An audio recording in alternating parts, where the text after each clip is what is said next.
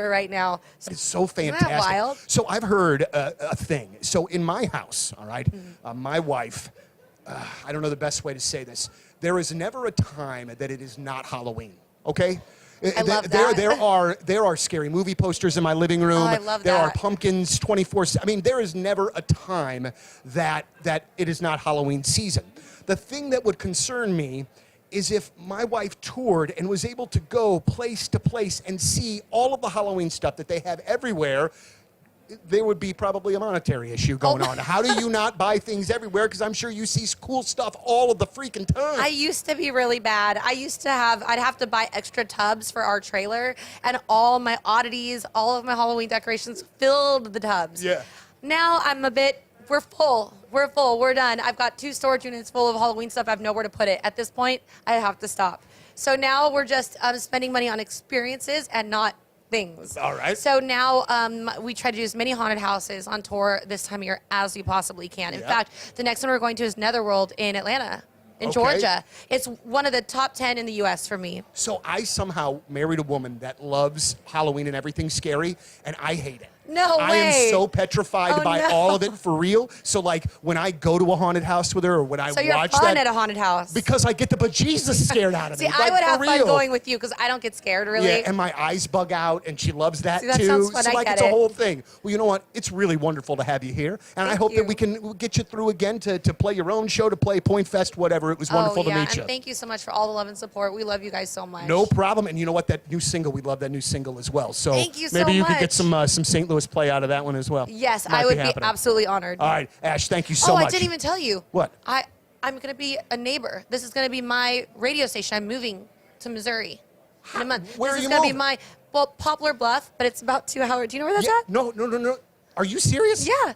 I have family in Poplar Bluff. We just spent time with. Wait, Jared, he has family in Poplar Bluff. I have family in Poplar Bluff. So here, I'm going to make this even a little weirder. Okay. Have you heard of a small town called Puxico, Missouri? Absolutely. That my grandparents are from there. And so when they moved to the big city, they moved to Poplar Bluff. That's the big city? And that was the big city for them. That's funny. That's fantastic. Yeah. We were just there yesterday writing side by sides, and that's why I swallowed so much dirt yesterday that I was like, how am I going to sing today? That is fantastic. So, well, welcome. So it would mean more than anything in the world to be played on my hometown radio. Oh, wow. My new hometown. Well, we'll make that happen. Thank you. Ash, what a pleasure. New Year's Day backstage go at Point Fest. Thank you. I would not do that. Thank you.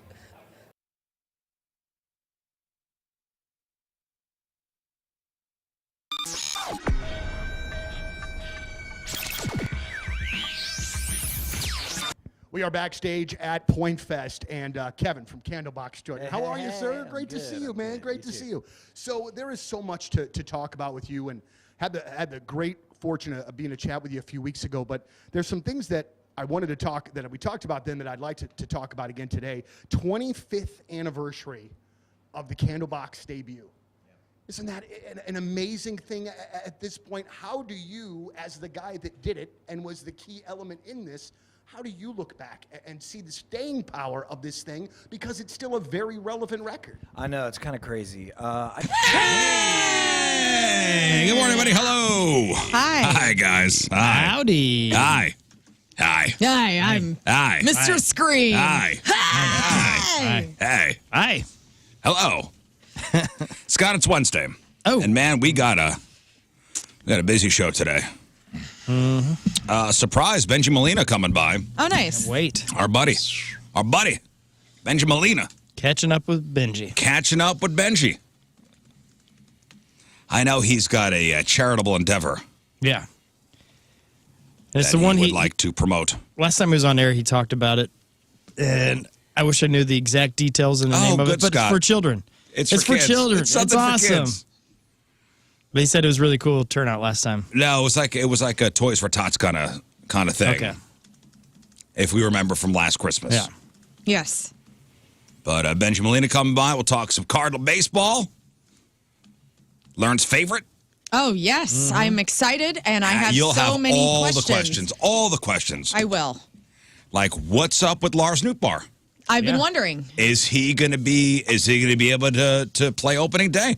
I don't know. And when does his nougat candy bar come out? Because he has the Ask perfect him. name Yep. for that. Newt Bar's Nougat. Newt Bar's Nougat. That's awesome. Lars bar. Oh, the Lars bar. He's got it both ways. He does. Get this man into chocolate. The bits. Lars bar. It's tight. Dude. They better team up. Tight. Hershey. As the kids would say, Yeah. tight. Dude, that's tight. It's Tight. T-I-T-E tight. Oh, it's not T-I-G, it's T. No, it's so tight they had to spell it Tight. different. Did you learn that yesterday as you talked to eighth Oh, graders? and I talked to the kids? Uh-huh. I did the old career fair How'd that go? for Rockwood Middle School. It went. Great. I tell you what, I am intimidated by kids. Yeah. When you see all those, beat a little eyes staring at you, almost saying with their eyes, all right, clown, what do you got? Yep. What do you got? Toughest audience ever. All right, kids, how many of you guys listen to the radio? Okay. The what? Nobody. Okay. What's that? Your parents probably do. Cool. I will say one kid walked in, saw me, goes, hey, the Rizzuto Show. Oh, my goodness. Made me Oh, there feel, you go. Oh, man, that right Yeah. there. Mr. Cool. That right there got my heart a-fluttering. The one kid that knows and also is the biggest nerd there. Well, I think the biggest takeaway from Career Day, as far as my, first of all, I nailed it. Killed it. Good for you. Killed it. Killed it. I think out of all the kids I talked to, I would say I talked to maybe 60, 70 kids yesterday. Probably 0 will be going into the radio field. Well, So- that's good. You you got to did a take good out job. the competition. Hey, Job that's right. security. We do that so Job they don't well done. take us out of our role. No, we're looking to recruit. No, we're not. We need new blood. Well- these are 8th graders. They'll be cooler than us, though, and then we'll be out of jobs. Man. They know how to These do are- the TikTok. These are 8th graders. We got time.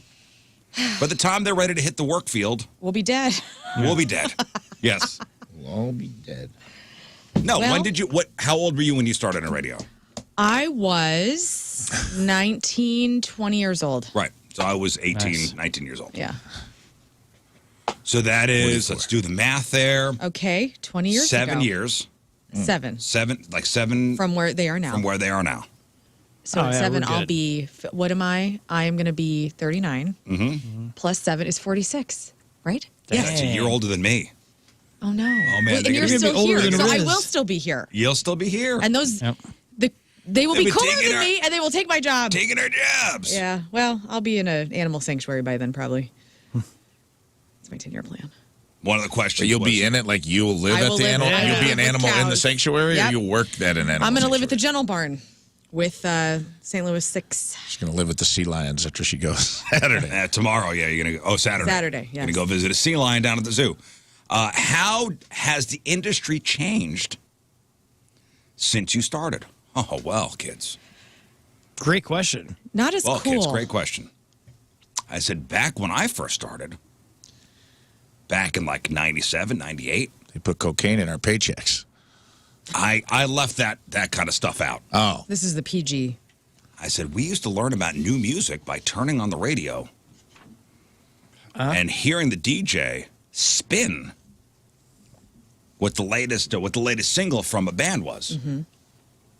That's before your Spotify's and your Pandoras and all that stuff. I'd be glued to the radio. Mm-hmm. Like now, we got cameras and we're on YouTube and we podcast and we didn't even. I tell you what, when I first started, we didn't even have a computer in the studio. No. Like we did not have a computer. We had to change songs by putting in CDs. Mm-hmm. And that really wasn't that long ago. No. Or was it? 20 years ago. Okay, it was a long time ago. Well, 98, so 26 years ago. Yes. When did the automated stuff start popping in? 2000s, right? Like 2005. When I got here, it was automated. Oh, okay. When I got here, we were running stuff out of computer. When I worked at the Jersey Shore, so that'd be about 2000, was the first time I ever worked one of those. Kind of like all the songs and everything loaded into a computer, and you just push a button, everything kind of runs itself. But I said what separates us from, your satellite radios and your podcasts and stuff like that is we are local and we are live. LOCO. LOCAL. That's for loco. Locale. We are local and we are live. Yeah, we used to have a face for radio, you know? Now you can't. Now you got to have a face for TV on the radio. That's right. Oh, it's terrible. And we are last. We're the last of that. It was very nice to be invited. Very nice to sit on the media and communications panel. Me and two other gentlemen. And it was nice. Talk to the kids. That's great. Hopefully it got through to some of them. Mm-hmm. Mm-hmm. Hey, listen, I said, if you don't want to be in radio, I said, who likes taking videos on their phone? A couple of hands go up. Mm-hmm. Who here loves sports? Who loves the Cardinals? Who loves the Blues? A couple of hands go up. Right. I said, I was that way with music. I loved music. Loved it. I wanted to find a way to make money doing something I loved. So if you love taking videos and doing stuff on TikTok or Instagram, hey, you have access to editing software on your phone. Yeah. Hey, keep making videos. Hey, if you love the Cardinals or you love the Blues, you love baseball, you love football, whatever, if you love it so much, there are plenty of things to do in that field. Mm-hmm. Not necessarily on the field. Oh. Yes, Lern. I have a question. So you love music, but you have a talk show. Do you miss being a music jock? Sometimes. Okay. Sometimes. Now we're getting somewhere. It evolved into a talk show. Right. But I got into the business as a music DJ. I remember when I was up at Ramapo College of New Jersey, New Jersey's #1 liberal arts college. Whoa. On the campus radio station, I would bring all my CDs. Bring a stack of CDs, and there was a playlist, and I would take the playlist and Yes. time for Rebel Radio. Yeah. This guy's gonna play what he wants. The Ted Nugent of the liberal arts school. This Here I am. guy's gonna play what he wants, and it was, this is 95, 96, so it'd be, Korn and the Deftones and Limp Bizkit. Yes. Snot. Yeah. And it was cool, man. I was the cool guy. Yeah. Spinning the hard rock tunes, when nu metal was just a Baby. just a baby. The first song from Limp Bizkit I played on the radio was Faith. Oh, so good. It was pretty much That's the a Family fun Values song. tour. That's what your show sounded Yeah, like. it was awesome. And I remember turning to my co-host, I'm gonna do this for the rest of my life, man. I'm never selling out. Yeah. I'm never selling out. You Gonna play what I want. Do you Rebel have Radio for any life. Air checks from your college days. Oh, I'm sure. Will you please find one in the next year? It's gotta be in. Do we even have a cassette player here? Yeah. We can dub it into the system through cassette. Because I have some of my air checks from college. I'd love to bust those out and just play one. Oh man, Sound like such an I've idiot. gotta have something. I heard one of yours. Was it on your podcast? Yeah, my old podcast Yeah. I did. I thought about asking him to pull it secretly to God. just put a button in. I have it. I have just the file that I can bring in somewhere. Because I'm such a nerd. It's so sweet to hear like the innocence and Yeah. like Yeah. how calm. And Oh, I have bins full of air check tapes. I want to hear one of yours from college. That'd be cool as hell. Just to hear your voice, how it changed. I would. I mean, that's going in the archives. I think I would have something The archives. going back to the Smithsonian. archives. Yeah. I can tell you what, I got some of my first comedian sets, and those will never see the light. of Oh, day. yes, they will. Oh, God, no. Awful. That Those stuff's are- gold, though. Burn Yeah. the ships. That's why I'm thankful. Most of the stuff we did in middle school and high school when we filmed things and all that, guaranteed no longer exist, And it's probably for the best. Yeah, I took a sketch writing workshop with Kevin McDonald from Kids in the Hall. Oh yeah. It's awesome. And that was what he said about the internet now. He was just kind of like, the good thing about the internet is there's no gatekeepers and you can make anything you want and put it up. And he goes, the bad thing about the internet is you can make anything you want and put it up. And he talks about, like, as an artist, like, sometimes your early work doesn't need to be seen by everybody. It's part of your growth. And he's like, and now we live in a world where if it's out there, it's probably someone has it. One kid had said in one of the sessions that he's got a cooking thing he does on YouTube, and the other kid started laughing. And I went, hey, This is Rachel Ray. we encourage stuff like this. Yes. Go on. That's great. He needed an advocate. He needed that. I was his advocate. Good luck, That's buddy. awesome. Good luck, buddy. Proud of you. On the instant feedback, I am a nerd celebrating Bitcoin's price today. Do you guys also make fun of us nerds, or are you guys indifferent regarding Bitcoin? I don't know anything Well, about I wish I was Bitcoin. smart enough to have invested. I got me some Bitcoin. You do? Oh my gosh! Of course you would. Do you own the full amount? Like the full- Bitcoin is up to $73,000 today. It's crazy. Now, I don't have $73,000 worth of Bitcoin, but I No. got... I'm. I mean, I wouldn't say I was an early investor. I got the next best thing, and it's Doge, so I should be good. Okay. Should be very rich very soon. Yeah, Bitcoin is that an all-time high? Getting close. 70. Didn't it hit 80 at one point? So, and I'm not. Listen, I don't know a lot about crypto. I own. Let me see. I got a Coinbase account. I got some Bitcoin, some Ethereum. Nice. Dang. I got some Shiba Inu. Got some of that. Yeah. Those are cute dogs. I got some of that.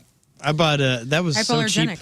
Man, that stuff's it's got to go up at some point. I got some green Satoshi token, which somebody told me to buy, That which is so immediately cool. lost value as soon as I bought it. Fine. Uh-huh. My brother-in-law, hot tip. Hey, buy this green Satoshi coin. I go, okay. He goes, dude, to the moon. I go, all right. It's just the coins from Mario. I bought some, and within 30 minutes, lost half its value. So it was the day before was the time to buy that one. Listen, I'm not going to yuck anybody's, Where, Bitcoin. No. I don't want to yuck Buying anyone's Bitcoin, but where my NFT people at? Holla. Let's check in with the NFT people from last year. Oh, the non-fungible token people, yes. I feel like the bottom had to fall out of that, right? I ain't heard nothing. I haven't heard a peep about Same thing with NFTs. Metaverse. People were buying properties and Where dropping my tons of where my money. Metaverse real estate agents at? Yeah. I want to talk to them and Oops. my non-fungible tokens and see how they're feeling in 2024. That's what worries me about all that stuff. I get that it is what it is. It's just like baseball cards. There's a mark. As long as you got a buyer, there's value. Mm-hmm. But it's like, I don't know. I mean, all money's not real. I guess credit's credit, and cash is just a piece of paper. We print stuff that we've assigned value to. But man, Yeah, I watched a couple. Documentaries. there's a car on, that runs on water, man. I watched a couple documentaries on crypto and Bitcoin, and I wish I knew more about it. I wish Money's not real. I wish I got in early on it. Mm-hmm. Yeah, dude. I have advisors for my money, okay? And they advise me on what to do because otherwise I'm a wild You're horse. lost. I'm lost. I'm spending money at the Gap, Yesterday I went to the West County Mall and I spent a ton of money on clothes. Hey, did you? I'm in soy coin. Soy coin. Hey, Yeah, when you dude. were at the mall, did you see a line of kids at Sephora? No. It was in the middle of the day before the kids were out of school. Kids were out of school. Right. So if you go to the West County Mall, I think I've talked about this before. If you go to the West County Mall on a Saturday or a Sunday, you will see a line of tween girls at Sephora. Right. And actually, and my daughter's one of these girls that is obsessed with Ulta and Sephora. Yes, I'm also one of these girls, even though I'm not a tween. I mean, you're not 11, 12 years old. No, but I love makeup and I love You hair love makeup? products. Yes. Headline CNN, the Sephora kid trend shows tweens are psyched about skincare, but their overzealous approach is raising concerns. Oh, no. Why? Because of the chemicals? Yes. Yeah, I see that. Because little girls are like burning their skin off. Oh, that's terrible. They got to get more organic. Where is the marketing for this? And here's what they say. And if you got a little girl at home, I'm sure that your little girl is begging you to take her to the mall. They go to Sephora, go to Ulta, get the latest and greatest products. You got to keep up with the girl down the street. Tweens are obsessed with skincare. Their curiosity for all kinds of cream gels, face masks, and facial peels have even earned them a moniker, Sephora Kids. The Sephora Kid trend is a real phenomenon. And skincare experts are applauding the fact that kids as young as 8 appear to be interested and invested in taking care of their skin. Okay, that's a good thing. Yeah. And they say the evidence is all over social media. At the same time, there's concern that these youngsters are going about it in a risky way. From what they're buying to where they're buying it, and causing unnecessary damage such as rashes, allergic reactions, and even skin burns. Tweens gravitate to Sephora and Ulta for the same reason adult shoppers do. Both stores offer customers the try before you buy an option for any beauty or fragrance product sold in their store.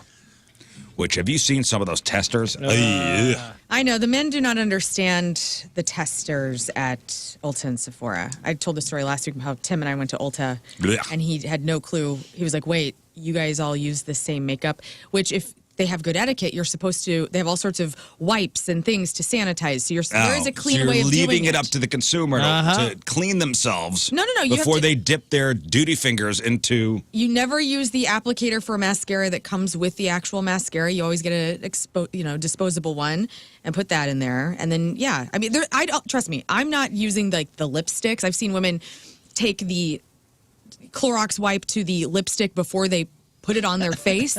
Once COVID hit, that ended for me. But yeah, I mean, I'll test like an eyeliner on my skin on the top part of my hand. At the Sephora store in New York City, a store employee says that tweens are frequently flowing in, not really asking for advice or recommendations from staff, making a beeline for trendy and pricey skincare brands. Such as, do you know any of these? Let's see if you can name any of these. Fenty. No. Chanel. I'm just going with what I buy. Drunk Elephant? No. Glow Recipe? It's a good name. All this stuff is like hyped up by influencers. I'm not that cool. I go old school. I do the Chanel. The safe and secure. Rihanna's Fenty. Yeah. The Origins. Origins is legit. Scott and I love Origins. Yeah.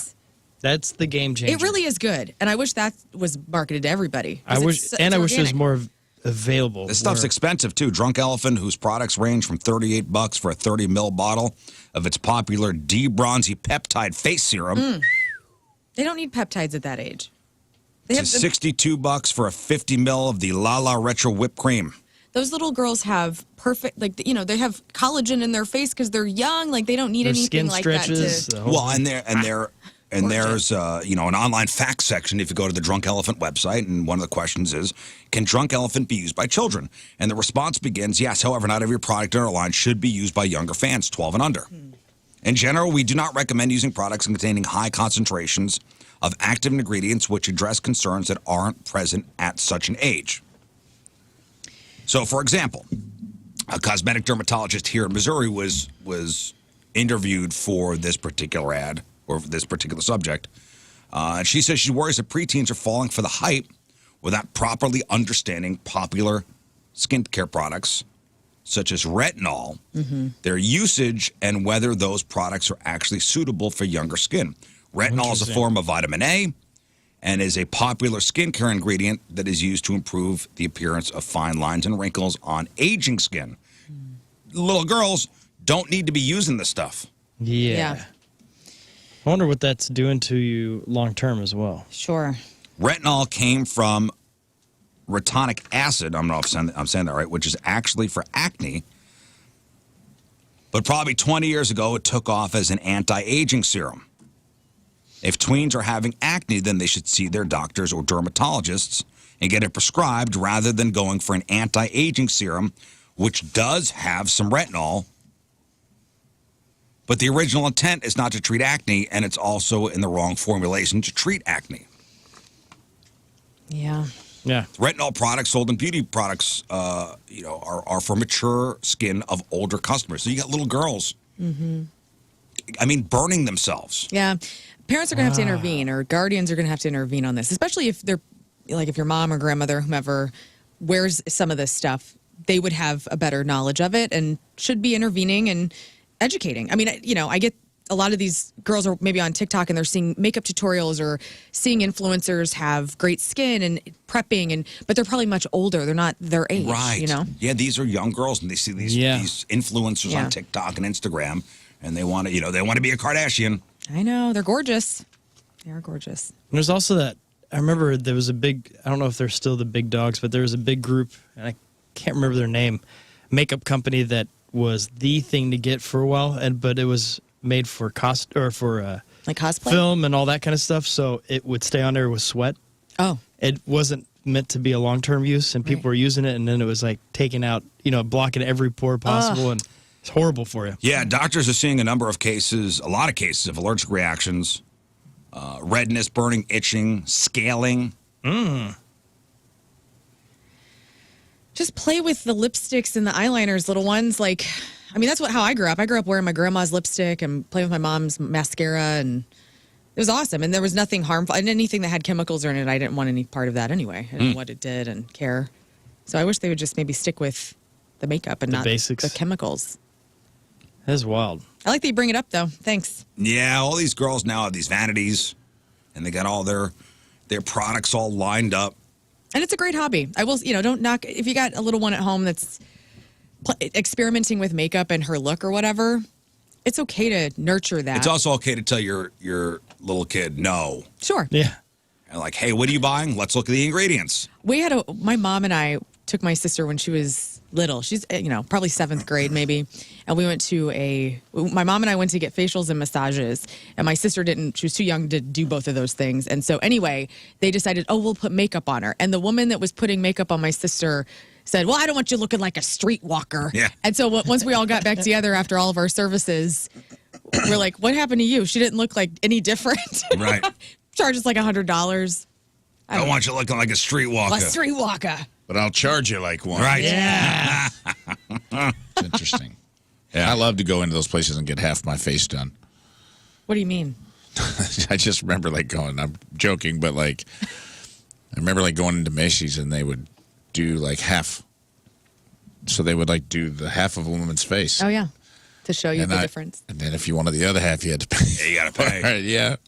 I'll just take this half. That's it. I'll just Thank look you. at everybody from my right. Yeah. Hey, do they still, when you walk into Macy's, do they still just squirt you with perfume? No.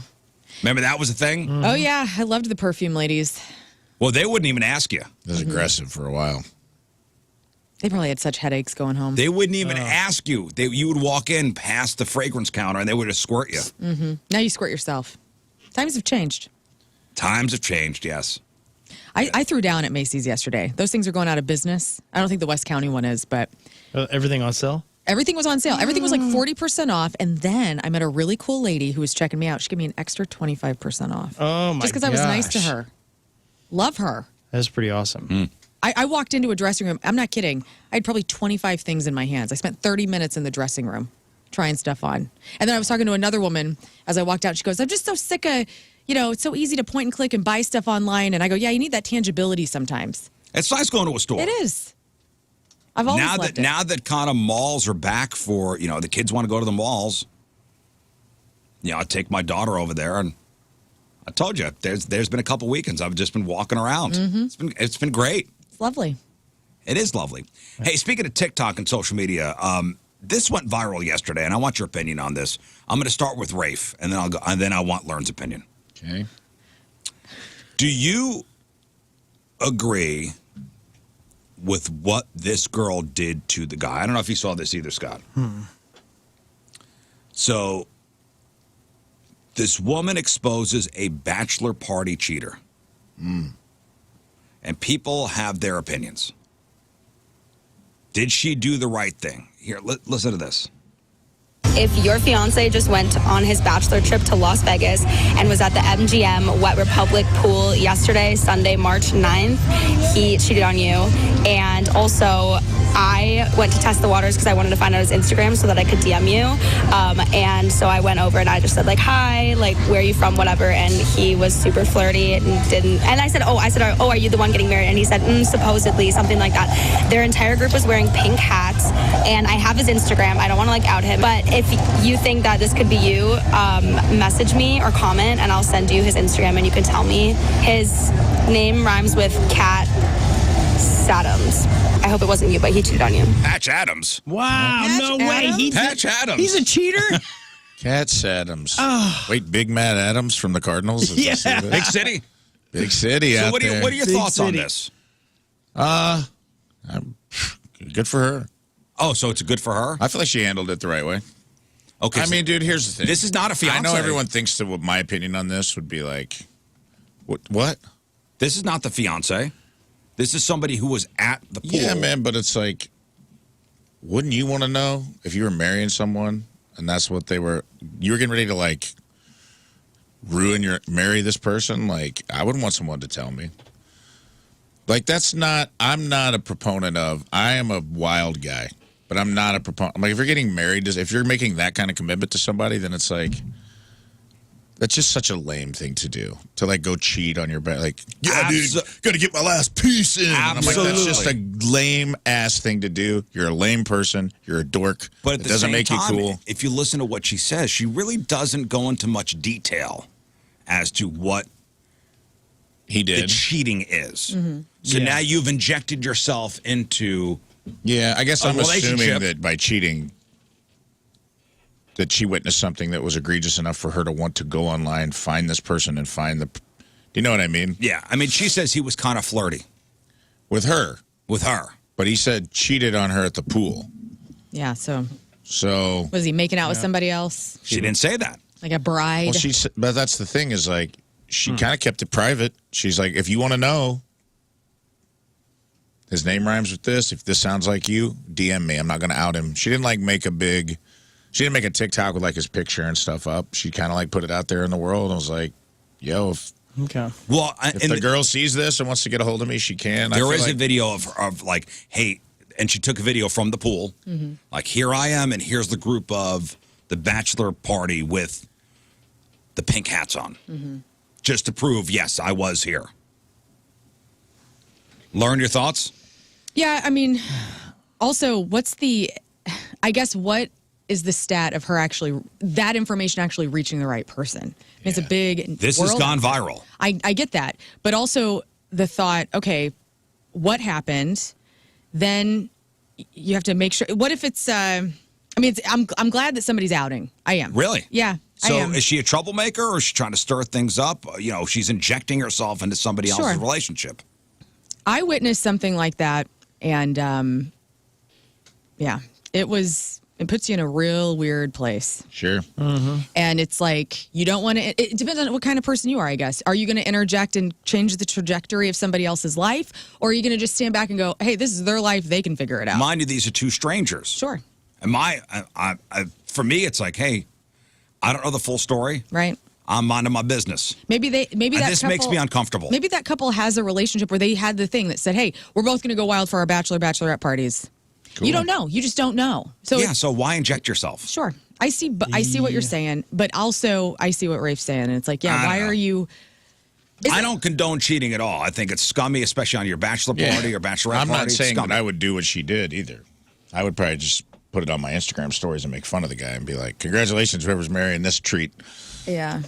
But I don't have a problem with what she did. I thought if that's the way she wants to conduct business, like, she didn't make it too much about her. Like, this didn't feel like an attention grabber, like, I'm going to make a TikTok that's going to go viral, like, where she didn't actually care. I feel like she was like, hey, yo, I'm in Vegas. I witnessed this. This sucks for some lady out there. If you want to hit me up, hit me up. If not, enjoy your life with them. You say you don't condone cheating. You've never known anybody in your life that's cheated. And what did you do in that situation if you did? I have never known somebody who was cheating actively. And I'm sure they were, but I was never privy to any of it. Like, I didn't know about it. You've never been on a bachelor party where stuff went sideways and you were like, whoa. Never in your life. You don't. And I know I'm going through the grave situation. I've been at some wild bachelor parties. I've never been to a wild one, I think. But I don't know. I can't recall. I can't recall any time that It puts you in a weird situation. No, that's not true. Because it's almost like... Not about a bachelor party. I do know something. I wish I would have... The bachelorette party that I went on, I wish I would have pulled the bride aside later and gone like, Are you sure you want to do this? You want to get married? Because it seems like maybe you don't. No, I've never. That's something that I regret. I've never in my seen it in a history. bachelor party. Why, she was living wild or what? Yes. You know? I've never seen it on a bachelor party, but okay, so I had an old coworker I knew was messing around on his girlfriend, and he used me as an excuse. Like, hey, if she calls, I was with you. That sucks. Wow. And that sucks that they put you in that situation. Yeah, and this was somebody that I had looked up to, and it wasn't here. It was not here in St. Louis. So I was young. I was 20 years old. It was somebody I really looked up to. Right. And they said, hey, if she calls, because she can't find me, she's going to call you. Yeah. Here's, we were hanging out or whatever. That sucks. Dang. Did she call? You know what's funny? At the time, I was like, all right, man. I'm kind of honored to be. Oh, geez. I'm kind of honored to be your alibi. You trust the me. alibi guy. I was, yeah. You know what? Honestly, I was like, all right, man. It's because you used to wear a pink hat, right? I've never. You were at Vegas? I've never cheated on. I've never cheated on a girlfriend. Never. And to God, never. Never. Yeah. I was cheated on. Yep. Twice. Sorry. It's good to see who all the cheaters are through the emails coming in, too. Oh, no. Oh, really? What do the people say? Some of the people are projecting a bit. No, I know. I understand. I see those coming over, and I understand. Like, hey, you have a stranger putting yourself in the middle. Yeah, of man. Right. I wouldn't do it. I wouldn't do what she did, but I don't care that much either. Like, if a guy got caught cheating, I don't feel sorry for him. Do you know what I mean? Like, I don't either. I don't have empathy for him or her. I'm kind of like at a point where I'm like, she put it out there semi-privately. Like, she didn't go to the guy's Facebook, find his girlfriend, send her a private, which she could have done. She clearly found him. She messaged him on Instagram. Right. I think she could have done a little digging if she really wanted to and found the girl he was going to marry and just messaged her directly, and she chose not to do that. So I also think, I don't know. My whole thing is injecting yourself into somebody else's. You don't know. Yeah, They could be you don't know the open or something. situation, Right. and then also, that you're doing it for the likes. yeah, who's Yeah. this person that is making this claim? Because what if he was a decent guy and he said no, and she got really offended because she's making a pass, and then she comes up with this wild tale. I don't know. There's way too much confusion. What if this person is just making this up? I'm not saying she is. Yeah. It sounds like this is an original thought and she's trying to do something good. But like, what about now everybody who's ever on a bachelorette party, strangers could do this and go, I saw your wife out there, your future wife out there getting nasty and she cheated on you. And then now we're all subject to this. But did you now? What proof do you have? Right. Mm-hmm. Is there evidence of that? Proof. That's my bride. Then. Is there evidence of that? So now you've put that out there without any hard proof. Yeah. Yeah. So that's the only thing that the bachelorette has. I don't see no proof here. Right. Bunch of bros in pink hats. I mean, the Pool pink in hats Vegas. kind of give it away, but She said she had messages, though, that she messaged him. She said she took it a step further and was like, Here, let's hear it. I like how she. If your fiance just went on his bachelor trip to Las Vegas and was at the MGM Wet Republic pool yesterday, Sunday, March 9th, he cheated on you. And also, I went to test the waters because I wanted to find out his Instagram so that I could DM you. And so I went over and I just said, like, hi, like, where are you from, whatever. And he was super flirty and didn't. And I said, oh, are you the one getting married? And he said, supposedly, something like that. Their entire group was wearing pink hats. And I have his Instagram. I don't want to, like, out him. But if you think that this could be you, message me or comment, and I'll send you his Instagram, and you can tell me. His name rhymes with Cat Sadams. She never said anything about messages between them. she just said, I messaged him and he was flirty and was like, are you the one getting married? And he said, that she talked to him. That was talking. She went over to go get his info. She went over and get his info. Oh, I thought she meant. No. Yeah, I heard that as she messaged him as well. So you're saying that she was going to his Instagram to find out who his fiance was, maybe? Right, so she did some detectiving. Yeah, but I that's thought also she said kind she of messaged weird. him on Instagram. No. Right, isn't that odd that she'd go and flirt as well to get that info? Yeah, that And then, seems like more. that's a Baiting. baiting. Honey trap. And then also, with a honey pot. Yeah. Honey pot. I'm think liking someone- this less and less now that I'm hearing it a second time. I think she was at a malt shop or something. Did you hear I all the like it. straws in the background? The sucking I noise? don't know, it makes me uncomfortable. Okay. And I tell you what, as far as reaction goes on social media, it's kind of 50-50. Is it? I see. I could see that. Yeah, that's a Kind confusing of one. 50-50. Neither person is super likable Yes. in Yeah. this situation. Yeah, who's the hero here? I It's don't hard know. to empathize with either. Yeah. Yeah. So I could see it being 50-50 of like, he's probably a piece of crap, but stay out of his business. And I can see people being like, oh, there's people projecting right now in the emails. They're like, there's probably some pissed off ex. Yeah, maybe. Sorry that happened to you. Could be. I don't think it's his ex-girlfriend trying to. I think Yeah, I don't think she was in Vegas at the same time as him. Yeah, Unless she's and I a also psycho. wouldn't you think like the wife would know that like that's his ex?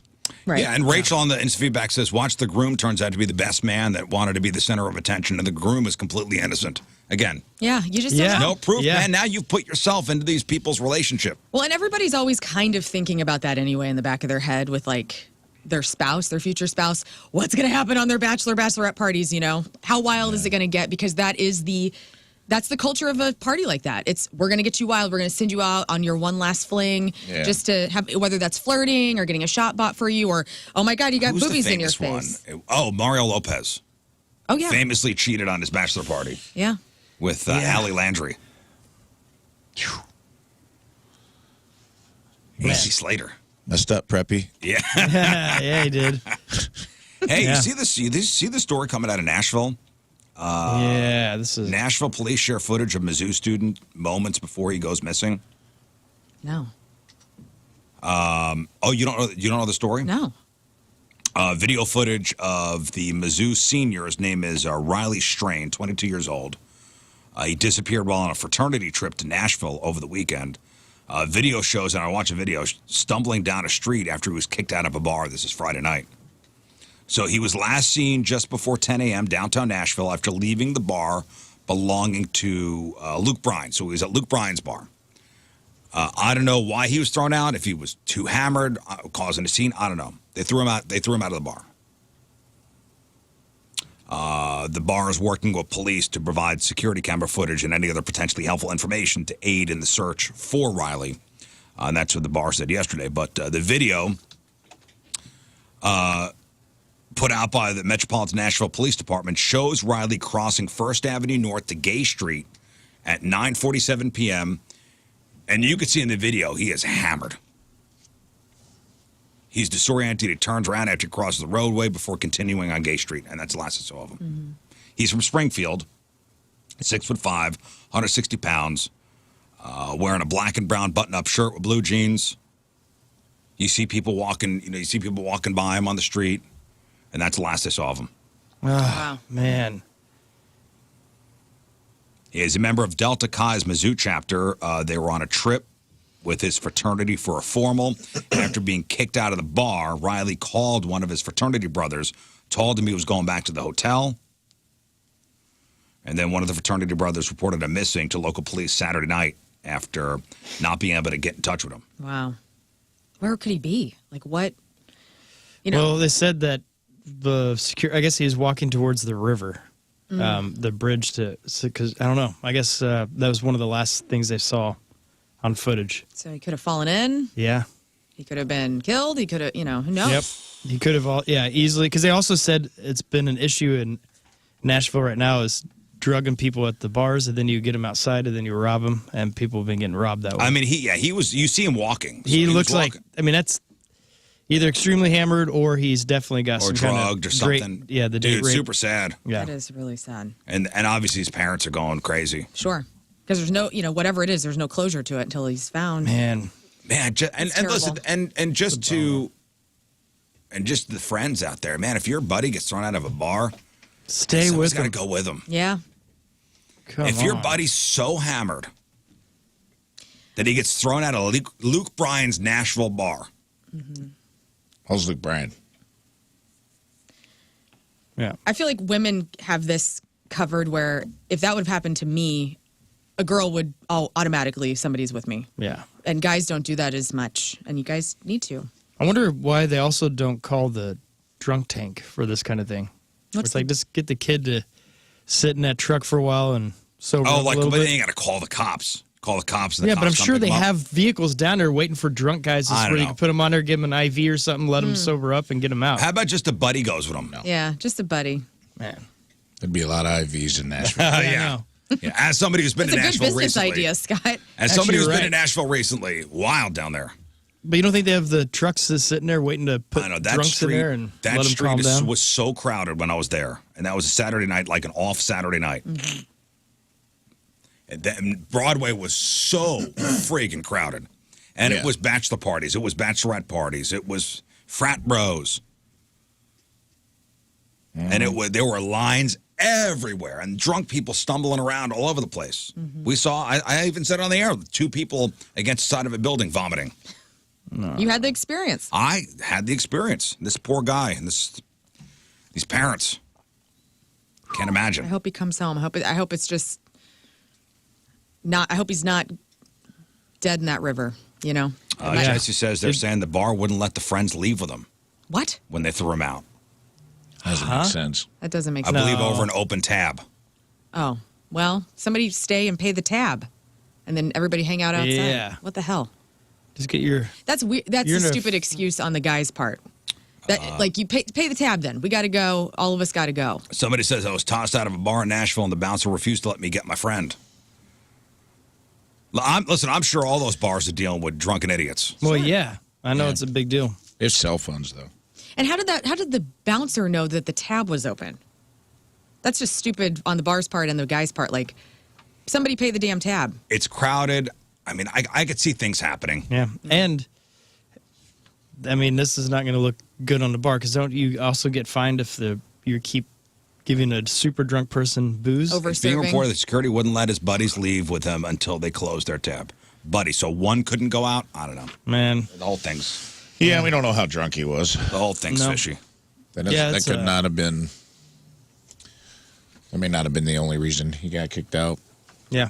But it's also like, I don't know. As a former bartender, that's a hard. I'm not saying this specifically, but it's like there's some personal accountability. You know, you're serving hundreds and hundreds, especially in Nashville. You can't really pay attention to. Yeah, and you someone's don't coming know up. if someone else is coming to the bar to get drinks for people. Like if someone's ordering for the table, you may Right. not see the person. There's so many people. It's so crowded. Yeah, if somebody's coming up and getting 5 shots and 5 drinks and carrying them back to a table, like you don't know who it's being distributed to. Yeah, that's like a line 6 people deep Yeah. at every part of the bar. It's on all on a overwhelming. Friday and Saturday. It's overwhelming. Yeah. I get that.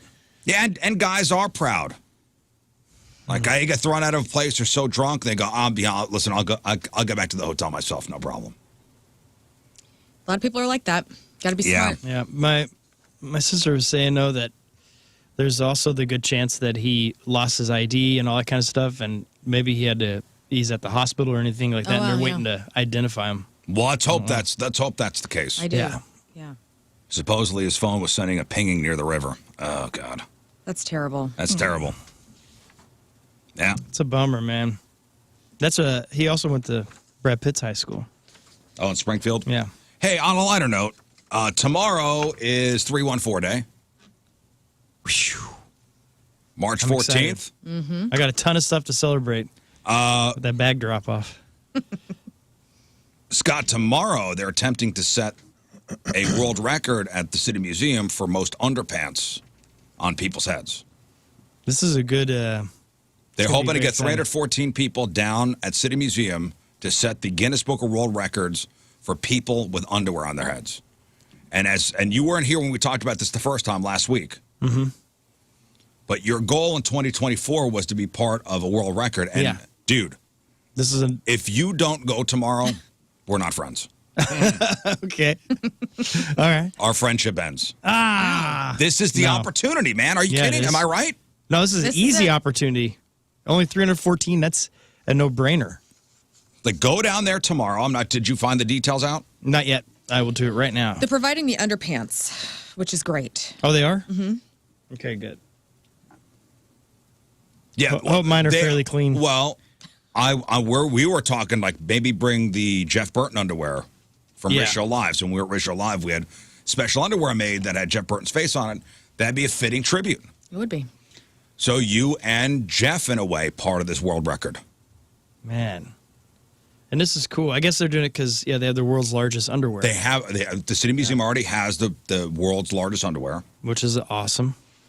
But they're doing this world record tomorrow. I believe a representative from Guinness will be there. Or if not, this is like a sanctioned, we're going for the record. What if your friend Jeremy just shows up and he's the one? From Rizz Show Live, my buddy Jeremy. Okay, so I think it's for real. It's I think it is, Jeremy. So it starts at 2 p.m. They're going to start handing out the underwear. 2:30, they have the official count. So that's easy. Jeff on feedback says that's the dumbest world record ever. They're all dumb. Yeah. Yeah, that's the whole point of these things. They're all dumb. Yeah. It doesn't matter if it's dumb or not. It will be officially a record, and Scott will be part of it. Yeah. Some people are just so negative. Why? Why send that comment? Why poo-poo on something that's ridiculous and fun in this world that's tragic and sad all the time? Thank you for coming to my TED Talk. So you're doing it. All right, 2 o'clock tomorrow. Easy. Yeah, this is a no-brainer. No brainer. And we will have a world record holder in our midst. Mm-hmm. Great. Do you think they'll have parking for me? Yes. All right, that's not good. We'll get it all set. Notoriety. Also tomorrow, do you see what Emos is doing? Teaming up with Red Hot Riplets? I tagged Moon in this every time I saw it on socials over the weekend. He's in the Dominican, and he's going to be so excited when he comes back. Yeah. But this may be a one-day thing, though. Is he going to be back?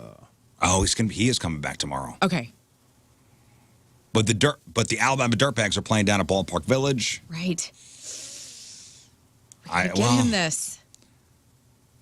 So, Emos, Red Hot Riplets, they're doing the RFT's calling it the most St. Louis pizza ever. So it's basically an Emos pizza with a bag of Red Hot Riplets crushed up on top. And they're offering for 314 day. I'm telling you, the gramophone, their mac and cheese, where they put the riplets on top of that, is delicious. Yeah, and this is going to be so good. RFT says, yes, it's simple, but whether you're eating the chips as a side or crushing them and putting them on top of your Emos, the combo is intoxicating. The deal is one day only and good only if you purchase a large or extra large pizza. So call your local Emos tomorrow to see if they are offering the Red Hot Riplets Emos pizza for 314 day. Okay. I like it. Again, that's a tomorrow thing only. In other food news, here's a simple test to determine if your kid eats enough vegetables. Grab a vegetable out of the fridge, anything, and then ask the kid, what is this? If they don't know, they're not getting enough vegetables. That's a good test. Wow. So a study put a zucchini in front of young people between the ages of 15 and 24, and they asked, what is this? And the good news is 80% correctly ID'd the zucchini. 18% thought it was a cucumber, which, okay, that's fair. That's fair. Another 2% thought the zucchini was an eggplant. Nope, dummies. Also in the study, 12% of 15 to 24-year-olds couldn't correctly identify a grapefruit. 4% didn't know what cauliflower was. So this is not a dunk on junk food loving, Gen Zers. In fact, maybe it's even a sign that young people are a little more aware of vegetables. Or maybe they just know enough to know what to avoid. I don't know. Your kids eat vegetables? Yes. Good. That we got lucky in that respect, that they're pretty good vegetable eaters. Love zucchini. Mm-hmm. Love broccoli. Love string beans. Good. Love cauliflower. I imagine that's the hardest part for parents is the nutrition value. But also, did you just feed them that stuff from day one? Yes. Where they kind of we didn't know any really better? give a choice. Okay. That's good. Yeah, I think that's the way to go. Listen, I know a lot of parents whose kids only eat chicken nuggets. I know. Yeah. Like they only eat, certain things. And I was thinking, my niece is that way. I mean, that's becoming that way for adults. I started thinking about, we have like 3 restaurants that are just chicken fingers that exist now. Wow. Isn't that crazy? Like Raising Cane's, Slim Chickens, I'm pretty sure it's all chicken tenders, right? We have like adult restaurants. That is what our palate has become in the United States, that are just like all chicken fingies. for adults. Yeah, that was the kids' menu item. That used to be the kids' menu item. And now there are restaurants that are dedicated to adult chicken fingies. Yes. Yeah, you could either get a hot dog, a mini cheeseburger, or chicken fingers. That was a little corner of the menu. Yep. The kids' menu. My father-in-law eats very similar to that. He loves chicken fingers. If we go out, he's not very experimental with how he eats, and he's in his 70s, and for the first time in his life, he's having to read nutrition labels because the sodium levels in the things that he's eaten finally caught up with his cholesterol and whatnot. And it's really kind of funny to watch. I mean, he's doing okay, but he's having to really make choices now when he is really stuck in his ways about the variety of which he is eating. And so start now. Start him young. We kind of powered through that phase of if the kid doesn't want it, like, you're eating this. Yeah. This is... And a lot of parents will take the easy way out and go, this is the path of least resistance. Yeah. Okay, they don't want, green beans. I find here's more chicken fingers or here's mac and cheese. And that's all. And when they grow up and when they get older, that's all they eat. That's the only thing they'll eat. Dude, I think that if there was a benefit to poverty, growing up, I think that was it. It's like I was hungry enough that I ate everything. Do you know what I mean? You ate anything, yeah. Whatever was on the table was all we had. And it was just enough to feed everybody. Like, there was never, leftovers at dinner.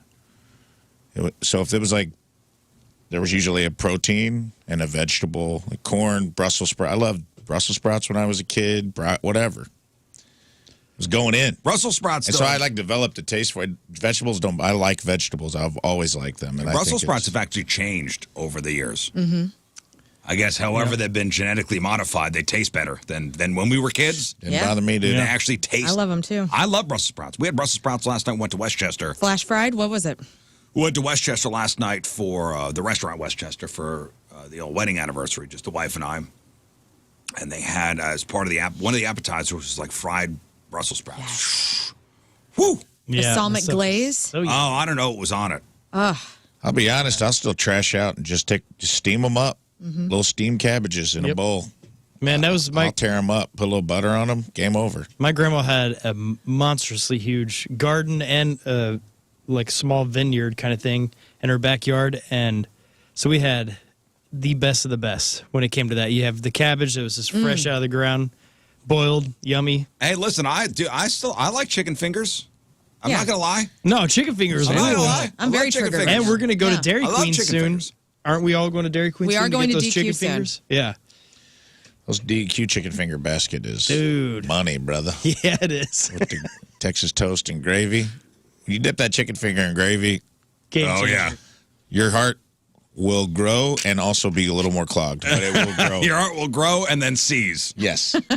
All right, one more thing on the food news tip. You'd probably rather not think about how many people touched your food in the process of preparing it at restaurants, right? We're going to talk about With or without gloves. We're going to talk about this. Now, according to the CDC,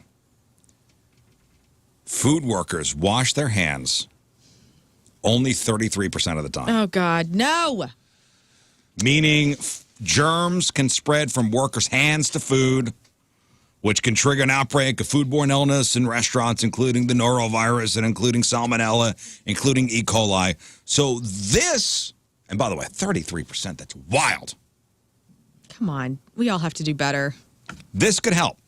There is a new product called Hand Scanner, which is being described as a hand-washing lie detector. Cool. It looks like a mounted hairdryer. A worker places their hands under it after washing their hands, palms up, then palms down. And within 2 seconds, it could identify any residual contaminant using light fluorescent spectroscopy. Oh, I'm saying that right. Light fluorescence. We'll just leave it there. Spectroscopy. Spectroscopy. Yeah. Safe, non-UV LED lights, okay? It's a black light for your hands. It's a black light for your hands. It's not brand new technology. A similar system is already used in the healthcare system. And the hand scanner itself is already being introduced to 10,000 restaurants worldwide, including some Taco Bell and Arby's locations. Nice. Of course, customers don't see the hand scanner reports. It's mostly meant to alert workers when they need to rewash their hands. If contaminants are still stuck in hard-to-clean areas, like beneath fingernails and around jewelry, and your knuckles. The worker is then instructed to rewash and then retest. The system can also rat you out to your boss if you ignore the results. Also, it can be used with gloves, although gloves can be nastier than bare hands because they're harder to clean and they can lead to less hand washing. Gloves often give a false sense of security. Oh, but I got gloves on, so I'm touching this, I'm touching this, I'm touching this. Yeah, you mix the things. You'll see people handle cash with their glove and then turn around and get food. And you're just like, what? Yeah. I know. I was at the dentist the other day and they had gloves on, and I always get all up in my head about, because they're getting in my mouth with the glove on, then they're touching the screen to get the scan, they're going back in, and I'm like, oh God, that screen has probably not been washed. Okay, so the CEO of the company that makes this hand scanner says, when somebody says to me their hands are clean because they have gloves on, I say, all right, lick them. Okay. And they say, no, my gloves are disgusting. Well, there you go. Now you're going to touch food. Yeah. Oh, man. This reminds me of that Far Side. What? There's one. Lick your gloves? Well, the CEO of the, CEO of the hand scanner. Oh. So he says when somebody says to me, my hands are clean because I have gloves on, he'll say, okay, if they're so clean, lick them. With the glove on. With the glove on. Yeah. Lick your hand with the glove on it. If you think it's that clean, are you willing to lick it? Okay, scan man. Yeah. Just to make a principle. Like, yeah, we're all disgusting. This has been the way it is forever. Yeah. So I guess we're running that risk. Eat at home. Do you think people in the 80s were washing their hands more than they are now? This is probably, we've leveled up. No. 33%. My Aunt Pam used to stir the Kool-Aid with her whole arm. Yeah. Yeah. My Aunt Pam was from Central Missouri, dude. Love her. But man, I'd watch, she had like Cruella DeVille fingernails. Yeah, the Kool-Aid. Yeah, We all sweet knew tea you don't wasn't eat- sweet without you don't that. eat Aunt Pam's salad. A little bit of salt from that hand. Yeah. She'd make tea, or instead of using a wooden spoon, she'd put her hand in the pitcher and stir it with her whole arm. Oh, that's like from Vacation. Yeah. Yeah. In 2020, I remember the bathroom in all three sinks, you would see soap residue. You know, people were washing their hands like crazy. And it's funny how fast people went from washing their hands, where you'll see a guy come out of the urinal and walk right out the door, and you're just like, But come on, man. There's a sign in the restaurant that says employees must wash hands. Yeah. It's binding. Yeah. Yeah, the Far Side comic strip, they had a great idea, where there's a guy walking out of the bathroom and had a big sign that said, did not wash hands. You know, with the alarms I'm okay going with off. that. I think that would be awesome at a restaurant. It's like, I'm okay with that. Oh, yesterday we had the Brussels sprouts. We had a 32-ounce tomahawk. My God. wowie. My guy. Where it came with, and they served it on a butcher board The only thing that would hold it. with the bone, and they cut. Where was this? This place, Westchester. Okay. Great spot. It was the special, and I said, all right, let's share something. 32-ounce tomahawk steak is, that's enough for two people. Just perfect amount of food. Listen, that 32 ounces, the bone's a lot. Yeah. The bone's about 16 of the ounces. That bone is a lot of those ounces. But, they cut it right off the bone, put it on the table.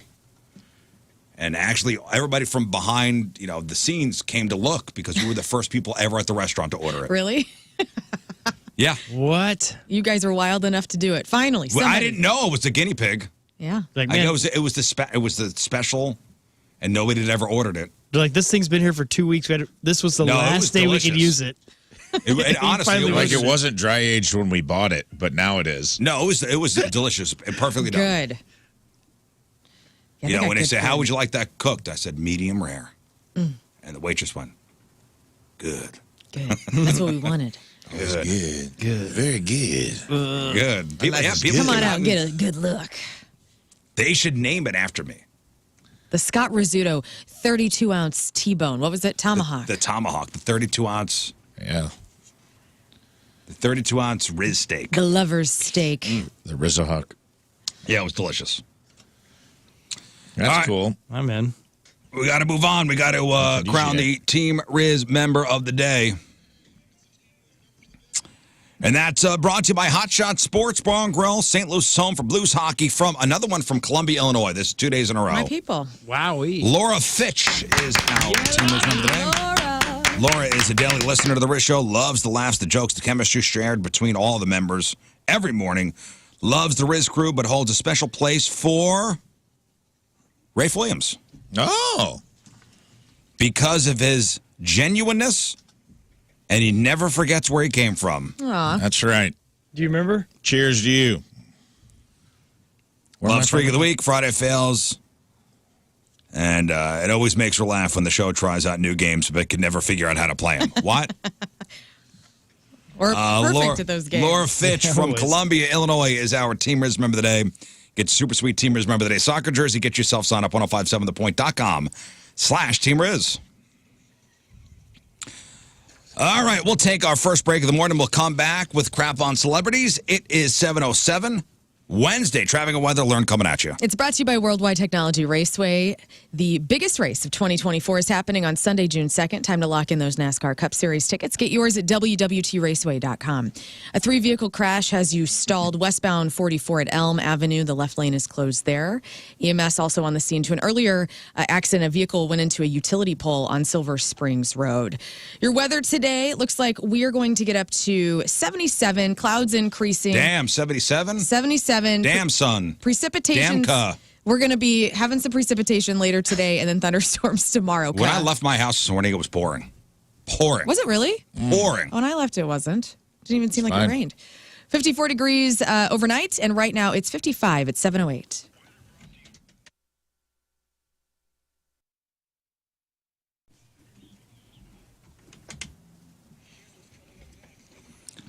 All right, Lern, what do you got for us? Lenny Kravitz rules. Hey, does anybody want to go to the Orgy of the Damned? And Sharon Stone and Billy Baldwin are back in the news. It feels like 1993. We're going to talk about what's going on with them. It's going to be messy. All right, we got that. We got your crappy birthdays. We got the porno birthday. And has anybody gone to a Vegas residency yet? Yes. Seen a show in Vegas that was a residency show? Yes. We'll chop it up next. Stay there.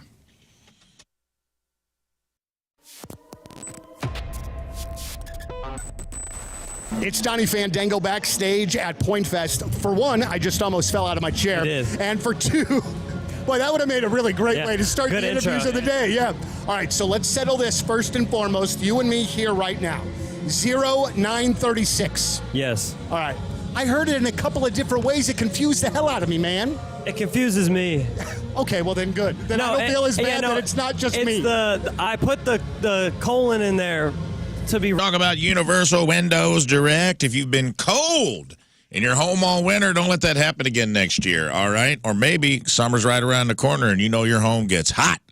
Well, call my guys at Universal Windows Direct. They'll hook you up with Super Spacer Tech that keeps the edge of the Windows glass warmer, holds the seal longer, makes the windows last 5 times longer than any other system. Plus, they perform better and last longer. And Universal backs it all up with a true lifetime warranty for as long as you own your home, plus 30 years of the next homeowner. Just call Universal Windows Direct today at 314-334-2522. And for every 2 windows you buy, you get 2 free. Maybe you live in a big mansion and you need a bunch of windows. Well, guess what? There's no limit. Buy 2, get 2. Buy 4, get 4. Buy 20, get 20. Buy 100, get 100. I think you get the math. Plus, they'll upgrade you to new windows and triple pane glass for free. That means more protection from the elements. Keeps you hotter in the winter and cooler in the summer. It costs you less money. That all makes sense, I hope. For a quiet and comfortable home, call 314-334-2522 and schedule your free in-home estimate today. And for every 2 windows you buy, like I said, you get 2 free. Plus, it's a free upgrade, and they'll double your energy tax credit. Restrictions apply. Tell them I told you to call and get an additional $250 off your project for the last windows you'll ever need. Go to universalwindowsdirect.com, and like me, you'll be saying, I love my windows. Your chair at least stops. Mine just steadily moves. So I could not be facing you by the time this interview is over.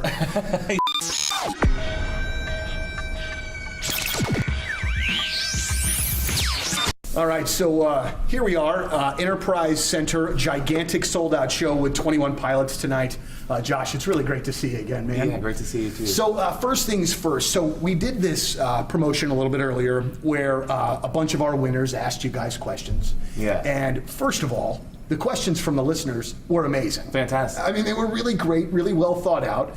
But also what I really appreciated, man, is that you and Tyler took the time to really answer the questions. Like, it wasn't just like a little like goofball, smart ass answer and then move on. You guys really took the time, and you could tell that everybody appreciated. I think it just shows the kind of guys that you guys really are. You know what I mean? That you genuinely appreciate these fans, and it's not just a lip service situation. Yeah, I think, well, that was really cool, that format, by the way. I think we've done a few like that, but it's a little bit less common to kind of have people in a room, people who, you know, have invested and actually have really cool questions to ask. And I think over the years of doing interviews, and, you know, we've talked to you a bunch, and I think it becomes easier for us to kind of like be able to pick out the legitimacy of where somebody's coming from with asking a question, and then you kind of can begin to choose where you put in, you know, how deep do I want to go with this answer? Or how surface level do I want to go? And I feel like, I mean, even you've been always invested and super cool, and have questions that make sense and that I think a lot of people probably want to know. And also being fans of music, when, you know, we'll look up interviews of other artists and sometimes interviews of ourselves and think like, hey, was that good? Was that adequate? How did we come off? And you really kind of learn a lot through that. So it was cool. I think, yeah, that dynamic earlier was really special. Well, and one of the things that we learned a little bit earlier was that this interview situation is, and I'm going to say this nicely, probably less than ideal for you. You don't love being the guy getting interviewed. Is that true? Is this, you know what I mean? And it's you and I know that we have interviewed each other a few times. So, but I mean, it honestly sometimes, are you uncomfortable with it? Do you not love doing it? It's a good question. Here's how I'll answer it. Is it has nothing to do with the actual process of interviewing. I've kind of grown up and been in and out of anxiety and had like, you know, just this trouble. I don't like being the center of attention, which makes it sometimes hard to be in a two-person band. And kind of like when I was younger, what got me into the drums is I was like, dude, I can just hide behind this and I don't have to say anything. I don't have to sing or be in the front of the stage.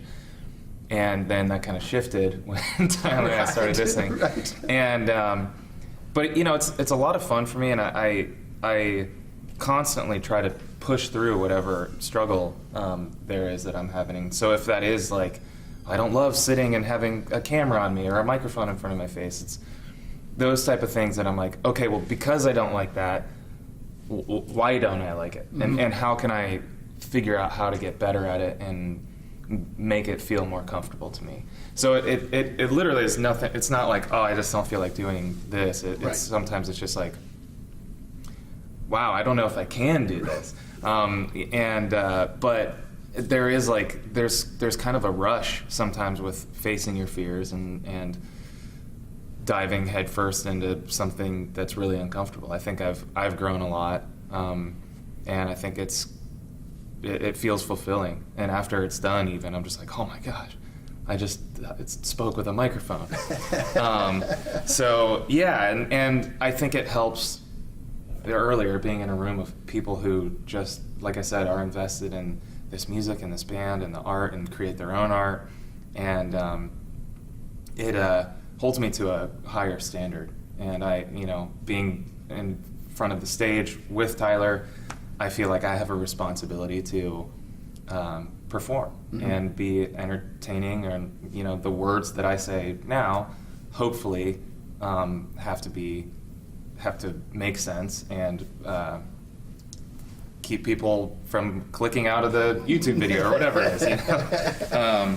So yeah, there's a lot. Yeah, I'd tell you my biggest challenge with doing these interviews, and especially when it's somebody like you and you guys that I like so much, is I get so much anxiety in preparing and doing it that I don't enjoy the fact that I'm getting a chance to sit down and chat with one of my favorite artists. Yeah. So it's been something that I've had to kind of train myself to do, to not get nervous, to just enjoy, hey, I know a ton about you guys. Yeah. So I actually left, and this is how I know I'm progressing, is because my notes are in my car. Amazing. And I didn't go back to get them because I was like, it'll be me and Josh. Yeah. It'll just be a couple Chill. buddies chatting, Yeah, man. totally. But through all of the success, I've interviewed you guys 5-6 times at this point. It's time for spring cleaning.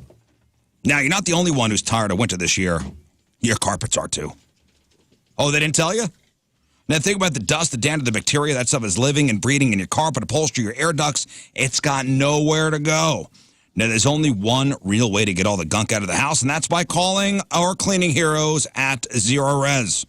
Now, with Zero Res's platinum rating cleaning systems and environmentally friendly ZR water, they will extract all that nasty out so your home's going to look and smell like a home should. With their no residue difference, it's what separates them from the competition. And with Zero Res and the Gotta Love It guarantee, you know you're going to be taken care of. Just check out the 5,300 raving customer reviews online with a 4.9 Google rating and see what all the hype's about. And don't forget about your air ducts. Your air ducts are like the lungs of the house. If they're dirty, your indoor air quality suffers. Your home's never really going to be clean if your air ducts are pumping it full of years of built-up dust, dirt, and allergens. This month, get 3 rooms, 0 resified from St. Louis's #1 carpet cleaner starting at $119. Take $50 off your air duct cleaning and 20% off all upholstery. Call Zero Res 314-474-2020 or online, ZeroResSTL.com, so you want the Rizz Show special. Spelled backward or forward, it spells the same. It's Zero Res. Who is Trailer Trash Tammy? What happens when you combine random internet trends into a single video? What is a mukbang? And are we so desperate to be distracted from our own reality that we resorted to binging videos of people shoveling anything edible into their face hole? More on that today on The Number 2 Show.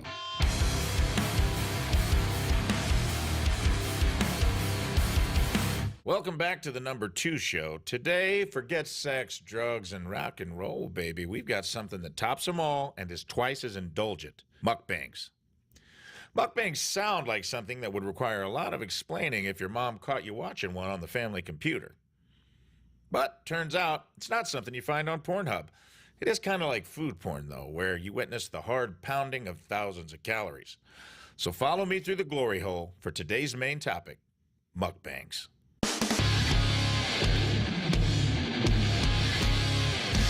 But 314-624-3833 or 618-398-3833. They make Ultra Studio Cams. 1057thepoint.com/Rizz, the socials at RIZZ. Show your emails. RizzShow at 1057thepoint.com. Send us instant feedback through the 1057 The Point mobile app. You just heard Chris Kerber on the Erie Join. We'll talk to Chris later on. Talk some Blues hockey. There's a game tonight. Also, our buddy Bengie Molina stopping by. He'll be here around, 8:20? Mm-hmm. Yachty is trending on Twitter. His brother. What's happening? Or do we want to wait? Is it something we can talk about?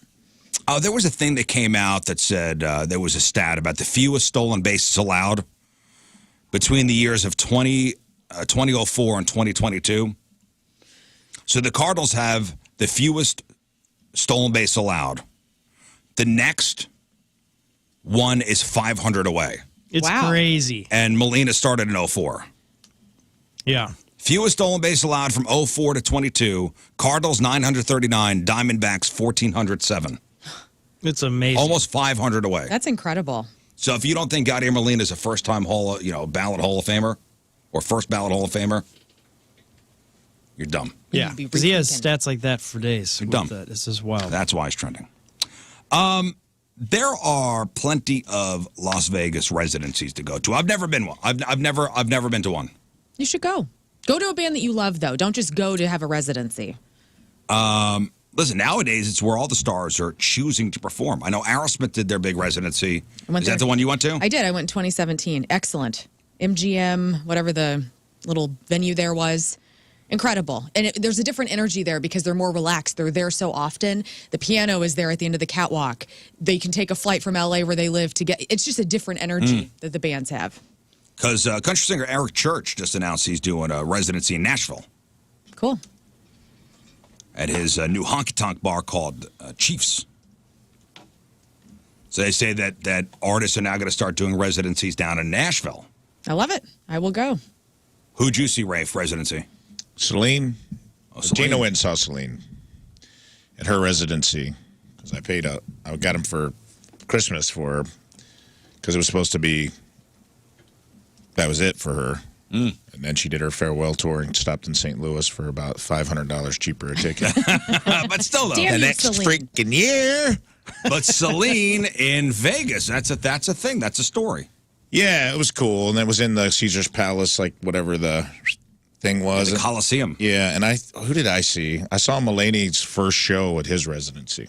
Oh, John Mulaney? That's cool. When he was Comedian? like right after he got out of rehab, and like so that was kind of cool for me because I saw his first, which was crazy that he did his first show in Vegas. Like he started from, it was called From Scratch. I mean, of course, there's, Carrot Top's got a residency. Yeah, sure. Copperfield's got a Haven't seen residency. those guys. Would have saw Beatles, Cirque saw du Soleil. Beatles. I saw the Beatles, Cirque That du was Soleil. I guess excellent. that counts, right? Yeah. So I saw that. Okay, Does so I guess I did Chippendales too. count? Hell yeah. Thunder Down Under. Thunder Okay, Down Thunder Down Under. Sorry, yeah. So in Vegas, so if you're thinking about going to a residency show, Adele, she's doing a residency at Caesars up until June. Christina Aguilera's got a residency going. Garth Brooks, his residency starts in April. Gaga still doing hers? No. Mariah Carey is going to be playing in April. Dead and Company's doing the Sphere in May. The Killers, they got a residency in August at the Coliseum at Caesars. Sweet. Miranda Lambert from March through April at Planet Hollywood. Maroon 5, Scott's favorite, Yep. May through June, September through October. Kylie Minogue at the Venetian. Fish, they'll be doing the Sphere, a residency there in April. Santana at the House of Blues in Vegas in May.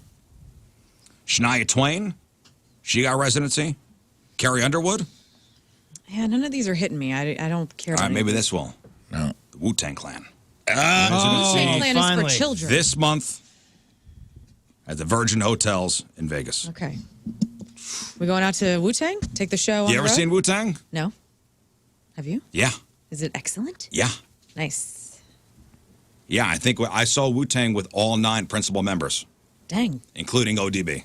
Oh, R.I.P. He will not be there. He will not be there. But Method Man? Method Man, the RZA, the Jizza, Inspector Deck, Method Man's Method Man, so cute and Raekwon the Chef. I saw Wu-Tang Clan with all 9 members, and I go, man, there's a lot of people on stage. And Yeah. it doesn't sound great. He didn't. No. Someone made that argument. Someone, Andrew Schultz or something the other day, where he's like, love rap, but rap concerts are the worst concerts because of that. Don't know if I agree with that or not, but There were also, so many people on stage. yeah, there's a lot of microphones. Like when I saw Nelly in the St. Lunatics, there was a lot of microphones, and they were not taking turns. There's just like a lot of people yelling into the microphones at the same time. That's what it was. It was outdoor. It was an outdoor festival. Yeah. But I'll say when Ice Cube played, Ice Cube ripped it at Evolution Fest last year. That was it was And great. you know what? I got to see Sugar Hell Gang at was great. Evolution, and there was maybe 4 or 5 people on stage. Nobody was talking over each other. Yeah. Wu-Tang, there were so many people on stage. I think it Everybody just was depends. talking over each other. This was a mess. Like you heard the background music. Okay, I know this is Cream, the song. All right, a lot of people talking. Yeah. But they are doing a residency. That's cool. Wu-Tang Clan. Did you say the Killers too? Yeah, August. Where are they? Doesn't matter if You you said Caesar, right? Caesars. The Coliseum at Caesars. Man, I wish they were saw- in the Sphere. That's the They're big at, seat. they're at Evolution. You could see them there. I just saw a TikTok video or an Instagram video that was like breaking down that the Killers are actually the most successful Christian rock band ever. They're Mormons, right? Yeah. And I didn't know that, I guess. And they were like, they hide it well. But he was like breaking down their lyrics. And he's like, these are all, everyone thinks Creed's like the most, he's like, it's actually the Killers. It's like Ari Shaffir, and he broke down all their lyrics. And it's like, he made good points. Yeah. And he's like, you actually listen to Mr. Brightside, it's not what you think it's about. Never thought of that. It's about Jesus, huh? Mr. Brightside. Yeah, it's interesting. I didn't know that. All right, today is March 13th. Back in the day, 243 years ago, in 1781, William Herschel discovered Uranus, the 7th planet from the sun. Uranus was the first planet to be discovered with the aid of a telescope. 172 years ago, 1852, Uncle Sam was first featured as a cartoon character in a magazine. 44 years ago, 1980, serial killer John Wayne Gacy receives the death sentence in Illinois for the murder of 12 people. 42 years ago, 1982, T.J. Hooker starring... That's right, William William Shatner. Shatner. And... Shatner. Heather Locklear. Give me a second. Oh, yeah. Almost said Farrah Fawcett, but I knew it was Heather. That debuted on ABC. Get your blonde straight. 36 years ago, 1988, John Holmes, who Had a it's ruler. estimated had sex with over 10,000 women, died of an age-related illness that same day. How do you get it? Bob Seger gets his star on the Hollywood Walk of Fame. Congrats, Bobby. Damn. I was listening to Roll Me Away on the way into work today. It's like DJ Steve Jobs knows what's up, dude. Yeah, he knows he me. does. He does. Just came on. 32 years ago, 1992, My Cousin Vinny was released. Love that movie. 31 years ago, 1993, the underrated CB4. Great. Hits theaters. Great Never movie. watched it. Great movie. Oh, great movie. This is a great movie. Add it to dude. the list. 25 years ago, 1999, Cher's single Believe hits number 1. 18 years ago, 2006, Isaac Hayes quits the TV series South Park after an episode mocking his religion, Scientology. Yeah. Shame. 11 years ago, 2013, Cardinal Jorge Mario Bergoglio is elected as new pope. Takes on the name Pope Francis. And 2 years ago today, in 2022, Tom Brady announces coming back to play for the Tampa Bay Buccaneers after retiring 40 days earlier. And that's what happened back in the day. All right, it's time to find out what's going on in the world of music and entertainment with your Crap on Celebrities. And it's brought to you by Bright House Plumbing. Call the best. Flush the rest. BrightHouseCo.com, 636-600-0188. Lenny Kravitz received his star on the Walk of Fame yesterday. It is the 2,774th Fame star, and it was just outside the landmark Capitol Records Tower on Vine Street. After introductory speeches from two actors, his daughter Zoe Kravitz and Denzel Washington, Kravitz spoke about moving to LA at the age of 7 after his mother, Roxy Roker, landed her major role on The Jeffersons. And then he described the places he had worked, shopped, sang, Hollywood Bowl, where he gave his first concert as a member of the California Boys Choir at the age of 12. He goes into all sorts of just personal reflection as far as getting this Walk of Fame star and what it meant to him. Here's some audio, though. I believe this is Zoe Kravitz talking She about was her dad. very funny. Is this the part with the shirt? It's all of, this is, no, I don't think so. Or maybe. I didn't listen to it before I gave it to you. There you go. I've seen the way you show up and take care of the people you love. I've seen your incredible dedication to your art. But mostly, I've seen through your shirts. Oh, there you go. According to my dad, if it doesn't expose your nipples, it's not a shirt. Used to embarrass me when you take me out from school as a kid, but I gotta say at this point, I respect it. You really do pull it off. Your relationship with the netted shirt is probably your longest one, and it works. I tell you what, there's one man on earth going to pull off a netted shirt. It's Lenny Kravitz. And I swoon forever. That man is one of the most gorgeous human beings that walks this earth. Yeah. He's a hot guy. He's so hot. Hot guy. Hot guy alert. And well-deserved. He deserves that star. 100% yes. Again, probably one of the only men on earth that could pull off a netted shirt. It's so awesome. And how about, it doesn't matter who your dad is. Your dad could be Lenny friggin' Cool Guy Kravitz. Yeah. He will still find a way to embarrass his daughter. Yeah. Isn't That's that right. amazing? All the dads should just breathe a sigh of relief today. Mm-hmm. You could be as cool as Do Lenny you remember Kravitz. the story of him clogging his toilet? No. There's a famous story of Lenny Kravitz clogging his toilet and the leak being so bad that it ruined the apartment underneath. Oh, my God. It's pretty awesome. That's what you think of when you think of Lenny Kravitz? I think of Lenny Kravitz and a giant toilet clogging duty. He has a lot of giant things in his life. His Yeah. wiener, his scarves, and his poos. Way to go, Lenny. A giant toilet clogging Lenny Kravitz dookie. It's a cool legacy. It is a great legacy. So congratulations, Ruining Lenny the Kravitz. apartment below. I gotta go. I gotta go. Gotta go. Look out, I gotta go. Oh, Bye-bye. Oh, bye. Uh-oh, it won't go bye-bye. Slash is taking his blues album Orgy of the Damned out on the road with a traveling festival, the Serpent Festival, which stands for, so Serpent is spelled out, stands for solidarity, engagement, restore, peace, equality, intolerance. So nothing for Intolerance? intolerance. Oh, that's a stretch. It's gonna that's hit, cool. guys. It's hitting 27 cities this summer. Cool as heck. I hope it comes to St. Louis because I would love to see Slash again. The festival will be joined by Warren Haynes Band, Keb Mo, Chris Stone, Kingfish Ingram, Robert Randolph, Samantha Fish, Eric Gale, ZZ Ward, Jackie Vincent, and Larkin Poe. And the lineup will vary at each date, so might be coming. Warren Haynes rips, dude. Robert Randolph I saw at the pageant. Was it Robert Randolph and the family band? Sure. Excellent. Kevin Mo's Excellent. good too. There's a lot of people that can rip a guitar on that tour. Well, I hope that the Orgy of the Damned, because there's so many guest vocals, people like Brian Johnson, Chris Robinson's guest vocals on it. Maybe some of these people will make cameos at bigger cities if they happen to cross paths. You just never know. That'd be really neat. It seems like the internet was made for a very specific reason, and specifically so we can watch Jelly Roll undergo a major mouth reconstruction surgery. Luckily, his wife, Bunny XO, filmed the whole thing, so we got to see him go from sweet and nice to still sweet but very drugged up in the dentist chair. Jelly said, "I've had these same veneers for 20 years. I'm finally getting them replaced, and I'm getting some implants and some cavities done and some wisdom teeth pulled out." Dude had just full surgery on his mouth. That is a complete mouth reconstruction. It is. And then you hear his wife say, "Self-care 2024, baby, love it." And that's the moment you really get to see the drugs hit Jelly's system. The dentist office screen asks, "How you feeling?" And Jelly takes a long pause, and then he says, "Sexy," which made everybody start laughing. So love that for him. I don't know if I'd want a camera in my face coming out of major mouth reconstruction surgery. No? Yeah. Sure, it wasn't live. Sure, there was some veto power. A little edit in there. Yeah. Because she's the wife's on social media all the time. Bunny XO. Yeah. You know what she looks like? Oh, no? I'm just totally like lost in space. No, I don't know who she is at all. Beautiful.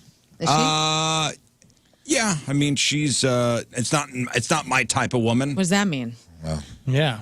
whoop-de-doo. She's blonde? What is it? How would you describe her? Bunny? Yeah. She's hot. She's like porn star hot. Porn star hot. okay. Porn Good star hot. contouring. Great. Tan, blonde. Great way to put it. Porn star hot. Okay. Well, good for him and his new man. Good for him indeed. British singer Lily Allen said having children ruined her career. She was on an episode of Radio Times podcast on Tuesday, and I saw this headline yesterday, and I think they're trying to spin it in a way to make her look really bad. I saw this too, and when you just read the headline, You're like, she's a bitch. so what's the headline? Her having children ruined her career. Having children ruined my career. Yeah. Who said that? Lily Allen. And when you read the headline, you go, damn, savage. Right. But that's not really what the story That's is. not really what the story is. She says, "I never really have a strategy when it comes to career, but yes, my children ruined my career. I love them and they complete me. But in terms of pop stardom, totally ruined it," she said in the interview. She laughed as she said it, but she did add, "It really annoys me when people say you can have it all because quite frankly, you can't." Lily shares 2 children, Ethel Mary and Marnie Rose, with her former husband, Sam Cooper. Currently, she's married to David Harbour from Stranger Things. Yeah, I mean, listen, you have kids and you have to put sometimes your career on the back burner. Yeah, one of the parents does. You have new priorities.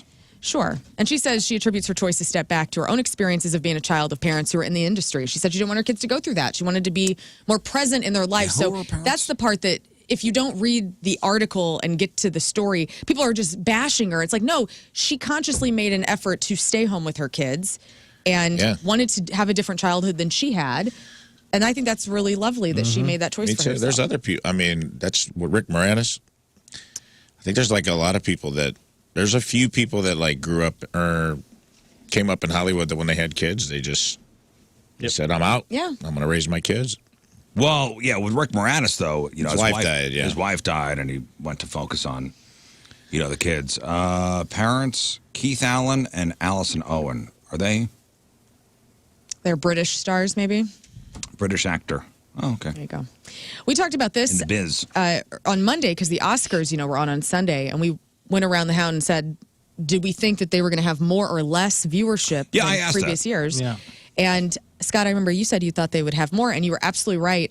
The Oscars drew 19.5 million viewers on ABC on Sunday night. That is up from 18.8 million in 2023. So it marked the third consecutive year of viewership growth and was the most watched ceremony since 2020. Wow. Congratulations to the Oscars. Has anybody seen the trailer for that Poor Things movie? Yeah. With Emma Stone. I gotta watch it. She won the Oscar for that role. My best friend said there's a lot of joeing and sex, and it's really weird. I watched a trailer for it last night because I'm like, what is this movie all about? It's weird. I'll watch it. It's Or the It's on show. Hulu. it's weird. Fine, guys. We'll watch it this weekend. It's a comedy, right? It is a comedy. Okay. Mark Ruffalo, he's really good at it too, I hear. Neve Campbell announced that she's going to be returning as Sidney Prescott for the next film in the Scream franchise. She says, "Hi all, I'm so excited to announce this news. Sidney Prescott is coming back. It's always been such a blast and an honor to get to play Sidney in the Scream movies. My appreciation for these films and for what they have meant to me has never waned. I'm very happy and proud to say that I've been asked in the most respectful way to bring Sidney back to the screen." From what I heard last time, she was asked and she didn't get the money she wanted. Right. And then she held out and they go, "We're good." Yeah. And now they came crawling back and said, "We need you," because people started dropping. Did they come crawling back? They did. Or did Neve Campbell go, "Oh, okay, you called my bluff"? No. I bet they are paying her exactly what she wanted. Wasn't Jenny Ortega supposed to be in it? Jenna Ortega? And she dropped out. And that's the whole reason she's coming back. Dang. So Okay. good on her for waiting it out and getting what she wants. Okay, Neve apologist. Yeah. I didn't watch the movie Sliver from 1993. I think I was just too young to be watching this. Sharon Stone, Billy did. Baldwin. Do you remember their sex scenes in that movie? Yeah, this was her follow-up from Basic. Basic Instinct. Yeah. Yeah, it was hot. Super hot Sharon Stone, like in her prime. Billy remember Baldwin was the- like a creepster, like in a hotel, like in an apartment building with all the screens in front of him. And he was Cameras watching. everywhere. Yeah. All I remember is the poster. It was at every Blockbuster, all that. And it was them This up one. against the wall. Yeah, hot. Yeah, hot. Hot. What Billy year was Baldwin's this? cute. 1993. Yeah. Well, the reason we're talking about it now is because Sharon Stone released a memoir in 2021 called The Beauty of Living Twice. And she explained that she was pressured to sleep with her then co-star Billy Baldwin to help improve his performance in that movie. But at the time in the book, she didn't name any names. Well, cut to a couple of years later, she was on a podcast recently. She mentioned that it was the producer of Sliver, Robert Evans, who said that she should sleep with Billy Baldwin to improve their chemistry in that movie. And so now Billy is speaking out about it. And so this is what Sharon Stone said. She said, "Evans is running around his office in sunglasses, explaining that he slept with Ava Gardner and that I should sleep with Billy Baldwin because then his performance would get better. If I could sleep with Billy, then we'd have chemistry on screen and save the movie. The real problem was me because I was so uptight and I was not like a real actress who could just F him and get things back on track." Billy saw that, took offense, and said on Twitter, "Not sure why Sharon Stone keeps talking about me all these years later. Does she still have a crush on me, or is she still hurt after all of these years because I shunned her advances? Did she say to her pal Janice Dickinson the day after I screen tested and ran into them on our MGM Grand flight back to New York, 'I'm going to make him fall for me so hard it's going to make his head spin,'" Billy tweeted. He continued, "I have so much dirt on her, it would make her head spin, but I've kept quiet. The story of the meeting I had with Bob Evans imploring him to allow me to choreograph the final sex scene in the photo below so I wouldn't have to kiss Sharon is absolute legend. Wonder if I should write a book to tell my many, many, many disturbing, kinky, and unprofessional tales about Sharon Stone. That might be fun." Wow. Interesting. This is straight up. Do it. This is straight up high Do school it. drama. Yeah. That these This is people in Florida their Retirement 60s Center drama. It is, dude. She's, he's married to China Phillips. Oh. Wilson Phillips. Oh, really? Yeah. Dang. So, Billy Baldwin, I always thought was the cutest Baldwin, in my opinion. I'm a Stephen Baldwin Are you? guy. Oh, you're Stephen Baldwin. Nice. I mean, come on. Throw out the horn. Biodome. What kind of Biodome. Who's hotter did you than want that? to do? One of the Baldwins is married to China Phillips. I'll tell you who never gets that vote. Daniel Baldwin. Oh, leave him out of this. Poor Danny Baldwin. DB. Just the chunky Baldwin brother with a slight alcohol problem, and I feel his pain. He's a good-looking guy by all accounts. He's You're got doing that Dan Baldwin Baldwin? blood. No, but I'm just saying, Oh. like, he's a Baldwin brother. To be the less attractive Baldwin brother Of all sucks. Yeah, it's just like Of all the if you separate him from the Baldwin family, he's doing okay, but it's like just a bummer to have to be like, I get it, guys. I'm the Uggo brother. Hey, did you hear Poor one of guy. the Baldwins is coming? Who is it? Billy? No. Alec, no. Stephen Alec? Daniel. I'm gonna never skip mind. that. I'm gonna skip that. Never mind. Okay. I was at the movies on Friday and I saw a poster Love for you, Daniel. Salem's Lot. That remake's happening, and now it's no longer hitting theaters. It's going to go directly to Max sometime this year. And it's been pushed back a few times because of COVID and then post-production delays, and now it's getting completely pushed off to HBO Max. Not a good sign. No. Not a good sign. Dang. As an actor, you're supposed to stand by your work, even when it sucks, and Dakota Johnson has not been doing that. Not long after Madam Web hit theaters, she was critical with everybody else. I mean, there's been such disappointment interlaced around this movie, and Sony is not happy, It particularly. got terrible reviews. It did. Like, nobody went to go see it. It bombed completely. She's been dragging the movie without taking any responsibility for its failure. A source says, quote, lots of people at Sony are questioning her star power, and how she reacted to this failure will likely come back to haunt her. Not every movie is going to work, but a lot of hard work is put into every movie, even bad movies. And for your star to crap on it is such a bad look. I agree, sort of. I mean, you even when you hear podcasts, like I was listening to some podcast recently where an actor who was really well known was talking about. Oh no, it was Bobby De Niro was on Bill Maher on Friday, and they were talking about Bobby. De Niro. That She close. knows him. Dang, how cool is Bob. that? And he was talking You're about how his work has been. I mean, Godfather, everything that all the good movies that he's done, but then he's done like The Intern. Yeah. And he approached it with, you have to promote those movies in the same way that you would the ones that are Yeah, a legendary. lot of people work hard on those movies. Right. I mean, You got to think take of some ownership. Tons. of Bobby De people Niro involved. does, okay? Dakota Johnson, not so much. It's almost like she doesn't. It's almost like she's a nepo baby or something that doesn't appreciate what she has. Oh.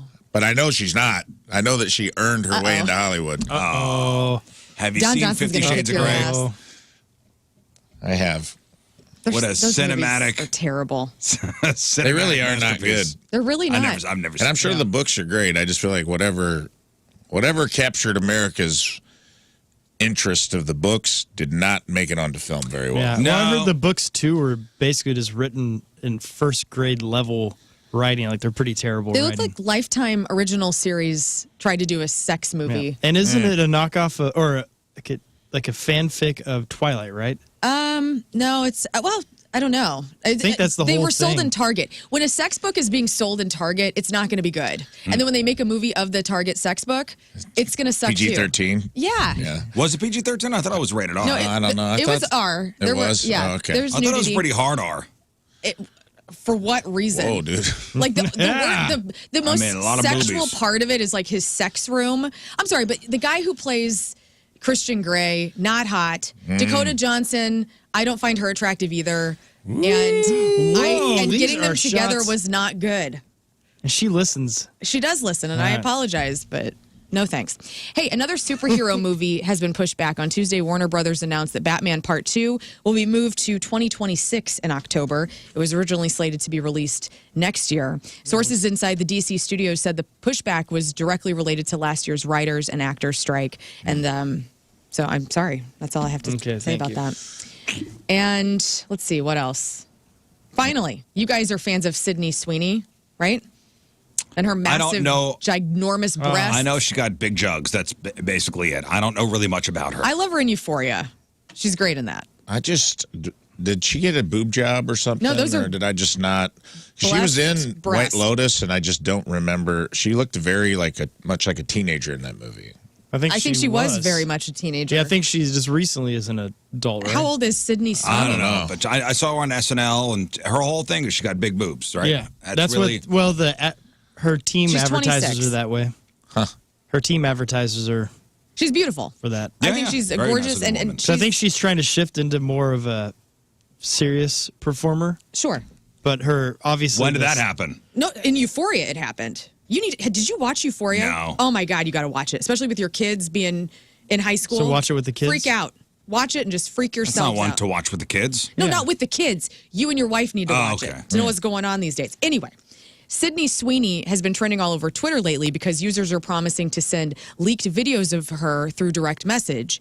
But instead of these naughty videos, you get malware instead. Oh, I saw the story. So basically the tweets say, quote, I will send the Sydney Sweeney leaks to anyone who likes this post. Follow me so I can DM you the video. And those who respond are sent links to websites that hijack your entire computer. Horny dudes going, oh my Horny God, the dudes. Sydney Sweeney leak. Because somebody's computer was getting replaced in our office yesterday.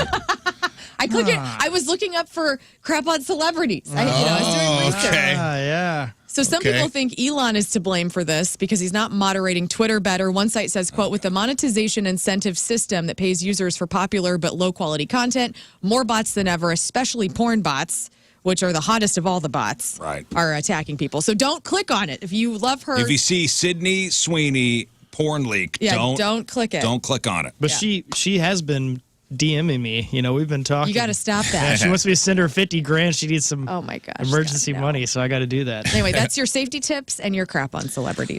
Can I ask a question while we're on the crap on segment? The Roadhouse movie. Yeah. Ooh, yeah. It's out. I ain't heard nothing. It's because it's not, nobody's. It's on. I don't want to watch it. It did drop already? I mean, it came out March 8th, and nothing. Why didn't you watch Jake Gyllenhaal? I don't. Is it on Prime? You love that movie, and you aren't watching it. I So love the OG Roadhouse, and I have to get my head in the right space to be like, okay. It just looked like they took all the stuff I liked about the old one out, and I'm like, it's one of those things like you going to see The Crow. Like I gotta. Oh, it starts You gotta prepare streaming the yourself. 21st of March. Oh, did it just come out in theaters on the 8th? Maybe. No, I don't think it's out on theater. Well, it's got 79% on Rotten Tomatoes. All right. It's out because I know that I had a thing on my, but we hadn't talked about it, and I was just like, man, is this thing just getting buried or what? It says release date streaming March 21st, like you said. And I thought the whole thing was that Jake Gyllenhaal's pissed it's not going to theaters. It premiered at South by Southwest on the 8th. Yeah. Okay, there you go. There it is. But for those who saw it, 79% on Rotten Tomatoes. That's good. Cool. I mean, he's entertaining. He's just one of those guys you could pretty much watch anything he's in. It's I mean, I hope that it's good. I just he'll be good. I saw that it came out and then I hadn't heard anything, so I wanted to ask. All right, celebrities celebrating a birthday today. White rapper Jack Harlow is 26. He starred in the White Men Can't Jump remake. Tristan Thompson, you know who that is? Yeah, that's Khloe Kardashian's ex. Right, so he is the Cleveland Cavalier center. He's set to return in 3 days after his 2-month suspension for violating the league's anti-drug policy. Yes, he is also famous for being Khloe Kardashian's ex. He is 33. Danny Masterson. Yeah, the legend. In prison. 70s, that 70s show actor sentenced to 30 years to life in prison for raping 2 women. Happy birthday in jail. He is 48. David Draymond from Disturbed is 51 today. Rapper Common is 52. Adam Clayton from U2. U2, the YouTube basis, is 64. Kathy Hilton, who's Paris Hilton's mom, is 65. William H. Macy, Frank Gallagher on Showtime's Shameless, is 74. And singer Neil Sedaka is 85 years old today. Neil Sedaka. Neil Sedaka. Sexy son. Still got it. And you know Neil Sedaka from his hits like Love Boat. Calendar Girl. Calendar Girl's a good one. That was a very good song. Today's porno birthday, which is being brought to you by Patricia's, where fun and fantasy meet, is Lillian Tiger. And today's birthday girl's been in 252 fine films, including Ain't Too Proud to Beg, Apple Bottoms with a Z1, The Apprentice 3, 7, and 8, Big Butt Brother Lover 6, Cotton Panties 2, in a movie called Filling Station. Okay. This is pretty cool. Pay at the pump or? That was an indie. She was in Ready, Wet, Go, Tattooed Sluts, The Whore Next Door, and Who Can Forget a Roll in 2005's Austin Powers International Horny Spy. Oh, yeah, that was a good one. Lillian Tiger, the big 4-0 today. Wow, welcome. How does that make you feel, baby? That's your porno birthday, crappy birthdays, and that was your crap on celebrities. All right, Rafe, I'm going to leave it up to you. Up after the break. Do you want to do Beat the King or read some emails? Well, why don't we? I got some emails queued up. You want to read some emails? We'll do some. All right, so emails after the break, and then Bengie Molina is going to be here. We'll talk to Chris Kerber, and then we'll do the Beat the King game. Okay. Give away some fabulous prizes. All right, sounds like a plan.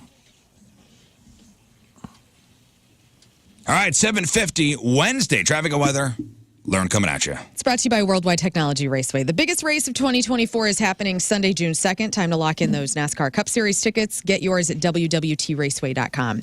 Two-vehicle crash, southbound 170 before 40. The two right lanes are closed there. Also, eastbound 44, an earlier accident at Elm has been cleared up, but you still might see a little congestion there. Your weather today, it's going to be overcast, maybe some on and off rain action. Sun looks actually pretty nice right now. 77 will be the high. Thunderstorms tomorrow. 54 is the low. Right now it's 56 at 7:51. Okay, so let's go over Rafe's bucket list. Okay. So these are all the things Rafe would like to achieve. Please tell me you don't have dropkick on there. I do not have dropkick on there. How about receive dropkick? It's on there now. Might as well. So we've been going over all of our bucket list items over the last couple of weeks. We've done everybody's. We did Lern's yesterday. We did Moon, King Scott, Rizz. And now we do a lot of stuff on the show where we punish each other. Okay. So we're trying to develop the flip side of that coin where we try to lift each other up, help each other achieve some of our bucket list things, hence the drop kick. He's always wanted to do it. We're trying to make it happen. You're playing your part in that, whether he would be a good student or not. That's not on you. So this is my final list. And really appreciate all the emails, everybody trying. Whether you're going to see those for sale signs out in front of houses, all right. Maybe you're thinking about buying a home this year. Stop renting. Build some equity. Kevin Putney is the man. When it comes to home mortgages, Kevin Putney's the guy you should call. We bought our house back in 2018, and going through Kevin, it couldn't have been simpler. He will find the loan that fits your needs. I guarantee that. Everybody's loan is going to be different. And Kevin's going to find that loan that fits your needs. My loan's going to be different from your loan. Your loan's going to be different from somebody else's loan. The first house we bought back in 2007, it was a nightmare. And we worked with an out-of-town bank, and we were treated like just a number. Kevin Putney's a local guy. He's got an office out in Kirkwood. He's just a good dude. And he wants to put homeownership within everyone's reach. His community promise can provide $6,500 in down payment assistance if you live in a qualifying neighborhood in select cities. Give him a call, 314-862-0123, 314-862-0123. Kevin's online at 123mortgage.com. Kevin Putney, Eagle Housing Opportunity, all loans subject to underwriting approval. Restrictions apply. Call for details. Cross Country Mortgage LLC, NMLS 3029, NMLSConsumerAccess.org, 123mortgage.com, 314-862-0123.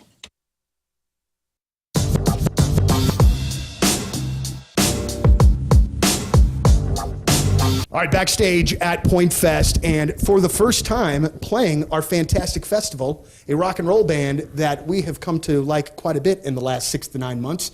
Gentlemen, it's great to see you from Bad Flower. Welcome to St. Louis and welcome to Point Fest. It's great to have you. Thank you very much. It's great to be here. So I want talking into the fart mics. Talking into the fart mics, absolutely. The first thing that I just want to like kind of cut straight to it. The song Promise Me we're playing right now, and I love it. Thank you. Like, I absolutely love it. When we play it, I honestly feel like it jumps out of the speakers and just, I don't know, man, I think it just sounds great, but it definitely sounds different than the first two singles before it. I'm assuming that was a purposeful move on you guys' part. I think if it was up to me, Promise Me would have been the first single. But there were tactics involved and as to why we went and did it in the order that we did. And I'm glad that we did it in the order that we did because Ghost was such a huge success. And then Heroin, we didn't expect to also be such a huge success. So it was cool to sort of like seal that and now come out with our song that is way less on the rock side that everybody knows us to be. Mm-hmm. And it shows more of who we really are, which is a more diverse group. Right.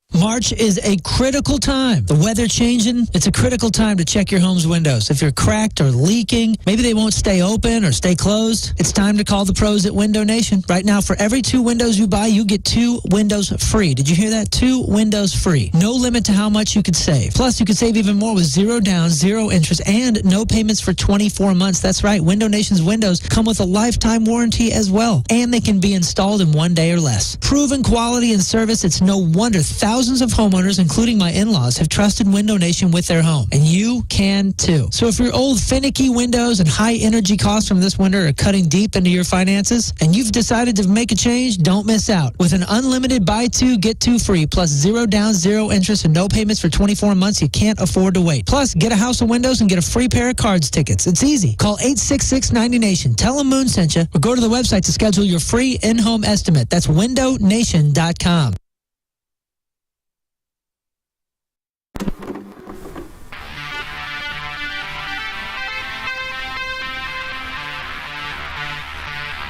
So let's start off with an easy one. Okay. You have this incredible career with Everclear. Right. Made all of these records. You've had, I would think, multiple opportunities to do like a solo record, but you're going to put out a solo record for seemingly the first time in your career. For not seemingly the first time. The first time in your career. Why now? Well, I mean, you know as well as I do that Everclear has been my baby from the beginning. Yeah. It's my thing. So as far as doing a rock band situation, I never felt really a need to do a solo record. I tried to do one once, and it turned into an Everclear record. And I wanted this to be different. I wanted this to be just me playing everything. Mm-hmm. So it's mostly acoustic guitar, acoustic bass, some keyboards, some drums, not drums on every song. I sing all the vocals. I play all the instruments. Co-produced it with a friend of mine who's a great engineer, producer. And, yeah, it's very raw. It sounds like an Everclear meets Cat Stevens meets Crosby, Stills, Nash & Young. Oh, wow. But with some Elvis Costello in there. All right, I like it. I look forward to that. One of the reasons that I've always liked you and liked your band is because there was always this sort of punk sensibility on those and not only a punk sensibility in the music, but you as well sort of have a little bit of that punk rock swagger. Absolutely. I've always had that. I've always seen myself in the punk rock aesthetic. Well, but you're You know buddies what I with mean? like Jim Lindbergh from Pennywise and those guys, right? Yeah, well, yeah. I don't mean to name drop. No. We're all suburban dads, you know, Right. that live in Southern California that all grew up with a lot of the same music. You know, they went a lot more punk rock than I did. I'm older than those guys, so, you know, there's more of a sense of melody to it as far as I'm concerned.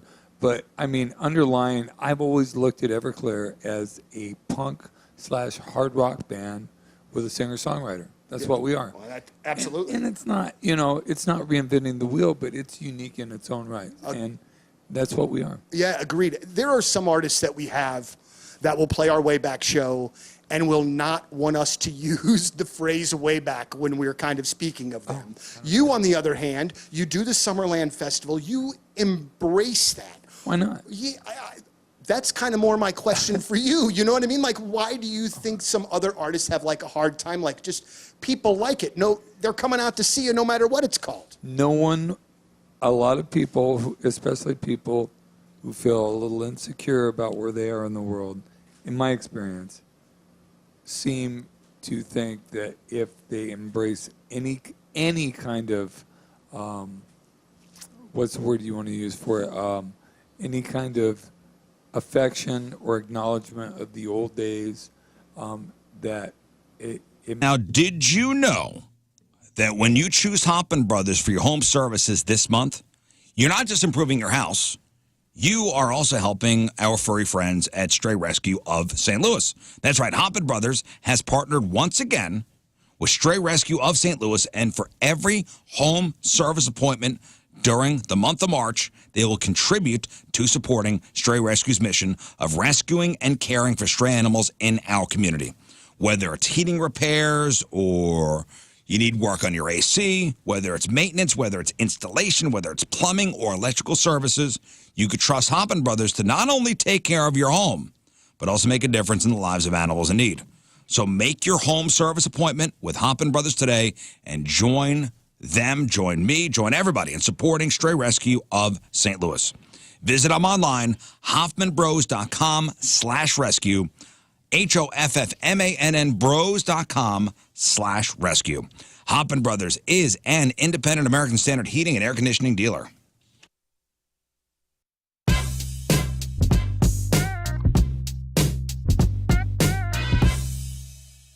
Jim, how are you, man? I'm good. How you doing? I'm doing very well, and I'm going to tell you that I did something today, and I shouldn't even bring it up that I'm doing it. Okay. I wore a shirt specifically to impress you because I was interviewing you, and normally I don't do that. Right. But I did, but also too, and they can't see it, but I've got this awesome.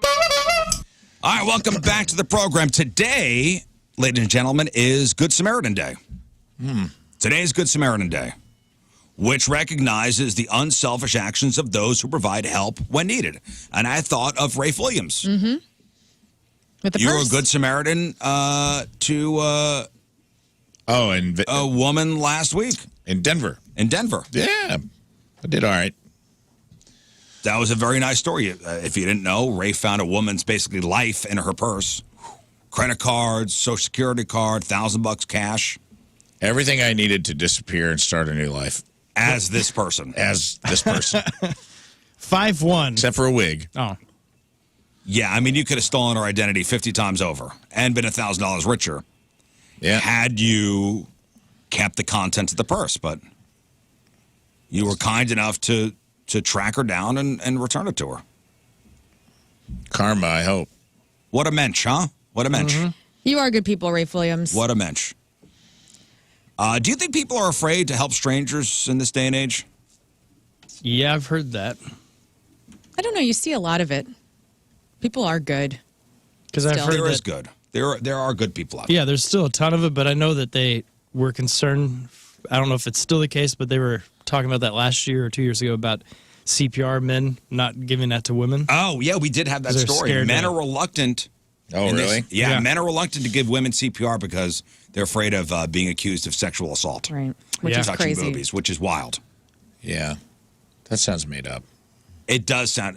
That sounds so far-fetched. Yeah. That sounds like, yeah. But they had it. That sounds like litter boxes in classrooms. Like that whole, you know what I mean? Like my son's school had to put a litter box in because someone identified as a cat. Yeah, I heard that too. I'm like, I've heard it like 10 times, seen no actual proof. Me too. Yeah. It's just like, I think that's like one of those urban legends of like, yeah, guys don't even want to do CPR anymore because of the Me Too movement. I think we're good. I think you can do CPR. If someone's choking on a hot dog. Yeah. And you're certified in CPR. You go, oh, no. It'd be good, man. No thanks. We did have that story. Yeah. And we did take it with a grain back then, too. Yeah. Like, how true really is that? Yeah. Oh, no, I heard the litter box thing. I've heard it like, it keeps making around. Every year it comes back. My son's friend's cousin That's at one her of those. school, Yep. they had to install a litter box. Swear to God, dude.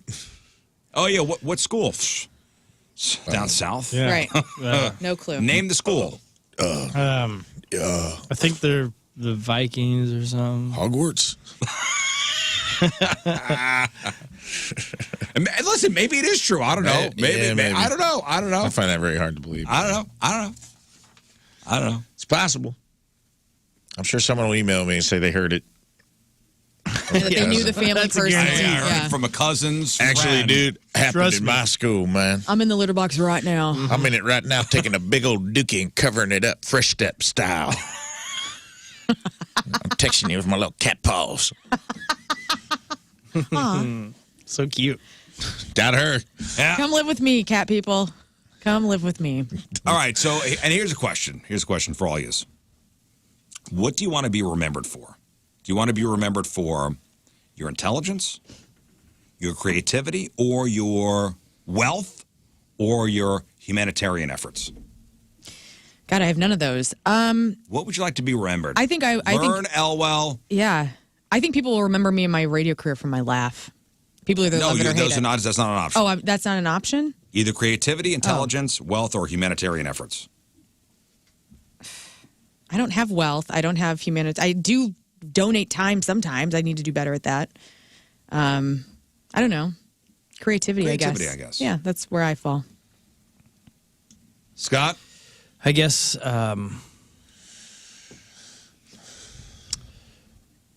maybe, yeah. I mean, I want the Jesus thing left behind. I want people to think of him instead of me. You know? That's not an option. Well, That's your laugh. yeah. I guess compassion or forgiveness. Those two Creativity, legacy. intelligence, wealth, or humanitarian You're efforts? humanitarian, Scott. So humanitarian. Yeah, you But help I'm not humanity. humanitarian. I'm the opposite because it's not for humans. No, that's a humanist. I lost the thread. Wait a minute. Re-ask, what's the question? Hang on. What do you want to be remembered for? Okay. Creativity, intelligence, wealth, or humanitarian efforts? Probably creativity, I guess. Yeah. Yeah, for me, it's wealth. Win Rizz's money. Yeah, I'd say so. For me, it's hopefully by the time I pass on, I will be extremely wealthy and will be remembered for my wealth. What? Okay. Aside from that weird little list, Where you what could do dive in think your pennies? People. He said his faith. I said my laugh. What do you think your radio career will be defined by? Your anger. No. Okay. I hope not. Tell me. That would be amazing. The curmudgeon-y part of yourself. He was angry. My tombstone will say, "Here lies Scott Rizzuto. He got up early. Died complaining. 2:30. He got up at 2:30. The 2:30 alarm clock. All right. Your tombstone He got is up at just two 2:30 hands, for one most of doing his the career. Italian and the other one shaking its fist at everyone in the graveyard. Well, a survey of 2,000 U.S. adults revealed that at the end of their lives, almost a third would rather leave their mark through creativity, Of course we would. even over traits like intelligence or wealth or humanitarian efforts were actually last. So what is being creative? When asked to define the word creative, what is being creative? I think that's why I chose it. I feel like it's all encompassing. I feel like it encompasses intelligence and it encompasses art is nourishment for the soul, which is good for humanity, which is a humanitarian effort. And it's a way to leave something beautiful behind. That's right. And there's nothing more wealthy than a nurtured soul. Being creative to me is Okay. you are able to, there's no filter for you. You have style. You are a painter. You're a comedian. You're a musician. You bleed your feelings out, your thoughts out. You're living through your brain. You're actually showing your brain to everyone. That's what it is. It's expressing yourself or coming up with new ideas. Yeah. That's the one beautiful thing about the internet that I love is there's so much creativity on there. People that's the good side of humanity that I always am moved by. I'm like, God, people are funny. A stupid meme will put me in a good mood. It's like, that is incredible that a little thing like that can actually make a difference for a split second. And that's worth it, even if it is a fleeting moment. Here lies Scott Rizzuto, woke up at 2:30. Hated everything. Liked. Not happy about it. Liked a bolognese Liked sauce. certain things. Okay? Liked certain things. Not hated everything. Liked certain things. Yeah. Okay, that's sweet. Made people arbiter of smile taste. every morning. Arbiter of taste. That's accurate. Thank you for Okay, thank your you. epitaph. It's elegant. Thank you. You're most creative. How old were you? Oh, I was Do you in high feel like school. you're most creative now? No, my brain. The man has whipped me down. No, I was just talking to my best friend about this morning on Marco Polo. I miss high school because we will never have that comfort again of living with your parents, where you had your own room, if you were lucky enough to have your own room, where you could shut the door but know that comfort is down the hallway, but you'd still had your autonomy. And I mean, my room was like it looked like my brain threw up in there. My stepdad used to tour people that would visit our house to my room because it was so, in his words, cool. And I got to write in there, and I watch HBO after, like, late at night. Wow. And it was just the time when I Real was the sex. most real sex. Taxi cab confessions. I just feel like I was most creative. Most then. people thought they were the most creative at the age of 25. Like that was their creativity peak at the age of 25. Although 20% harnessed the most creativity during their childhood. I mean, I guess most folks it would be you childhood because you could turn a box into a tank. You can make an airplane out of anything, and you sit there with dirt, and somehow you make it fun. But when you're an adult, you don't have that, and this sounds really lame maybe, but I think it's kind of beautiful. You had that safety net of your parents or guardians behind you, as far as if you could be creative and still have that safety net. When you become an adult, you don't always have that safety net, and you have to just kind of make life work. You have to put your nose to the grind. And so then you focus on that, and you lose a part of your sparkle that you had when you were a kid. Austin says that when I die, my hearse will get stuck in traffic, and the funeral home will be out of parking spots. Well, that's accurate too. Then we get a flat tire that fix the tire in the hearse. No, the hearse will circle the funeral home twice and just go home. Yeah. All right. Never No mind. parking. I'm out. I'm out. They just dump your body on your lawn. And you know, it's fine. That's fine. Just bury me in the lawn. All right, let's get to some emails, which are sponsored by. Oh my gosh, yes. The emails are sponsored by our great friends Over at Kloss Furniture. Kloss Furniture. Yes, they have something for everybody, and you need new furniture. So guess what? Kloss Furniture is there for you. KlossFurniture.com. Love a good Kloss. Yeah. Got my couch there. Let's see. What do I got in the old email bag? Here we go. Let's try this one out. Hey, guys, and King Scott. First of all, Rizz Show Live was so much fun. It was awesome to finally meet most of you for the first time. This was my first real event, and expectations were blown away. 3 out of 5 stars. My question, will the pre-recorded bits that played on screen be put on the YouTube channel or somewhere else to view? Thanks again, Joey. And the answer to that, Joey, is yes. We already put up Dropkick. And we will, I think we'll probably put one out a week. Are we putting one up this week? We're either putting G-Dub or Lern Sports Report up this week. I think they were chopping them both up. Whichever one gets cut up and put in the vertical first, we'll start getting shared on Instagram Reels. But be looking for a video this week, and probably in the next 3 to 4 upcoming weeks, we'll put one a week out. Oh man, I can't wait till we unleash the me dressed as George Washington video. The G-Dubbin. That's the one I want to release this week. We'll see if it gets done in time. But it should. But be on the lookout. Follow us on the socials. It'll be on YouTube. It'll be on our Instagram Reels or TikTok and all that jazz. All right, moving on. Email from Jeffrey. Due to our conversation yesterday about 1994 being possibly the best year in music. Moon and I would say 1994, but there's a good argument to be made about 1991. 1991. Well, we got a new argument coming in from Jeffrey for 1976, and here it is. Now, he says he thinks 1976 could be the best year in music. Albums released that year: Hotel California from the Eagles, Boston's debut. Okay. 2112 from Rush, Night Moves by Seeger, Leftoverture by Kansas, Fly Like an Eagle from Steve Miller, Jailbreak, Thin Lizzy, A Day by the Races. At the Races by Queen, Rocks from Aerosmith, Frampton Comes Alive, Dirty Deeds, Destroyer by Kiss, Turnstiles, Billy Joel, Taken to the Streets, Doobie Brothers. Great year. But I can't relate to that because I'm a kid of the 90s. I get it.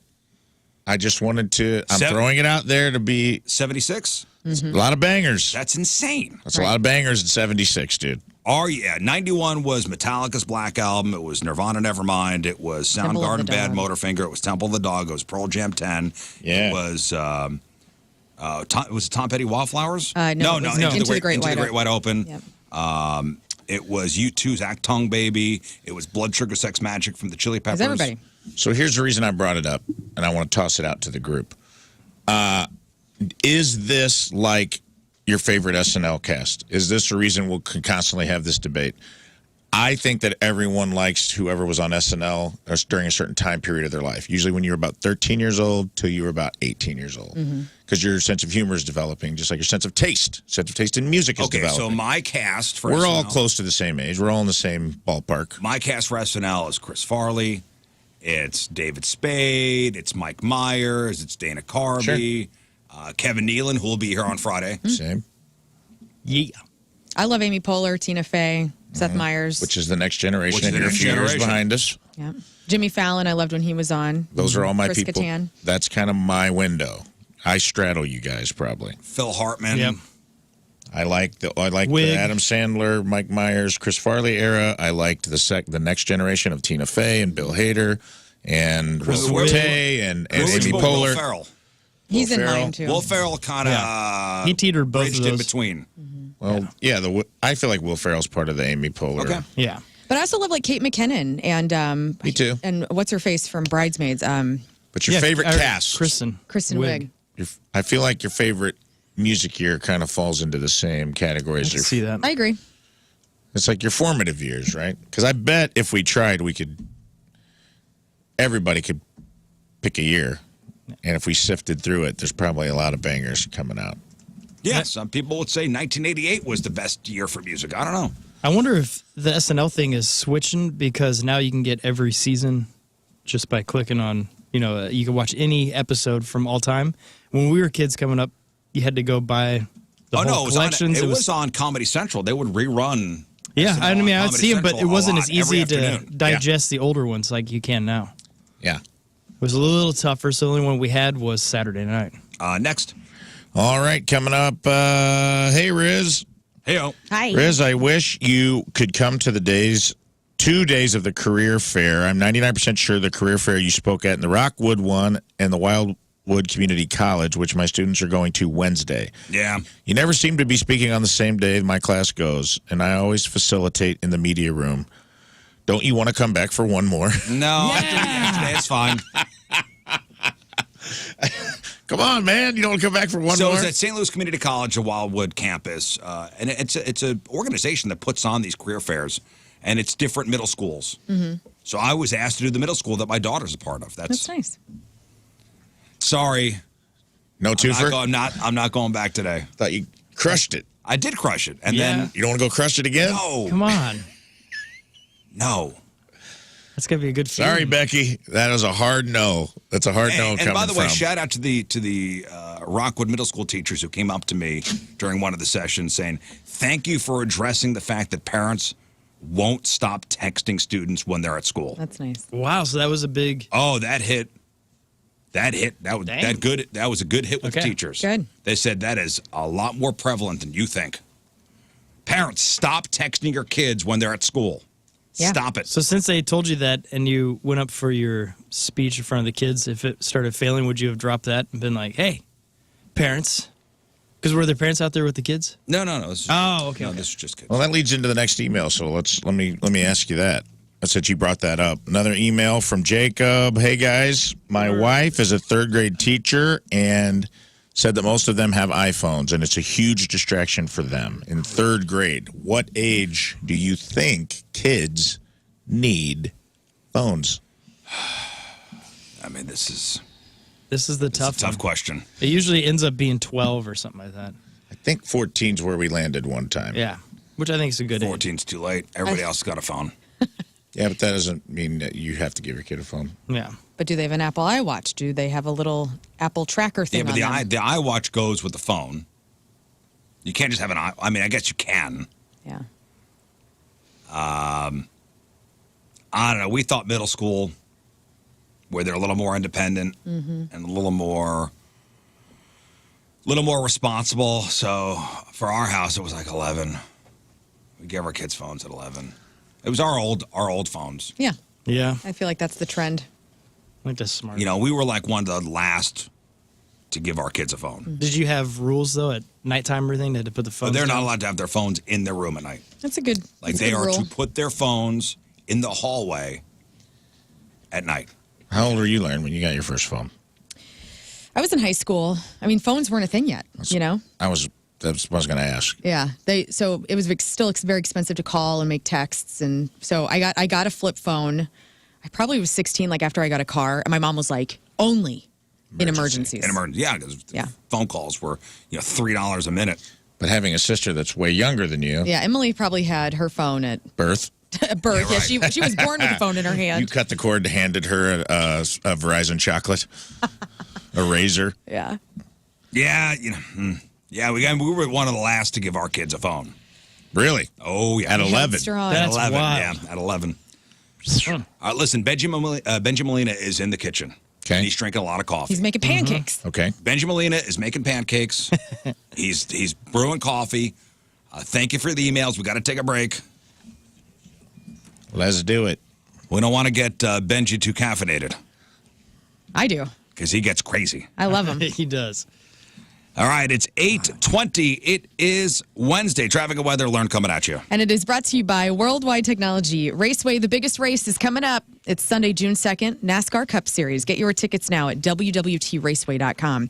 We have a stalled vehicle on southbound 170. Sorry, my screen just updated. Stalled vehicle, southbound 170 at Forest Park Parkway. The center lane is closed. Other than that, you look pretty golden out there. Weather today will get up to about 77, low of 54. Some more rain coming our way tonight. Thunderstorms tomorrow, so look forward to that. Right now, it is 61 out there at 8:20.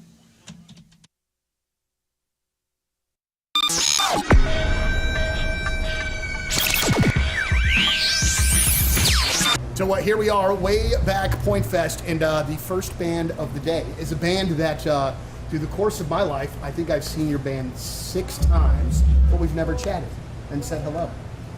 It's strange that wouldn't happen. I know you mentioned Mississippi Nights. Yeah. We talked on the phone the other day. And Yeah. I remember the club well, We used to have great shows there, but it's like anything these days. Stuff doesn't stay around as long as you would think it would. So I remember something specific about this show, and it's a little creepy, so I'm going to go ahead and warn you.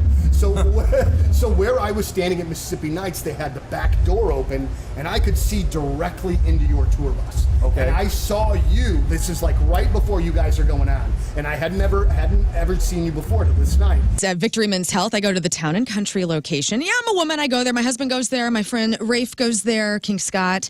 My friend Brian. And I go there because I'm a spokesperson for them. But I got to tell you, man, the multivitamin that they have me on, my customized vitamin pack, I'm just so thankful for it daily. I'm looking at it. I'm actually showing you on the YouTube screen right now what it looks like to get your customized pack. It's a daily customized vitamin pack that has things like iron, fish oil, vitamin D plus K2, omega-3s, and ultimate vitamin E. Now, I went back and got my blood test last week, and they said, hey, we're going to adjust your vitamins.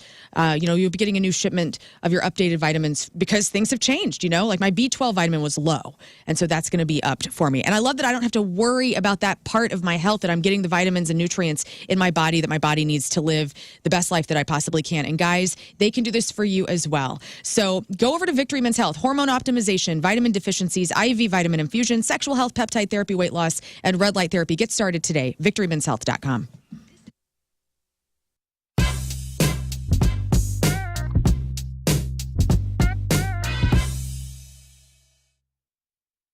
And here's something that I firmly believe, and we're just going to start the interview here because it just seems like a good place to pop off. But I want the artist to do what the artist wants to do. If you want to make 5 radio songs in a row, great. If you want to make 5 fan tracks in a row, great, because I feel like it's your art. So who the hell are we to tell you when it needs to be a radio single or when it needs to be this or that? It needs to be whatever the hell you're feeling, whenever the hell you're feeling it. Yeah, and you're right. It froze a little bit. Popular Monster was not supposed to be a radio song, by the way. As you could tell, the bridge is like death metal, almost like the scream and stuff. I was like, okay, the rest of the song is like sick. I was like, this is never going to be on the radio. Let's put double kick in the let's make the bridge the craziest thing you've ever heard. And lo and behold, it went straight to #1, went platinum, and I was like, wow, that's. And then they came to me, dude. Wow. So then after that, I found a formula, and there's like this formula, and it worked, and it's what I wanted it to do. And you're absolutely right. You let the artist do whatever they want, and and you don't. It's like the opposite of selling out almost. Like I did what I wanted to do, and it worked. I love that. So it's brilliant. Absolutely, and also too, Ronnie, I think this whole sellout thing, it to me, man, like everybody's trying to eat. And everybody's trying to make their best art. So I feel like that sellout label that gets thrown around from time to time is largely completely unfair and most of the time total bull. And so, I just want the artist to do what the artist wants to do, because ultimately in the end, it's going to be better musically when you guys are able to feel it, right? I'll tell you what, Would you hold a Pepsi in a commercial for $1 million? Would I? Oh, I drink Pepsi. Yeah. I would hold up one with Diet Pepsi for $1 million. Are you kidding? Tomorrow, Ronnie, are you offering? Because if you are, I'm accepting. Of course. Yes. It's like usually people are like, you're a sellout. Would literally. Bath Authority. If your bath or shower is old, it's outdated, has mold and mildew, or broken tiles, you gotta call my buddies at the Bath Authority. Now, the Bath Authority provides the highest quality bathroom remodeling products along with a world-class customer service experience. Modern, durable tub showers are designed with an exclusive high-tech polymer liner. What the heck is that? A polymer liner? Rizz, what does that mean? What that means to you is it's easy to clean, it's low maintenance, it's resistant to mold and mildew, and it's going to last for decades. Plus, it comes with a lifetime warranty. Walk-in tubs, replacement showers, tub-to-shower conversions, and more. Every unit custom-built. You pick the premium accents, you pick the accessories, all the safety features, and the Bath Authority people come in and they install it for you. All Bath Authority products are 100% made in the USA. If you call today, 314-347 0410. You get $1,000 off a new shower or bath, plus 36 months of interest-free financing. Call today at 314-347-0410. Schedule your free in-home estimate today. Get $1,000 off a new shower or bath, plus 36 months of interest-free financing. TheBathAuthority.com. A better bath awaits. Look at this, your dream home. You're renting right now. How about buying a home and building some equity? Look at you, an adult buying a house, maybe your first house. So listen, there are so many pitfalls out there. You could go with the big out-of-town bank where they treat you just like a number, or you could go with Kevin Putney, the local guy who treats you like a human being. 314-862-0123. He's going to make the whole loan process simple and painless. It's easy. You call, you qualify, you close. 1, 2, 3. Call, qualify, close. That's it. Kevin Putney's going to find the mortgage that fits your needs. A loan is like a fingerprint. One fingerprint, one loan, specific to everyone. Make that call. The process is simple. 314-862-0123. Online at 123mortgage.com. I'm going to my house.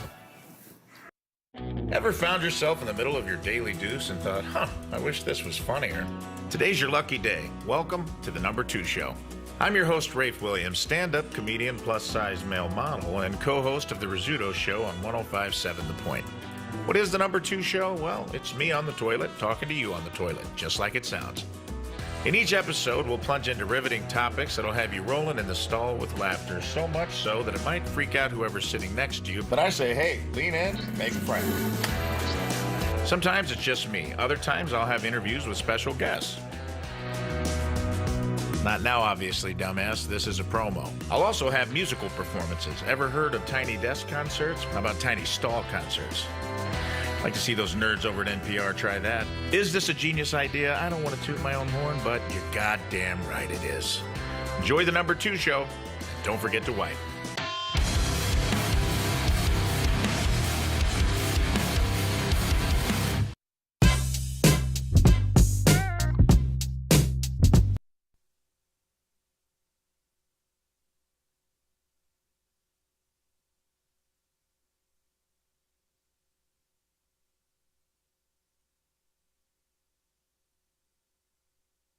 R&R Tire Express, rnrmidwest.com. Get the tires you need now. There is no other tire shop in St. Louis that does what they do. As little as $20 down to start on a brand new set of tires. This installs a complete set of tires and defers your first payment till your next payday. $50 down to start on any in-stock wheel and tire package. This installs a complete set of wheels and tires on your vehicle and defers your first regular payment to start for your next payday. Pay-as-you-go programs that fit your budget. You can pay weekly, bi-weekly with your paychecks or pay monthly. And you can pay more than the minimum payment to get it off paid quicker and save money. No credit needed. All you need is a valid driver's license. I'm telling you, don't use a credit card to buy tires. You're still making a payment. Big difference is R&R has that service, repair, and they'll even replace a tire at no cost while on payments. So if you run over a nail and your tire needs to be replaced, believe me, your credit card company's not going to care. R&R Tire Express does, though. Check them out. They got 4 area locations. Once you experience that R&R service, you'll never buy tires the same way again. 4 area locations, and you can catch them at rnrmidwest.com. The great battles of our time. Man versus nature, intellect versus instinct. Burrito versus butthole. Here in this fortress of solitude, we reflect and ponder tough questions about life and ourselves. And the toughest question of all may be, what do I wish I could accomplish before I die?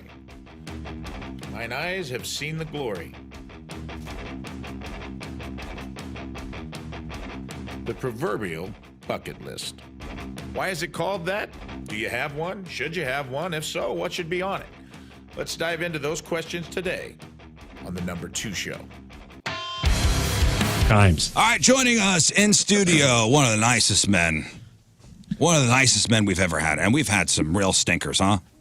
You know, we've had a lot of nice guys. This is probably on the top of the list. Ladies and gentlemen, Bengie Molina. Thank you guys for having me. It's awesome. It's awesome to be back. I mean, I saw you last time we were promoting a toy drive. Yeah, that's right. It was it was right before Christmas. Yes, and this is awesome to be back here with you guys' show. You're the best, and your brother is trending on Twitter today. Oh my gosh, you were saying that off air, and I was like trying to figure out what did he do now? Like, okay, what? No, what did he do? What did he say now? Well, it's funny. Like, all right, got Bengie Molina coming in today, and I looked to the what's happening on Twitter, and it says Yachty. I go, oh boy. Listen, how could people still say that your brother does not deserve to be in the Hall of Fame? That is wild and asinine. Oh, let me tell you this. We got help this offseason when they put Joe Mauer into the Hall of Fame. So we got help. If Joe Mauer goes in, there's no way Yachty should be even a go. first ballot Hall of Famer. Yeah. So here's why it's trending. And I'm not saying anything about Joe Mauer. I'm saying, like, if you put Joe Mauer and Buster Posey's innings play together, they don't reach what Yachty has done. Yeah. So that's all I meant. When did you retire? 2010. 2010. All right. So this is why your brother Yachty is trending on Twitter. There's a stat. It's fewest stolen bases allowed from 2004 to 2022. So Yachty started in 2004. Okay, keep that in mind. Yep. The Cardinals have the fewest stolen bases allowed by 500 over the next team. It's unreal. I saw that stat. 939 stolen base allowed between 04 and 2022. The Diamondbacks of the next team with 1407. So almost 500 difference. And nobody tried it. And let me tell you this, when I was with the Giants and I played Yachty, obviously I'm not going to steal a bag and anything like that. But the guys will talk about it, and they will start saying, and the coaches will be like, hey, don't get picked up at first because you owe me $500. The coaches. And then Bosch is like, man, we cannot do anything with your brother. And I said, how about a hit and run? He has nothing to do with that. Yeah. And no. If the guy missed the ball, then he gets thrown out at second, and we look so bad. But it was a thing. We got worried. We knew who was behind the plate. Yeah. Even our guys that obviously had the steals, they were still talking like, no, we can do this, 500 stolen bases difference. It's amazing. Well, yeah, I mean, and it's starting when your brother started with the Cardinals in 04. That's unreal. Wild. And then the innings catch. Yeah. It's just, I don't know. I don't think it's a doubt, but now when Joe Mauer got in, we're like, hey, Yeah. Yeah, now we know that he's going to get in first ballot. Yeah. There's no way this guy, Joe Mauer. It's not even a question. Well, he's not a bad catcher. I'm not saying that. But Joe Mauer was more first base later. He didn't catch as many innings. You know what I mean? So it's not comparable to Yachty. So. Yeah, we were talking about it before you got here too, man. It was like the non-tangible things that the average everyday fan doesn't even comprehend, of like having him back there to call the game, making mediocre pitching look really good for 20 years. And you could see it when he wasn't back there. The Cardinals felt it. Okay, so when you were catching, how much does the dugout influence your calls to? No. Calling a game? This is how it goes. It goes down. Before the game, obviously, you sit down with the pitching coaches, and then with the pitcher that day. Yeah. And then the catchers and the pitching coaches. They go over the lineup. Before that, we do a meeting with everybody. How do you pitch to the bench guys? How you pitch to these guys? So we prepare. But before the game, we sit down with Wayno and say, okay, how do you want to attack these guys, the lineup? Yeah. So that's how it happened. So you don't have to get anybody from the dugout telling us sign or. No, we are prepared. We, as catchers, we have to know the first two pitches to call. Now, when you see the third shake, the fourth shake, that they're not in the same page. They didn't. Something's going on. That's when you're getting up and you're going to the mound. You're like, listen, come on. I have to. We discussed this before the game. First two has to be the one. Yeah. In every pitch you call, every pitch has to be the first two. If you're not in there, you didn't listen, or he didn't listen, or something is going on, or he doesn't feel good. It could be that too. But we are in communication. We don't need the guys or anybody in the coaching staff. Who are you locked in with? Like, you guys are always on the same page. I have many guys because I got sent by Sosha first to take care of the pitching stuff. So I don't know if he said this to them, but they never checked me off. So I had a big responsibility of studying the hitters and video and having a notebook and all that stuff. And Mike Sosha was a great catcher in his own right. So yeah, and none of them checked me off. So no, when you play, and this was the Angels? This is the Angels at the beginning. Then I went to Toronto and I caught Roy Halladay, AJ Burnett, Ted Lilly, guys that are veterans, and they were all going with me. And I'm like, okay. And these guys aren't shaking you off? No. They trusted you. And trusted me. And then I went to the Giants with obviously Tim Lincecum and Matt Cain and Jonathan Sanchez and all those guys. And they would not check me off.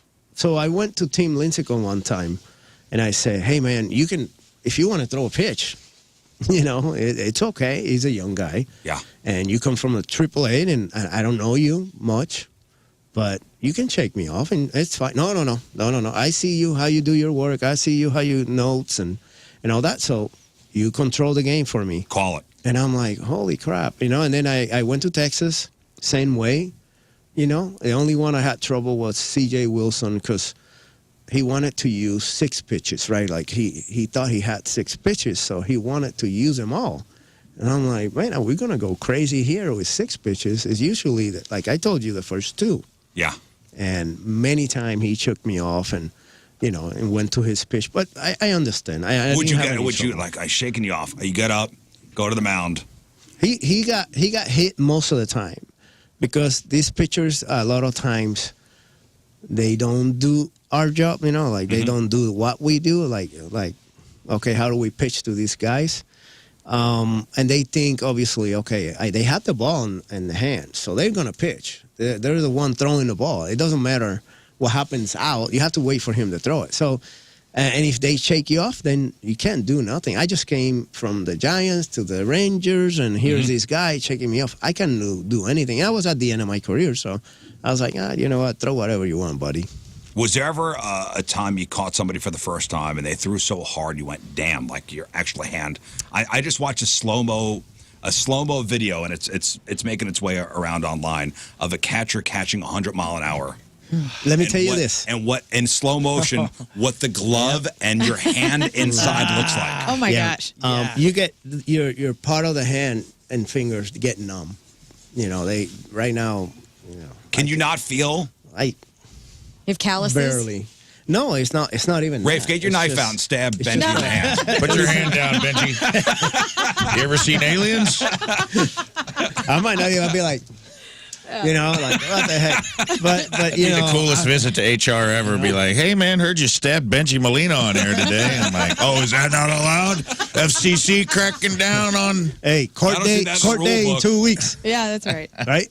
No, but you get used to. I mean, it's just hurts. My tip of my fingers are all shattered, from foul balls and things like that. Oh, man. But you get used to, and it's not painful until obviously you hit something, and you're reminded of what you did. Or on like a cold day, like a cold and if you did spring or something fall there. day. Oh, yeah. But you get used to those guys, You catch him. You've been catching for so long, Maybe, let me tell you this funny story. In winter ball, which the stadiums are not, at that time, were not that great. Yeah. The bullpen had no lights. The lights were the right field lights. The big lights was our lights in the bullpen. So imagine that. It's so dark, A lot of shadows. Unreal. And then I had to catch Roberto Hernandez when he was throwing over 100 at that time. And this is really true, and I tell this story to everybody. I was kind of nervous. He was warming up, and I see the speed, coming up, and I'm like, man, that ball's like, like you can feel that. And I'm like, okay, man, what's going to happen? I'm a rookie. I don't know how to catch much. Yeah. So, and when I put the glove there, and he goes, go to the corner, go to the corner. I'm like, all right, go to the corner. When he let go that ball, I don't remember, like, seeing the ball coming into the glove. I just saw it at the glove, and I felt it. I was like, wow. That's my first 100 miles an hour on no lights. Yeah, so it's probably coming out of the shadows. Oh yeah. Oh man. Yikes. Oh yeah, and thankfully I didn't get hit or anything like that because I got used to it pretty quick. But man, that was pretty scary. Then after that, obviously the Trey Percivals and the throwing over 100 miles an hour. And But I'm sure the most painful thing was a foul tip bouncing in front of the plate, underneath the glove, and up underneath the undercarriage. And in the cup, you mean? Yeah. Yeah. Because a lot of people to this day, they don't think we wear cups. What? It's wild to think that you're not going to wear a cup. Especially as a catcher. As a catcher. I got hit up to probably 10 times. And, Oh, my and God. obviously, most of them were, like you said, foul tips. Foul tip underneath the glove. Underneath, and they don't feel good at all. No, I can't imagine. In the 8th inning, you're like... Yeah, the air just leaves and... Oh, yeah. So, but the catcher have no chance to recover. The catcher has to, suck it up. Walk it off. And let's Walk go. it off, Bengie. You see a guy getting hit on the hitting with a curveball in the head, and they take him out for X-ray and whatever. Mm-hmm. You see a catcher getting hit foul balls, which is like a straight punch. Oh, yeah. Oh, but we have to check it off and keep going. But you got a cage on your face. You're fine still. You're fine. You're fine. Oh, yeah. I'm lucky that, obviously, the You get out pretty much. concussions. I'm lucky that, obviously, I didn't know what they were. I probably had some. That is a really positive outlook. I'm lucky I didn't know what they were. Yes. Hey, I'm really lucky. I can't remember most of my family's names, but but I drool a lot. I don't have any reason. I don't know why. So that's cool. Well, you got out of it pretty relatively unscathed. Yeah. How are your knees? My knees are great. Knees are great. Only going up and down the stairs is probably when you feel it most. Of course. But I do biking. I can run, and run, and it's fine. They don't hurt. But going up the stairs and down, I don't know why, but they hurt It's pretty just good. being old. Yeah. Yeah, that's being older. That's everybody. Yeah, how old are you? Oh my gosh, so much. How? You're so much older. You're so much old. All right, Over 50. How's that? Oh, you're over 50. Yeah. This guy, he don't age. He's a handsome devil. He is a handsome devil. This guy don't age. Hey, and by the way, I do want to give a shout out to Darryl Strawberry, Oh wow. who, by the way, yesterday was his birthday, and I was a big Darryl Strawberry fan growing up. He played for the Mets, the '86 Mets, went over to the Yankees. He had a heart attack on Monday. So his birthday was yesterday. He had a heart attack on Monday.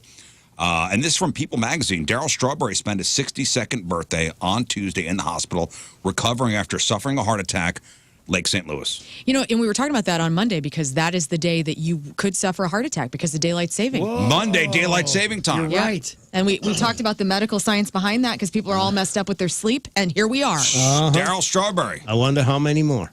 Yeah. Well, Man. I love Darryl Strawberry, but I don't think it was just daylight savings time. No. You think he had a season of his life? Darryl did some partying in the 80s in the Mets. So I love the guy. Hope he's great. I'm glad that he's in a good, good too. swing. He's in a good place. He's in too. a good place. He's stable. But he survived. He And survived. How many of heart attacks do you hear that they survived? Right. I know. Darryl Strawberry, I did a charity event, and I didn't know he was going to be there, and I got so starstruck. I ran into him in a hallway, and oh my God! I think it was one of the Darryl Strawberry. That's I get great. He's a tall- starstruck around. The Mets had pretty good ones. Yeah, Very good stars. yeah. I lived in Queens, when in Flushing, Queens, when the Mets won in '86, and it was wow. What a team that was. Unreal. I like that. I like their story. Well, did you see the Dwight Gooden, Darryl Strawberry? I think it was a 30 for 30. Wild. Where they were just at a diner, just talking, swapping stories, and Dwight Gooden missed the World Series parade because he smoked so much crack he didn't realize what day it was. That is some crazy. Man. I would not want to miss my freaking parade, man. He said he knew he was watching it on TV. It's unreal. He turned on the TV, and I don't know if that was with the Mets or when he was with the Yankees. You battled so much all year to have that, and you miss it because you were Because you were. It's unreal. Yeah, and the fact that those guys are still around. And sober. And sober. Yeah. And I know Daryl Strawberry, he lives out in St. Charles. I think he married He's a pastor, right? Yeah, he appreciates it. Yeah. Yeah. You ever catch so anybody cool, on man. crack? On I the- bet they're shaking signs off left and right. Oh, yeah. Whether they On the, need to or not. that's- Well, now that you think about it, the way they act with me, that's probably what it was. That's why that guy was shaking you off. What about, who was it? Doc Ellis pitched on LSD? Yeah. Yeah, no hitter. Pitched a no-hitter on acid. Threw a no-no. Wow. On LSD. I couldn't even finish my dishes on LSD. I got too freaked out by the dishwater. That guy threw a no-no in a National League or a Major League Stadium. That's crazy. That documentary is pretty funny, too. Okay, I got to watch that. But who was the catcher? Who caught him? I don't know, but Don't know. Jerry Garcia. but imagine being the catcher for the guy who's on acid who pitched the no-hitter. That guy's got to be. He had to be in it, the catcher. You think he's also on LSD, or he's? Hey man, calm down. You're in a good place. Hey, but wait, you can say calm down all you want, and that when you're on that, there's no way you're coming down. What were those mound visits like? Oh my God, get out of here! That's why I got yelled so much on the mound. It's probably because of that. The catcher coming out to the mound probably looked like one of those lizards that runs across the top of the water. You know what I'm talking about? Like, he's probably like, get out of here! All right, Benji, let's talk about baseball in the classroom, which is why you're here. If you want more details on this, it's cardinals.com/theme. So what is baseball in the classroom? Wow, it's just like we're the teachers, right? Like Polo and I, we go into a room, a guy sign up, like Benny was saying off the air, $15 will get you a hot dog, a ticket, a drink, and you can go and sit down with us and hang out in the room like we are your teachers, right? Like At Busch Stadium. At Busch Stadium. fun. And you would not even imagine what the questions that we have to answer, but it's all Spanish and English, right? Mm-hmm. And we're trying to cover the baseball part and see if they knew how you say it in Spanish and things like that. But there's other things. We have so much fun out there. I heard one of the schools, I can think of the name of it, but right now, but one of the schools is taking like a bus of kids trying to go, going out there and sitting them down. The kids are the best because they ask the questions about Spanish, obviously. Yeah. And some of them try to say, hey, I got Spanish class. Yeah. And they take, like I did, in high school, 1 hour a day, but it didn't register, But it's a fun thing, man. We sit down there, we answer your questions, we discuss how you say glove, how you say bat. If you're an administrator at school and you got a Spanish class, this is perfect. dude, this is Next level. so, yeah. A great field trip idea. We try to teach him like normal sentences. Like my favorite one, obviously, always come up. Where's the bathroom? Right? Donde está el baño? Baño. Yeah. Yeah. Or anything like that, like a little short sentence, and they all have theirs, and they have the questions. So it's a really fun time. But if you make it relatable to something they love, learning Spanish and baseball, they love it. They love it. I'm telling you. It's, At Busch Stadium. At Busch Stadium at 10 a.m. 10 a.m. on April 10. April 10th, 10 a.m. So a little less than a month away. Sign up because they go fast. Cardinals.com/theme. You get to meet Bengie Molina. The kids get a hot dog. They get to ask questions. They get to learn Spanish. Yeah. And it's at Busch Stadium, for God's sakes. Sweet. And you get to see a game. Oh, and you get to see a game, too? Yeah, you got a ticket. for the 12:15 game time? Oh, it's a 12:15 game? Wow. It's awesome. Afternoon. It's awesome, man. We love it. Polo and I, we have fun with them, and Fred Bear will show up. Oh, that's awesome. All the guys will have fun, and you can see their faces all happy, and they might not keep most of the stuff in Spanish, but you don't know. You don't know if the kid gets interested in learning. Sure. Yeah. And plus, you're going to listen to the game. Okay, I heard these guys say this is what it means. Bate, bola. Mm-hmm. All that little stuff. They'll be like, oh, we heard that. Mi and they get vato. so happy. That's awesome. So Cardinals.com/theme. Hey, that's another thing. Though. Don't say that. The great Bengie Molina. And I was talking to Polo off the air the other day, and I know Polo's coming to town for opening day, and you guys got all that stuff going on. Please, you guys got to both come to the studio. Oh, heck yeah. I would love to have Polo and Bengie in Heck studio. yeah. So Heck yeah. much We went to energy. spring training with Polo was there. Man, the guys love us. You know, they all come out and give us hugs, and Yeah. they're like, okay. Because when you get there, you don't know what's going on. Yeah. You know, you just get there. You don't know if Arenado is doing something. You know, it's Goldie. It's you know, doing their thing, practicing. So we don't want to intrude. You know, like go out there. Hey, Goldie. But yeah. they're coming to you and They're going, coming to hey, us. And we're Bengie, like, hey, Polo. oh, hey, That's great to Arenado. hear. You know, like give me a hug. I'm like, oh wow, you know. That is- that's you pretty deserve cool. that hug. You deserve So that. you know, so we feel like you know, we belong out there. So we had so much fun. Yeah. Hey, and the Cardinal fan,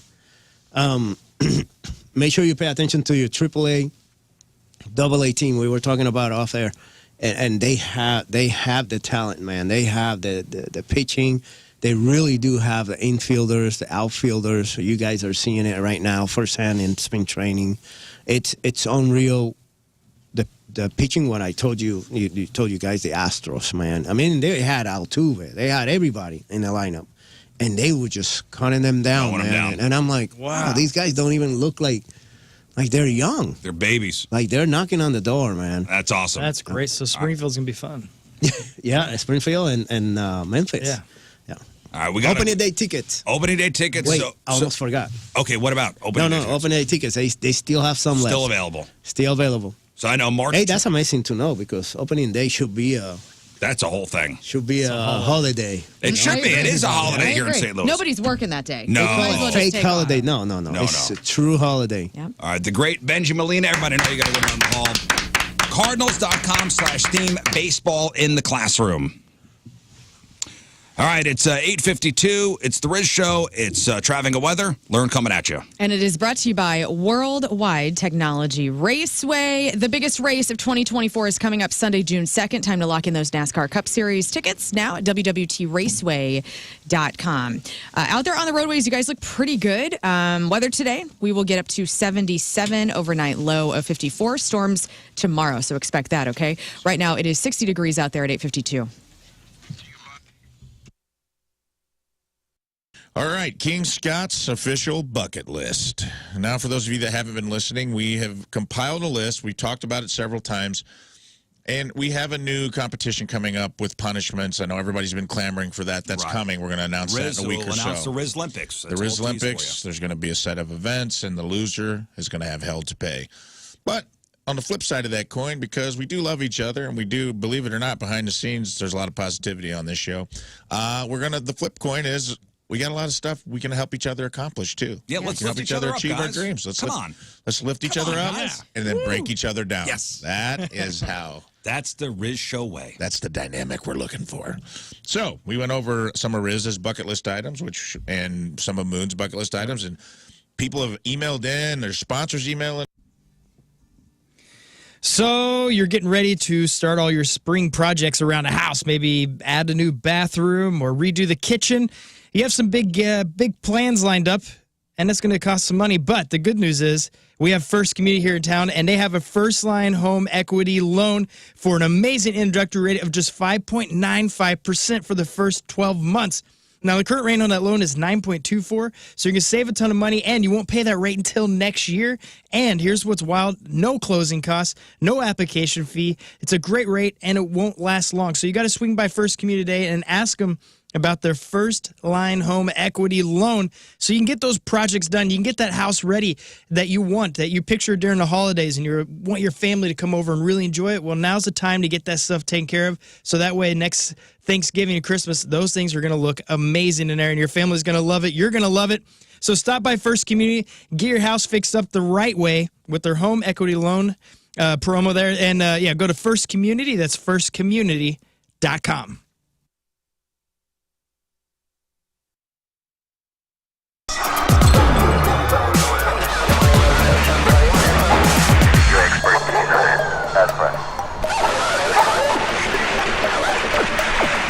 Yeah, we don't want to do anything to scare your children. That's the last thing we want to do. We don't want to scare anybody.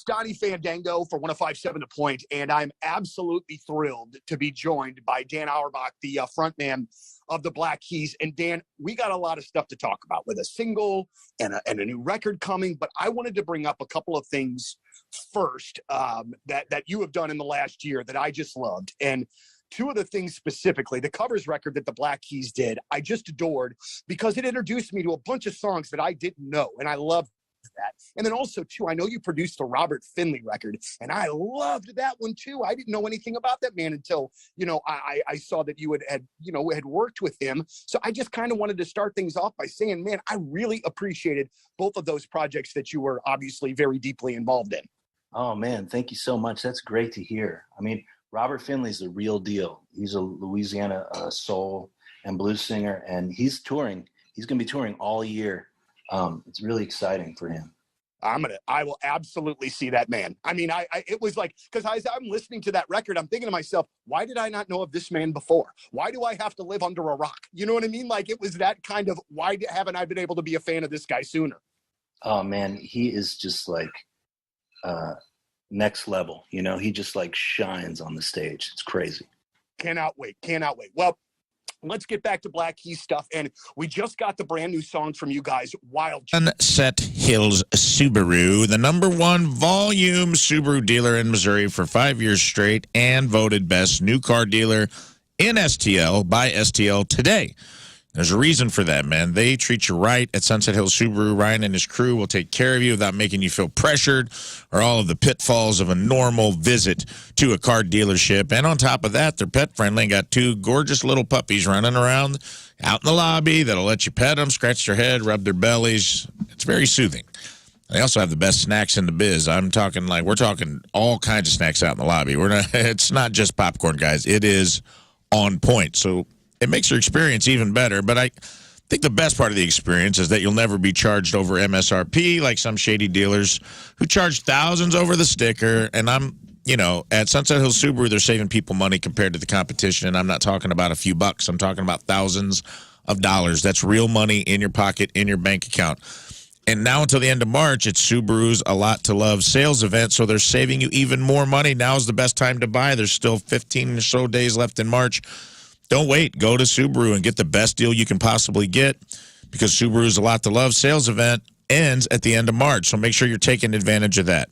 And if you don't have the means to get in or you don't want to go, you can still shop online and get the same great deals and get the same great service.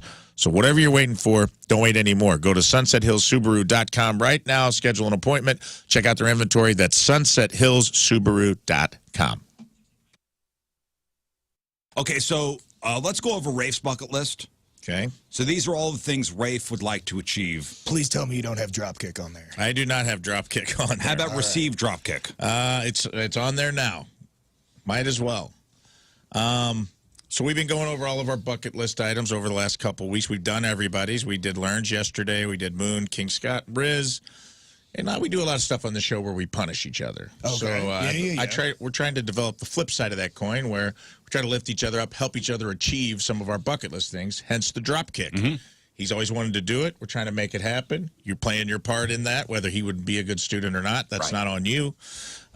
So this is my final list. And really appreciate all the emails, everybody trying to help us out. And if you guys can help us out in any way with any one of these bucket list items, let us know. Helping you achieve them, not just come up with stuff, right? No, helping us achieve. Okay. Helping us achieve. Like, hey, I know a guy who knows a guy who knows a guy who has this item that you would need for that challenge, which is great. Okay.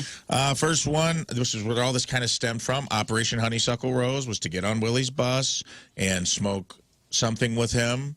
Smoke weed with Willie on Willie Nelson's tour bus, which we made a pretty good attempt at, but got shut down.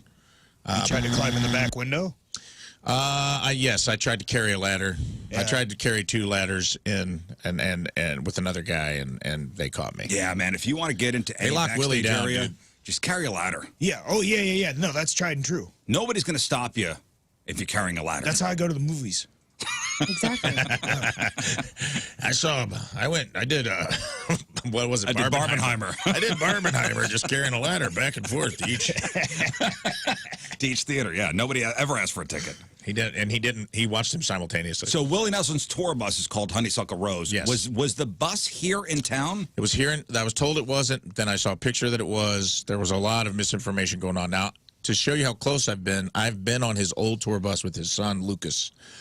I've gotten close, and that was the Honeysuckle Rose 2, which was the height of the Highwayman tour. So Waylon Jennings, Johnny Cash, Chris Christopherson had all autographed the seats. It was a cool bus. Looking to you, when you get up in the morning, how do you feel? You feel good? You feel sweet? No? Okay, well, it happens as we get older, fellas. Our, hormone levels get out of whack, and maybe you're a low T guy. I was a low T guy. Until I went to Mentality. Mentality Health, testosterone treatment made simple. Unlock your peak performance through innovative hormone optimization prescribed by doctors backed by science. So make that appointment with Mentality. Go get a blood draw. They're going to check your levels, check your vitamin levels, check your testosterone levels. For me, vitamin levels were great. Testosterone levels were low. I went to the Chesterfield location. There's 2 locations, very convenient for you, Chesterfield and in South County. But make the appointment. Maybe it's not testosterone. Maybe it's peptide therapy. Maybe it's tadalafil. Maybe it's semaglutide. They're going to work with your insurance, too. It's mentalityhealth.com, mentalityhealth.com.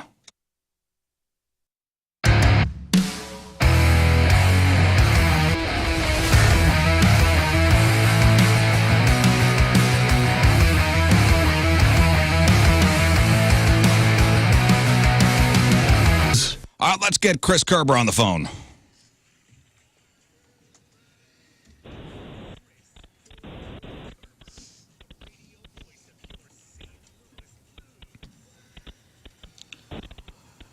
Ladies and gentlemen, Chris Kerber. Good morning, Chris. Morning, everybody. How are you today? Well, we just had Bengie Molina in the studio. It's a good dude. Nice.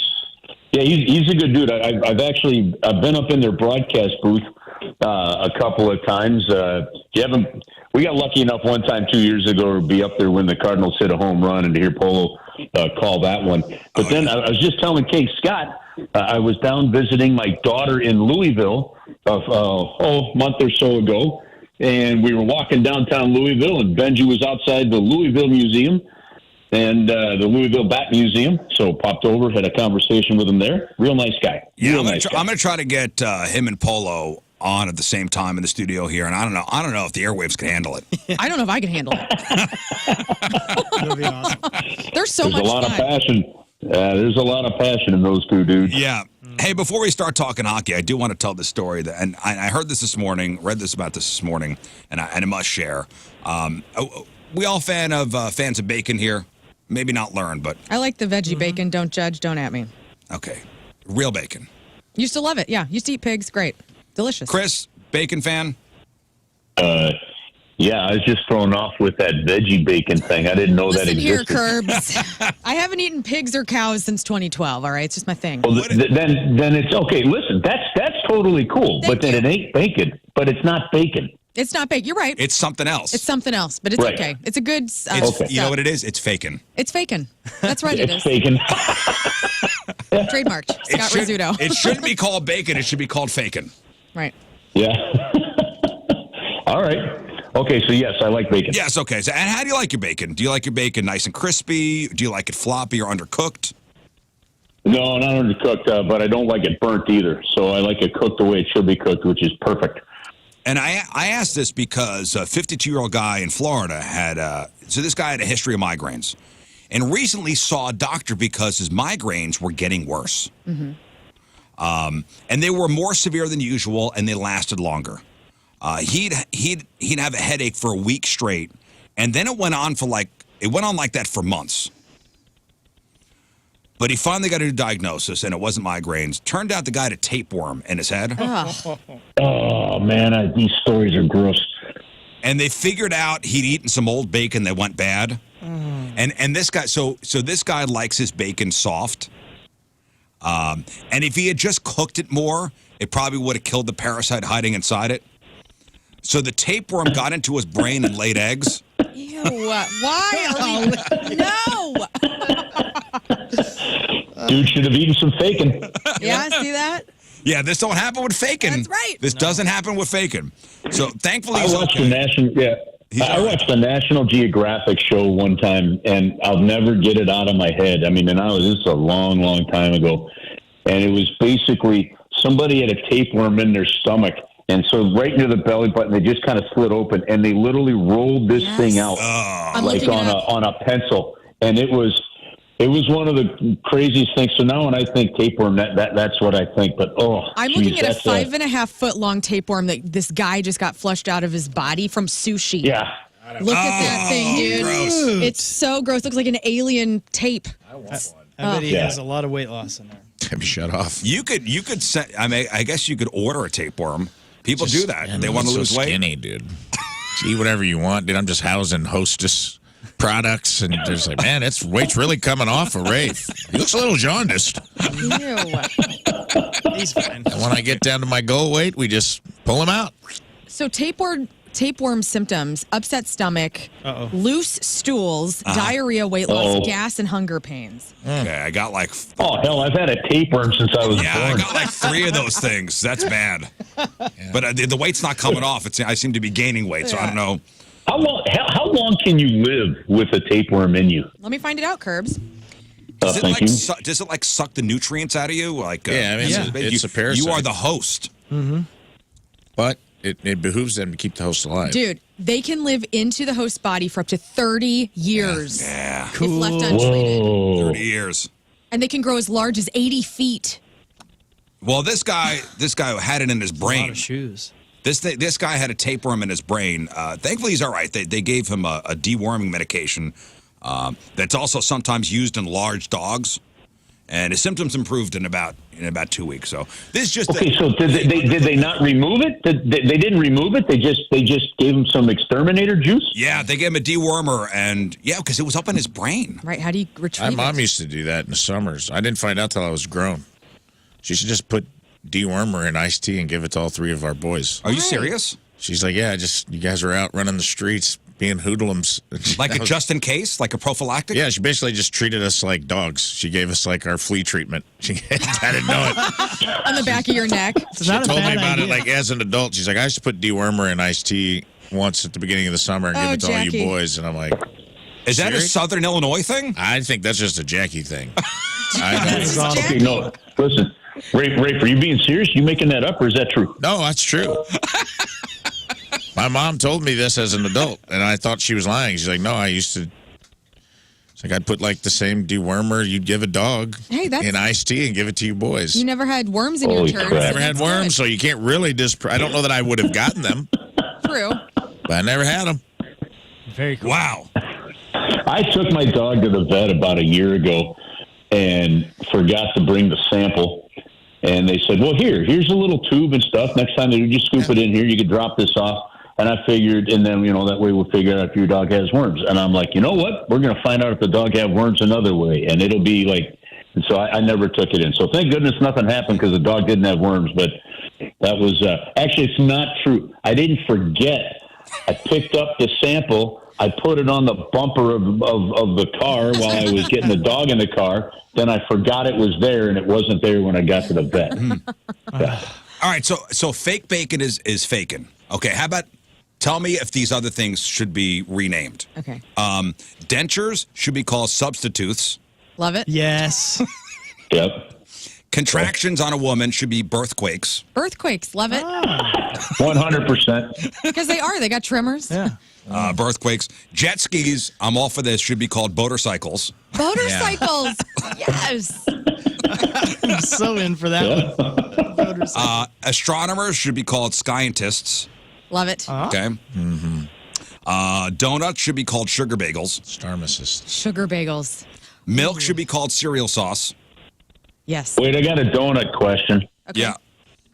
Going back to the donuts, once you create the hole, right? And then, so Dunkin' then sells donut holes. Yeah, Munchkins. They're not holes. They're the fills, right? So a donut has a hole. Once you take the stuff out, the stuff you take out isn't the hole. Like if I dig a hole with dirt and I don't look at the pile of dirt and go, well, there's a hole. That's a dirt hole. No, the hole is the hole. Right. I see what you're doing here. So you shouldn't call them donut holes. Here, pass that J over here. Kirby, you got a good point, dude. Yeah. Did you know there's a car that runs on water, man?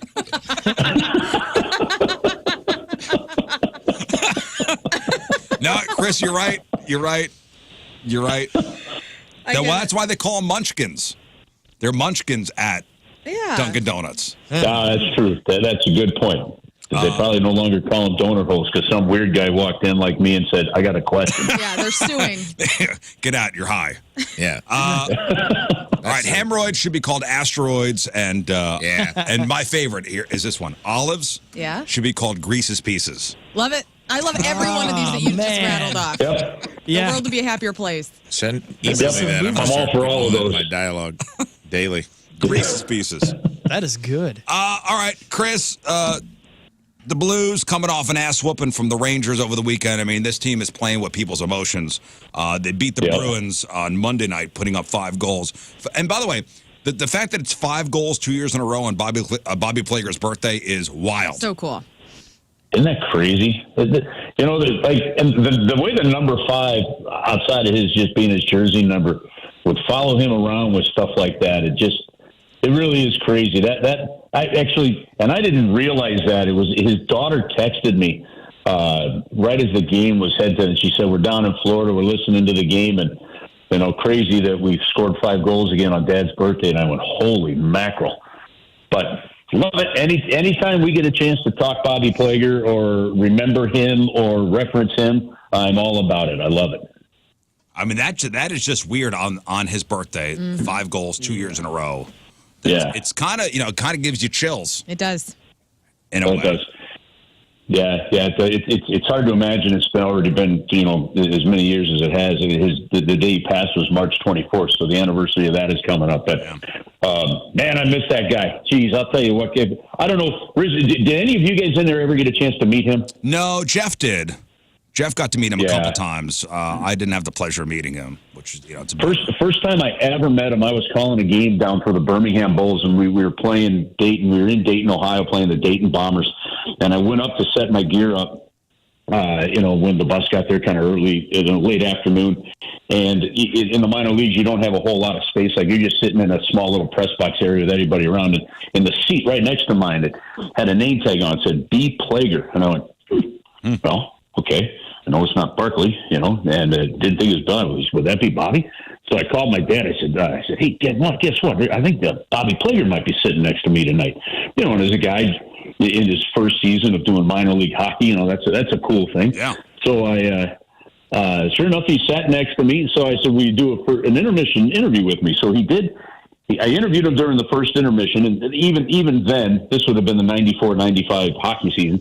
Even then, people were discussing the role of fighting in hockey. Well, in the second period, all hell broke loose. We had a line brawl. One of the coaches spit at the referee. We had both head coaches get kicked out of the game. By the time the other guys were kicked out of the game, we literally had the 5 guys on the ice for each team. Each team had 2 subs, and the assistant coaches were coaching the game. And that's when hockey used to be hockey. Am I right? Yeah.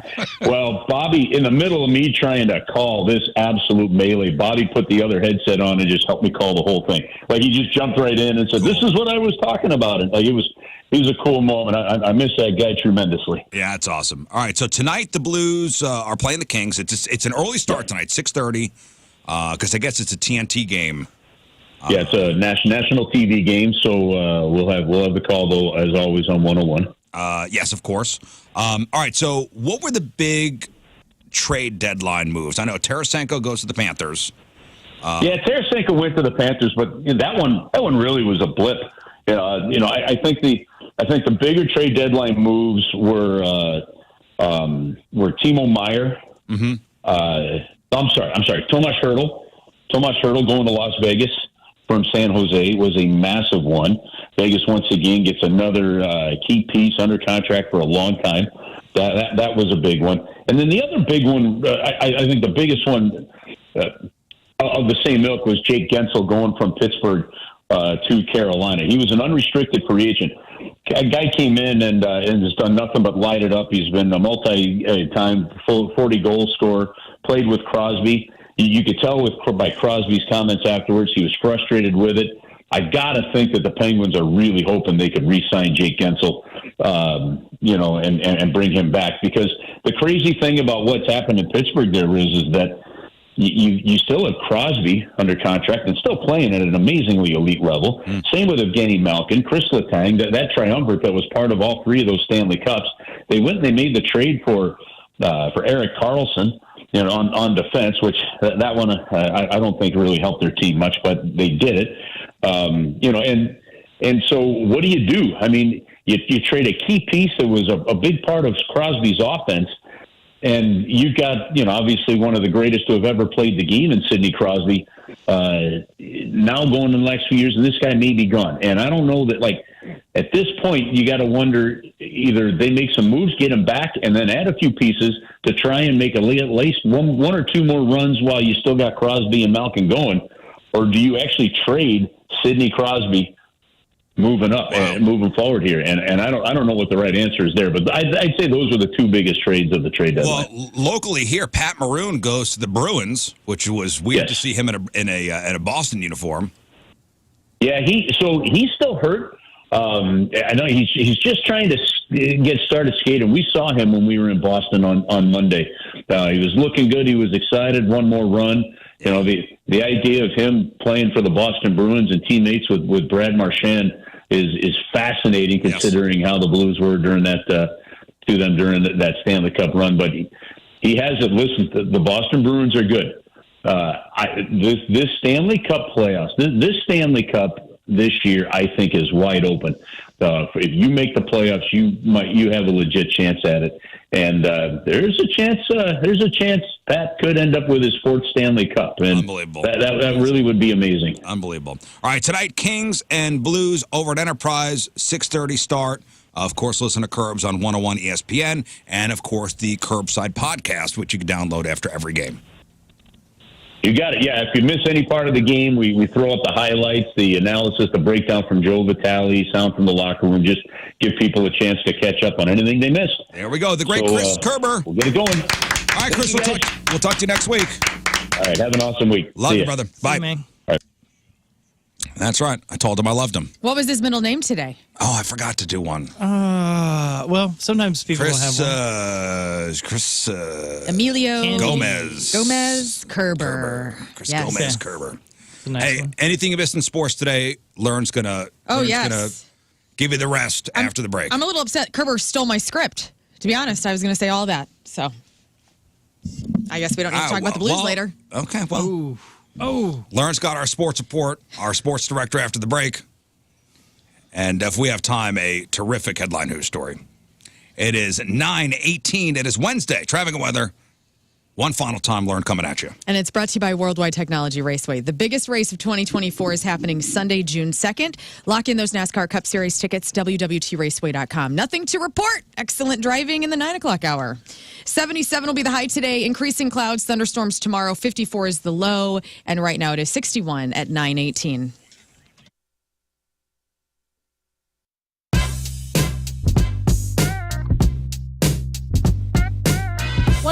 .7 The Point. AO.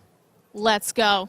It's Liv Maddox, broadcasting live from the Hollywood Casino Amphitheater. And I am joined now by the one, the only, Jelly Roll. Yeah, baby. How are you, sir? I feel like I'm back home, man. I love St. Louis. It's one of my favorite cities in America for dozens of reasons. Mm-hmm. And then the last time I was here was just sheer disappointment because Point Fest got rained out that day. And Yeah. We're still mourning that. And the crazy thing is that, I wasn't here yet when that happened, but I keep hearing that when that announcement came out that it had to be pushed out and then you couldn't make the scheduled show, people were. Tricked you. Tricked you out of your own life. What is happening? I don't know. Ray put on his headphones and I go, who's doing? I'm supposed to be talking about Chesterfield Fence and Deck right now. Oh, tell us. They've been around for 56 years, and maybe you have deck envy, Lern. I do. I envy your deck very much. Man, I got a nice deck. Yeah. Actually, my deck is falling apart, and I need a new deck. And I had a neighbor come over who said, "Man, your deck is awesome." I go, "Yeah." Another person with deck envy. Big deck energy. I got big deck energy at the Rizz. You do. At the Rizz compound. Yeah, tiny little short deck off the back of my house. I don't like No, it. you live in the that's city, all, Rafe. That's all courtesy of Chesterfield Fence and Deck, the best in the business, locally owned, operated, 56 years. Whether it be a fence, a deck, a sunroom, screen room, patio, retaining wall, windows, they do it all, and they do all the stuff in house. When I got my deck, we did the underdecking. They even did the concrete work. All the products guaranteed by a 5-year labor warranty. If you mention the Rizz Show this month, 20% off your next installed outdoor project. Chesterfield Fence and Deck online, chesterfieldfence.com. After all, who doesn't want a bigger deck? Is our guest on the phone? There's some guy named Bert on the phone. Oh. Bert. Hopefully That's the guy who's supposed to be calling, right? Yeah, I think so. Ladies and gentlemen, the machine, Bert Kreischer on the phone. Hey, man.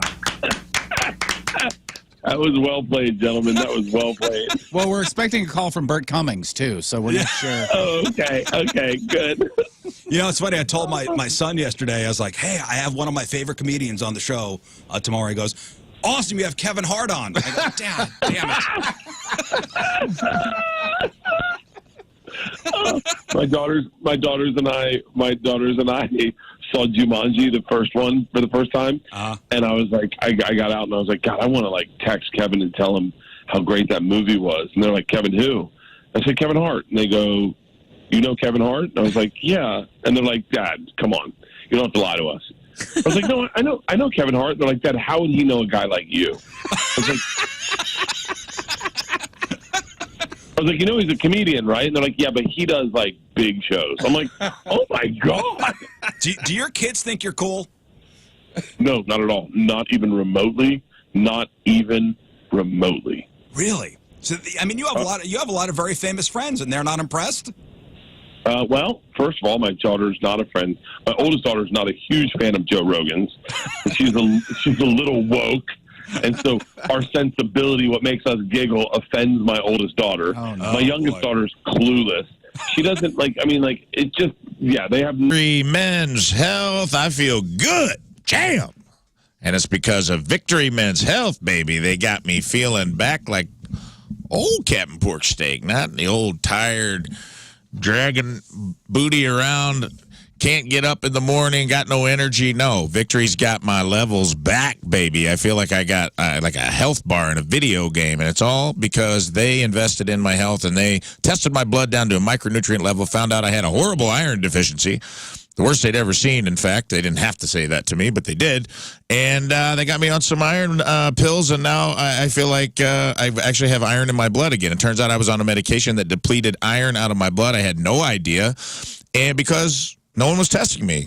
And that's one of the benefits of going to Victory Men's Health is they're going to test your blood. They're going to tell you everything that's going down with your body down to the micronutrient level, and they're going to get you on a customized treatment plan that's right for you. Now, that might be TRT if you got low T. If not, it might be peptides. If not that, it might just be vitamins. If not that, it might just be figuring out a weight loss plan that gets you back to where you need to be. But whatever it is, they're as invested as you are in your health. And it's easier than ever because they got 4 locations. They got one in Each O'Fallon, Illinois, and Missouri, the one in Town and Country that Lern, King Scott, and I go to, and a brand spanking newborn location right there in Sunset Hills. So wherever you are, you're near Victory Men's Health. So don't wait. Schedule an appointment today. For more information, go to victorymenshealth.com. That's victorymenshealth.com.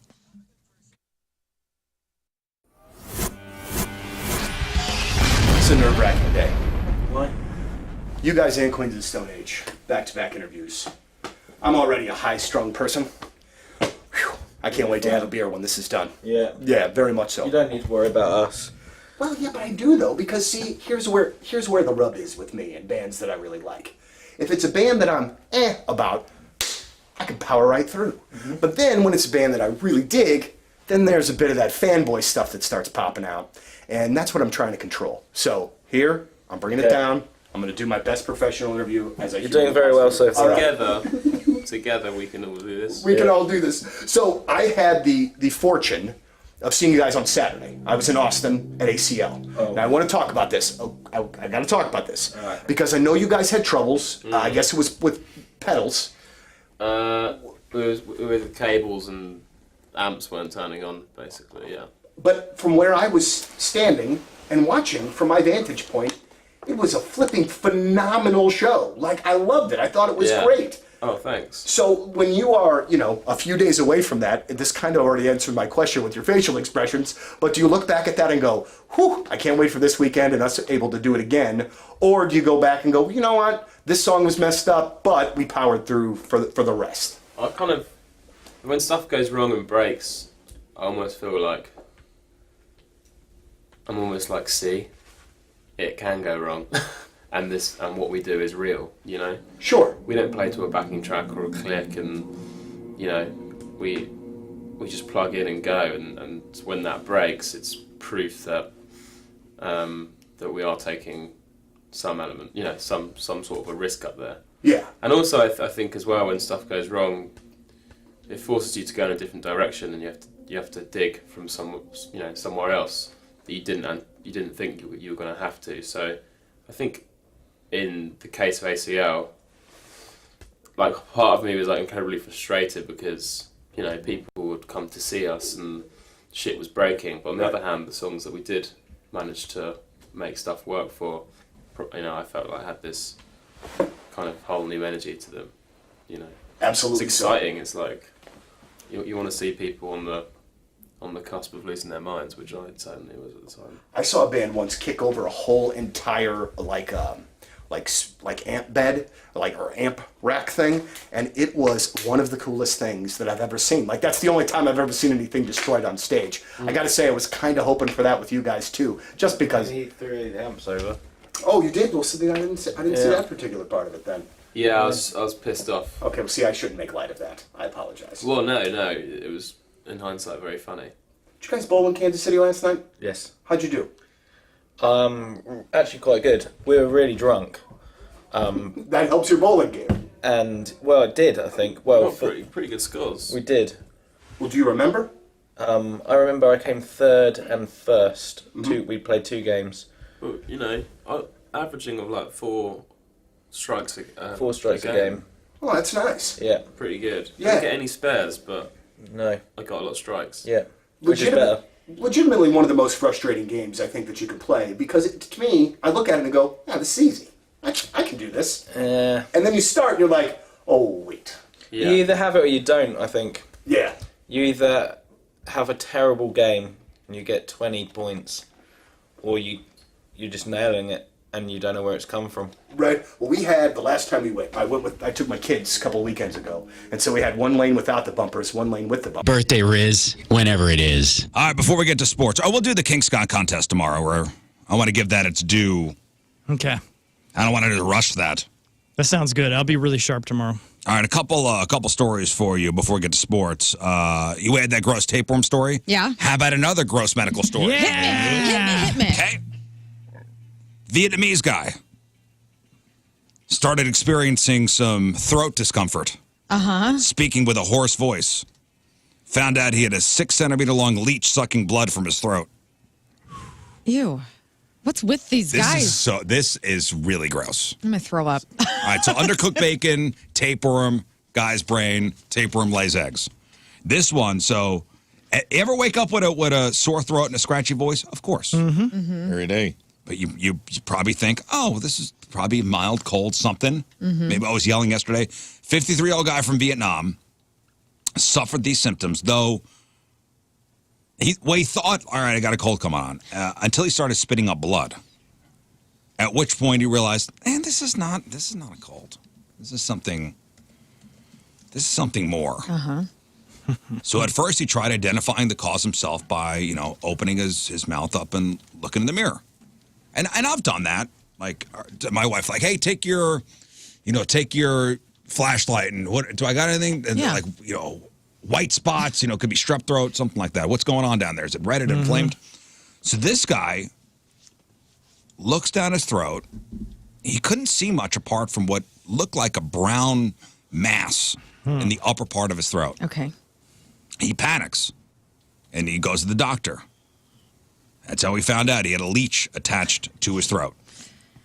Guy gets to the hospital complaining of throat discomfort, occasionally spitting up blood. Doctors perform an endoscopy, And yeah, 6 centimeter long leech attached firmly to his throat, firmly below the glottis. What is the glottis? It's the Near the trachea. Oh, yes. Yeah, it's one of those areas that's just really cool to go and suck blood out of. Yes. The glottis. Yeah, the glottis. So what's the hanger? It's next to The hanger, that's the uvula? Uvula. Mm-hmm. So what's the glottis? Yes. The glottis is the maximus. It is the gap between the vocal cords and the larynx. Yeah, that's where it was. Yeah, that's what I meant. Was sucking them dry. And such discoveries are not unheard of. Another Vietnamese guy made headlines back in 2019 for the same reason. So how was this? It's rare. You're making people. Somebody in the chat goes, "I'm going to pass on eating today. Thanks." So leeches. Let's cook something. I figured this out. Well, I didn't figure it out. I read about it. Leeches usually manage to enter the human body because of lack of proper hygiene. And people aren't washing their hands. In this particular case, this guy told doctors he had an injury to his hand while handling a mousetrap about a month before the leech got stuck on his throat. So this guy is a fervent believer in herbal medicines. Holistic. Yeah, he's a holistic guy. Okay, I like it. So what he does, he goes out and he picks medicinal plants. He puts them in his mouth and he chews on them until a paste forms, and then he applies it to his wound. Yes. We'll all be doing that again one day. Have you heard of it? Have you heard of people doing this? I have. Like Yeah. You chew the herbs up, and it's a paste, and you put it on whatever. Yeah, people do this sometimes with dandelions, I That's believe. disgusting, by the way. Okay. I mean, if you're out hiking, and I'll it's the only take a option, Band-Aid. Whatever. Did you ever eat a dandelion when you were a kid? Yeah. Just to see? I Yeah. did. And it turns out they're good for you. And I don't remember it not being great. I ate plenty of honeysuckle, though. Ever stuck Honeysuckle those was things great. down? Oh, those Woo! are the best. Love it. I'll still do that. Yeah. well, the guy's hand was fine, by the way, with a mousetrap wound. It's all cleared up. Okay. But doctors think that by putting the unwashed leaves into his mouth, he allowed a tiny leech access to his body. And the leeches are usually tiny, but by constantly feeding on blood, they grow. Gosh. And that's what happened. You're like a big tick. Oh, man, this is so gross. What's that? A big tick. Okay. Big tick. Yeah, that T. does sound... Millions of T as in leeches. Tom. Leeches Leeches for me. Gross. Man. I'm just wild he's able to... Leeches come on a plant. They How were small put there are by they? Man. They could be very They tiny. can be very tiny. And then Just babies. Because we went, we were playing in a waterfall. We're just hiked out somewhere, I forgot what park it is here in Missouri, and we're way out there, and we found this waterfall. It was awesome. It had all these little pools throughout it, so we were sitting in the pools just That's cool enjoying as it. hell. Get up, and it was just like hundreds and hundreds of little tiny leeches all over All over us. your body? yeah. Yeah, it was so Oh my nice. God. Yeah, it All right, was well, fun. You know, if it's not leeches, next time you got a sore throat, try reaching for a nice tall glass of pickle juice. Yes. Okay. Love pickle juice. Yep. Yummy. Seriously, this might make it feel better. The advice comes from an infectious disease specialist who says it works because of the high salt content. Pickle juice is up to 5% salt. Here comes the science, guys. All right. Your body is only 0.4% salt, so any liquid with a higher concentration than that tends to draw water out of your tissue to reduce inflammation. It happens with sugar too, which is why tea and honey can also help. So if your throat is killing you, drinking a little pickle juice could alleviate some of the pain. Get it from the gas station. But it's just temporary. Oh. It's only going to give you about 10 to 15 minutes of relief. So maybe take some Advil and chase it with some pickle juice. I don't know. Get a little tequila in the I'm in. pickle juice. Not a great Now we're tip. talking. Not a great tip for people with high blood pressure since pickles are loaded with sodium. Well, I'm out then. One spear is 33% of the sodium you're supposed to have in a whole day. But for anyone else who wants to try it, bread and butter pickles don't have much salt or as much salt. But it has sugar. So dill pickle juice works best. Or, and this is nuts, just maybe gargle with salt water like a normal person. I What? don't know. No. Ew. My Not grandma when used there's to a make me pickle do jar it. in the fridge. I used to hate sore throat day at grandma's house because she was old school. She'd go, all right, we're getting the salt water out. We make the kids do it. Gargling that salt water was disgusting. We make the We're kids do 80s. it. It works, though. It works. I still do that. All right, Easy Lern, you fix. ready? Are you guys ready? Oh, yeah. All right, Lern. Sports. Yes. It's brought to you by DraftKings at Casino Queen. Call to book your bracket bash watch party at DraftKingsSportsbook.com. Well, as Kerber said on the phone earlier, the rush to the 2024 #Stanley Cup playoffs continues this week with 20-plus national broadcasts across the U.S. and Canada. And tonight, we can watch our St. Louis Blues take on the L.A. Kings. Now, the L.A. Kings, their record is 33-20-11. Our record is 33-29-3. And that means this is going to be a really good game. Sure does. And honestly, Kerber told you everything you need to know, so maybe you need to rewind this show. Yeah. So, also, we had Bengie Molina in here, and man, that guy knows his stuff when it comes to talking about the Cardinals. He told us everything that we needed to know, too. The pitching, the infielders, they are looking so good. They're young. They're knocking at the door. They come from Springfield and Memphis. And guess what, guys? Later today at 12:05, there's another game happening. It's preseason. Cardinals are at the Minnesota Twins spring training. I don't have that location in front of me, but I'm sure you can Google it. Where do the Twins do their spring training? I don't know. Okay. Have you heard of the Cactus League and the Grapefruit League? Of course I have. Yes, I love the Grapefruit League. My favorite. So the Grapefruit League is all the Florida teams, and there's Citrus. also spring training in Arizona. Of course, John Hewlett was at a game last night. So I don't that's know the who was Cactus there. League. Okay, they're in Fart Myers. Fart Myers. Yeah. Fantastic. Hey, guys. Best town in the world. Look, we don't talk about politics on this show because people get their panties in big old wads, but it needs to be said. Robert F. Kennedy Jr. is running for president of the United States of America. There are roughly 250 million adults in the country, and Kennedy is seriously considering choosing New York Jets quarterback Aaron Rodgers to be his running mate in the 2024 presidential election. People are losing their effing minds. I want to see your vice president throw a tight spiral 60 yards. Yeah. Okay, Come guys. on, Kamala Harris. Guys, it's college hoop season. It's tourney time. And the most unproductive 3 weeks at the workplace is about to begin with the start of the NCAA tournament. A new poll found that the average basketball fan will spend about 36 hours focused on the tournament, or tournament as Rizz says. This includes 13 hours spent watching games, 3 hours creating brackets, 5 hours discussing the brackets with their friends and coworkers, 5 hours looking at online content, 5 hours of watching the highlights, and then 3 hours placing bets. The tournament consumes so much of our time that 26% say they've skipped work, 17% say they've actually canceled future dates, and 17% of people that watch this stuff canceled going to birthday parties. I'll pay attention. Will you pay attention? If I gamble on it. But even I don't usually throw any money down on NCAA stuff. I know so little. If I don't get in a bracket, I don't have a dog in the fight. I won't pay that close of attention. I look at it as a cultural. Yeah. I'll pay attention, but It's a not as cultural much. thing. It's a nice background noise, too, at home. You just pop in. Guys, Yeah. speaking of gambling, the former employee of the Jacksonville Jaguars who stole $22 million from the team was sentenced to 6.5 years in prison yesterday. While employed by them in 2019 through 2023, Amit Patel, who is the finance manager, managed to transfer millions of dollars to gambling websites and spend more millions to fund his life of luxury, which included private jets, hotels, rental properties, and travel. This guy also set some money aside to purchase a 1996 Tiger Woods putter for around $47,000 and a game-used Trevor Lawrence jersey for $2,200 on eBay. What a way to fly under the radar. Yeah. This is nice. Along with his prison sentence, Patel was also ordered to pay the Jaguars $21.1 million in restitution, which he doesn't probably have. Wild. And attend Gamblers Anonymous meetings. Okay, so he stole 22 mil. Yeah. And what did he buy? He bought a Trevor Lawrence jersey for $2,000. He bought a Tiger Woods putter for $47,000. And then he bought like private jets and all sorts of stuff. Private jets and stuff like that. I like that he stole 22 and he has to pay him back 21. Exactly. I like that he worked for the Jaguars and had to buy a Trevor Lawrence jersey online. Why don't you just ask the guy? Right.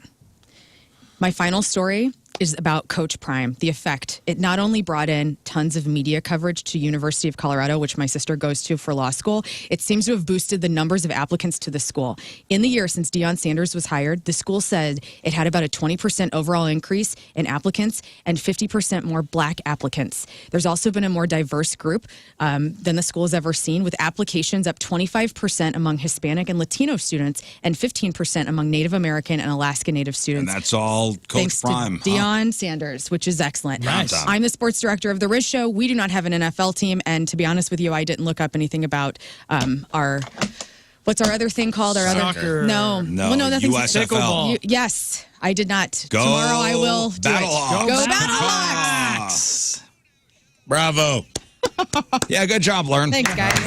On your Headline Hooshe today is sponsored by Morris Royce Jewelry, the official jeweler of the Rizzuto Show. All right, guys. Normally we go down to Florida. Yeah. Today we're going to Wisconsin, Green Bay, Wisconsin. Ooh. And I'll start by saying that I'm shocked a guy with this name doesn't have his life together. Uh-oh. 42-year-old guy named D's Nuts Finally. is facing charges. Yes, it's spelled DEEZNUTS. Yeah. He got arrested at his house last Tuesday for hitting and shoving his daughter because she didn't do her chores. He also allegedly pulled out a BB gun that looked pretty real. Doesn't sound like the daughter was seriously hurt. Now, D's Nuts had apparently been doing some drinking. Cops say he had appeared to be highly intoxicated when they showed up around 10 p.m. He was out on his porch in pajama bottoms, no shirt. The police report says, quote, they walked up to the top of the stairs and took D's Nuts into custody. And it goes on to say that they put D's Nuts in handcuffs and made sure they were tight enough not to slip off. They were arrested. Oh, he was arrested for battery and disorderly conduct. Now, D's Nuts is just his first name. Oh. Oh, okay. He was born Derek Lee Kroll. He legally changed his name in 2011. Had to change it again 6 years later when he realized he misspelled it. He originally had one E. Oh. Des. Des Nuts. And I'm guessing. He's cool. That's not, you know. And I'm guessing the joke wasn't landed because people didn't say it right. So we added the second E in 2017. Hey. I'm upset that the nuts doesn't have a Z at the end of it. I know that maybe we're not focusing on that, but NUTS. So there you go from Green Bay, Wisconsin. D's Nuts, today's Headline Hooshe. All right, one final break. We'll come back, wrap her up.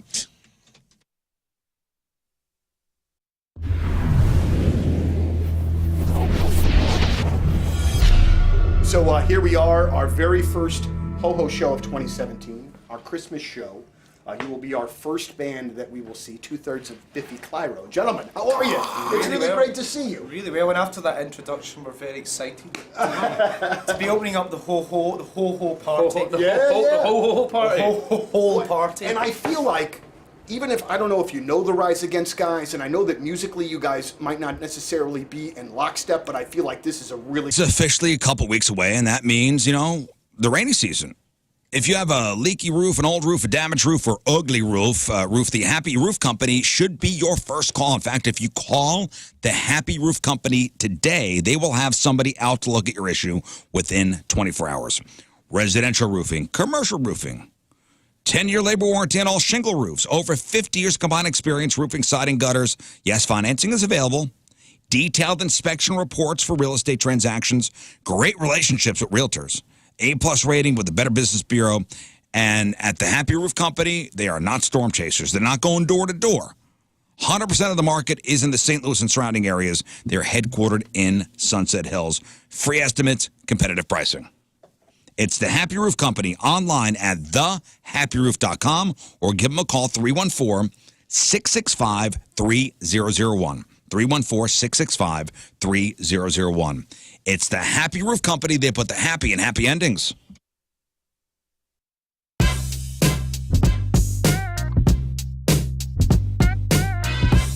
All right, backstage at our big, gigantic Ho-Ho show with Angels and Airwaves. Mr. Tom DeLong, how are you, man? It's great to see you. I am good, and I just realized you have a kick-ass camera right there. This is like IMAX level shit you're doing. We try not to mess around, Tom. You don't fuck around. This is like real interview. This is like... The bad part is, though, with that fancy camera, it really pinpoints the ugliness. Boogers and like... I mean, anything, man. Like crazy hairs, anything. It really blows it out of proportion. You know what's funny about that? I was just walking down the stairs, and Alon, my drummer, goes, wait a second, I was like, one hair was longer, and he went up to my face, and we got it out. One hair, and you just mentioned hairs. Dude, that was kind of funny. You know what the worst part? I don't know how old you are, Tom, but I think we're probably 22. pretty close. All right, well then we're not. I'm 43. I'm 44. All right. You didn't believe me. Well, no, I didn't. Okay, I knew God. we were in the ballpark. Yeah, no. What bothers me about getting older is how rapidly my ear hair grows. I've noticed every once in a while, like there'll be like a random hair, and you're like, "What the fuck? Where did that shit come from?" I just trimmed this yesterday, and now I can't hear because there's so much stuff See, going on. women think they have it bad because of like childbirth, but no, No, men have it really, really bad. I We have don't- things like that. Yeah. I don't know that that's the road we go down. Yeah, no. Right now there's women over there going, "We will kill you." Right now. Right. While you sleep. Real quickly, because I know we don't have a ton of time.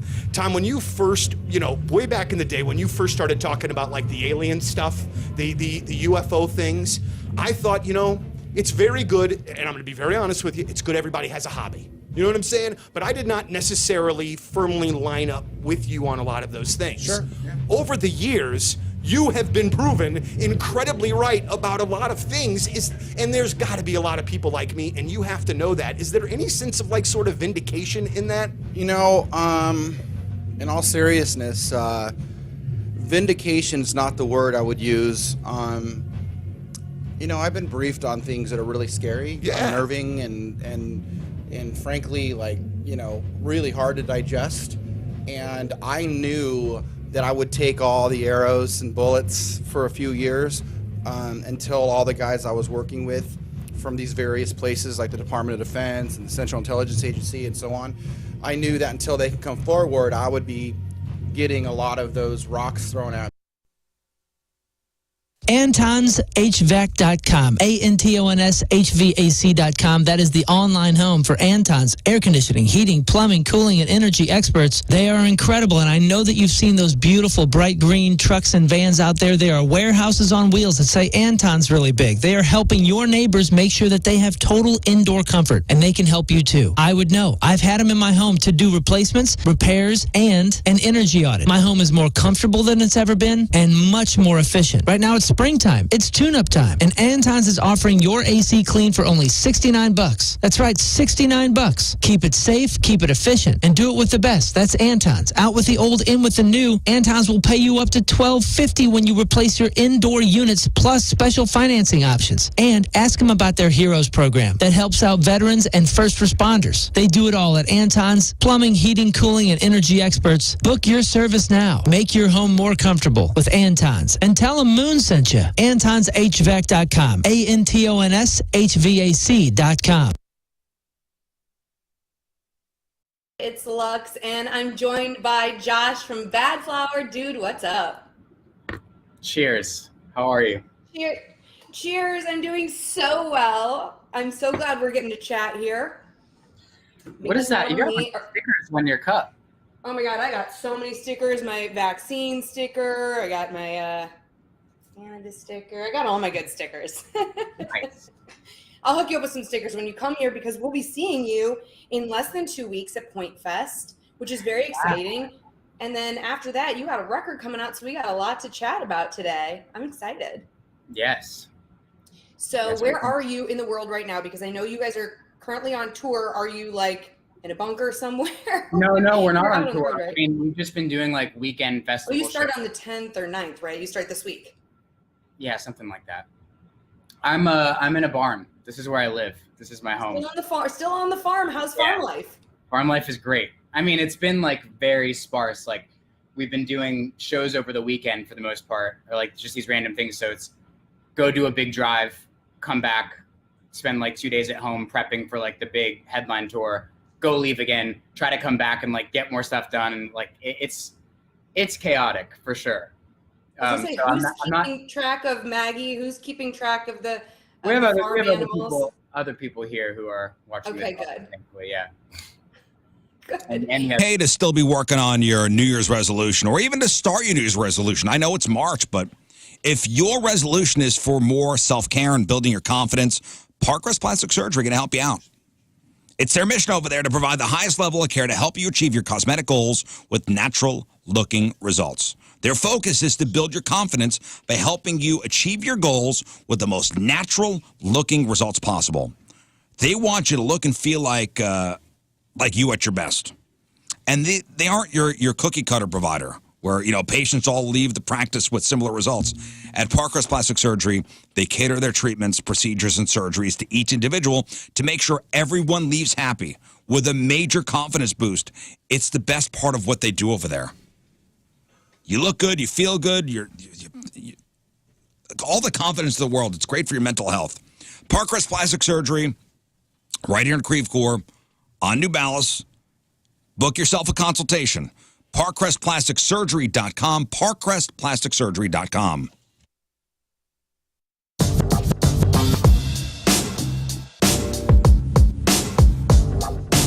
All right, backstage at Point Fest, and for the first time playing our fantastic festival, a rock and roll band that we have come to like quite a bit in the last 6 to 9 months. Gentlemen, it's great to see you from Bad Flower. Welcome to St. Louis and welcome to Point Fest. It's great to have you. Thank you very much. Here. It's great to be here. So I want talking into the fart mics. Talking into the fart mics, absolutely.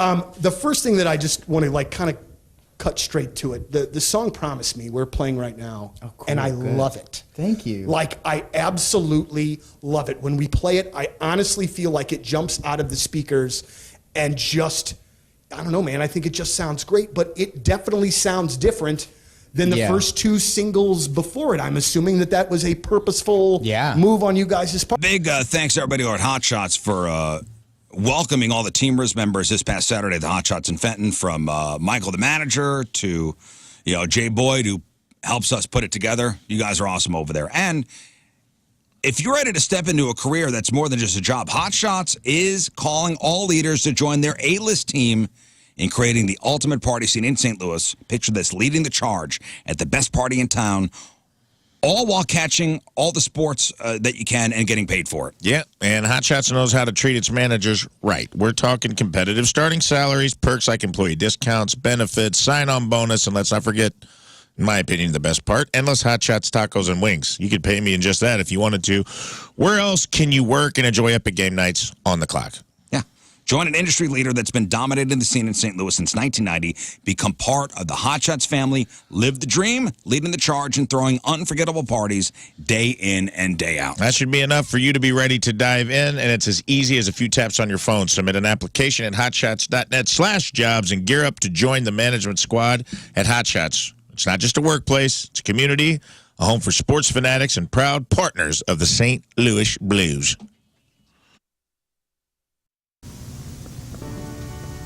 Hello, I'm Lefty Borton, here for you, your Valentine's 2016 holiday dating tips. Number 1, fireplaces are great, but don't get too close. Human hair is flammable. Tip number 2, a bearskin rug is romantic. Go with something dark. It'll hide most of the stains.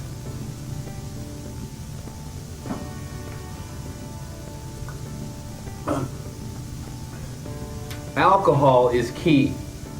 Always check for an ID. If you don't know, the judge will tell you. Tip number 4, trash bags should always be within reach.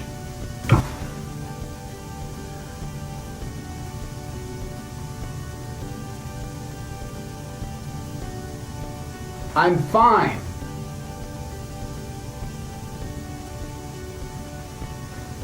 I have mine within reach all the time. We're not going to get to all of them. I haven't even gotten to the clamps yet. We're out of time for this year. I'll see you next year with Lefty Borton's Valentine's Tips.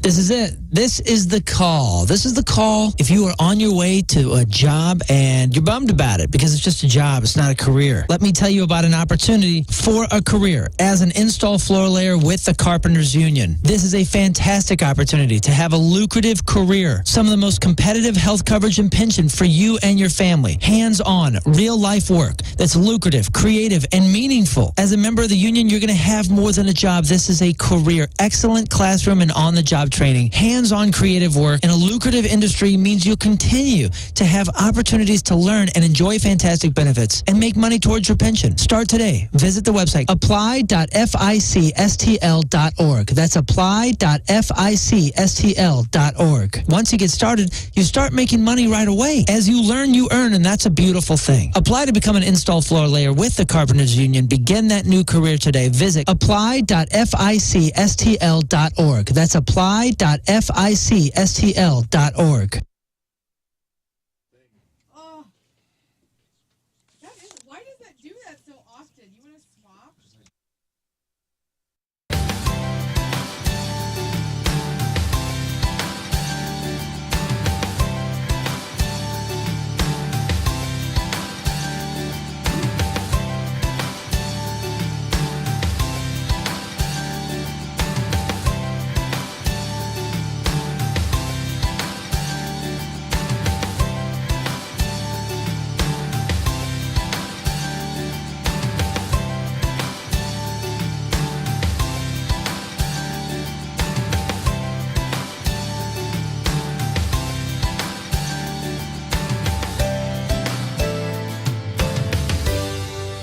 Check this out. There's nothing. Nothing. It's a blank canvas.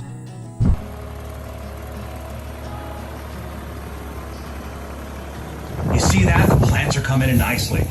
Come a long way since last year.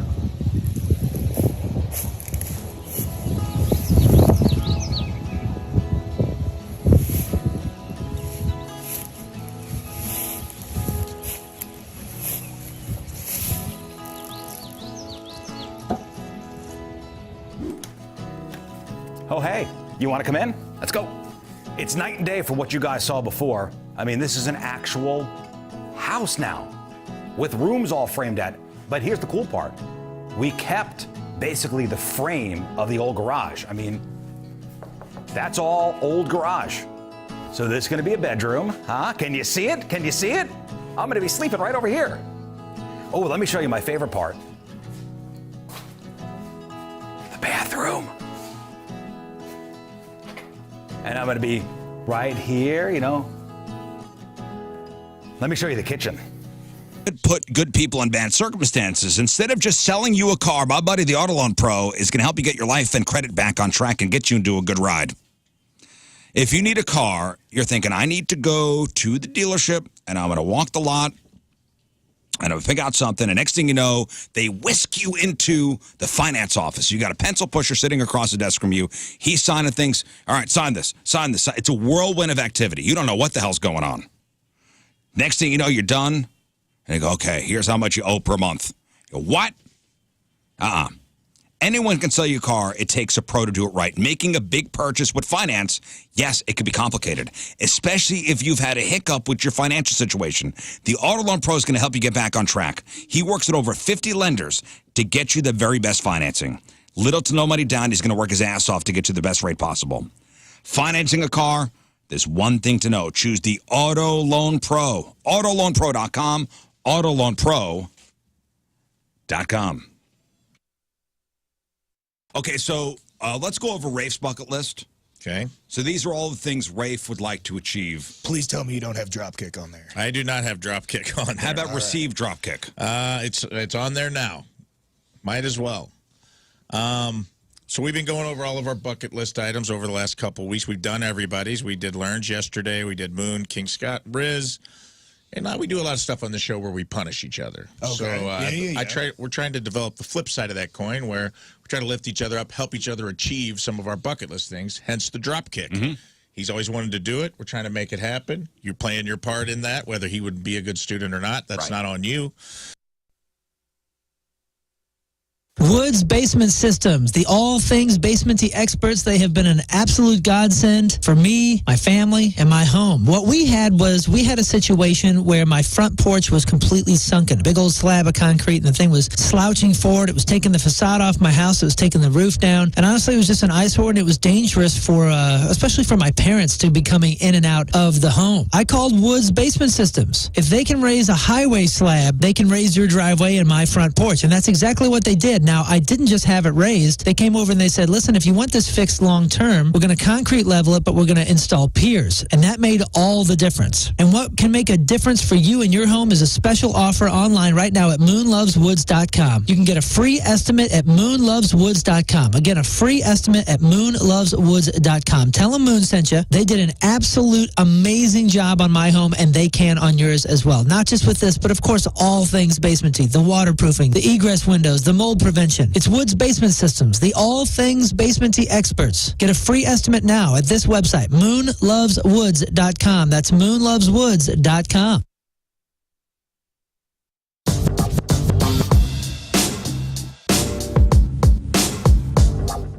And it's Rizz. We are backstage at Point Fest, and say hi to POD. Hello, fellas. Hello, hello. What's up? I can hear him right now saying hello. Welcome back to St. Louis. Welcome back to Point Fest. Yeah. Great to be St. Louis. St. Louis, indeed. In the house. You like it here? Oh, yeah. We've been coming here for many, many, many years. Any? I want to say a few decades. Yeah, it's been a while. For sure. Any memories, special memories of St. Louis? It is, but it's not a good one.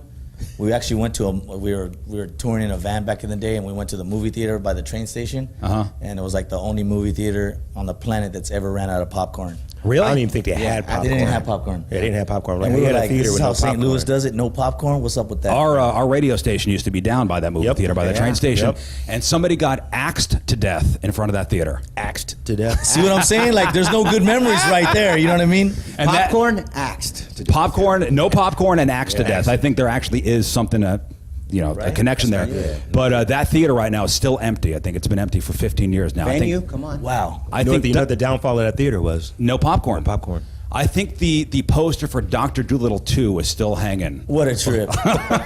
in that movie theater. But all in all, you know what I mean? We've been coming to St. Louis for a long time. You know, Pops, we always play Pops. Oh, and Pops stuff is like great. that. Well, we love having you here. Yeah. I mean, it's been a long time for POD doing your guys' thing. How have you survived all this time? Wow. Well, you know, we take our vitamins. Cardio. Lots of water, cardio. No, actually, you know what? Just learning how to get along and you know, our friendships, you know, respect, and all the years of touring the world together. We're either on a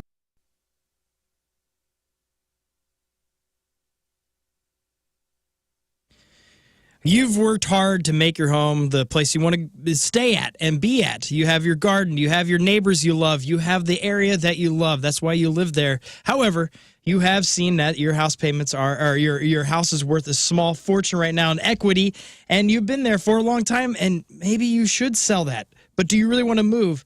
Well, you don't have to, and there's some great news for you.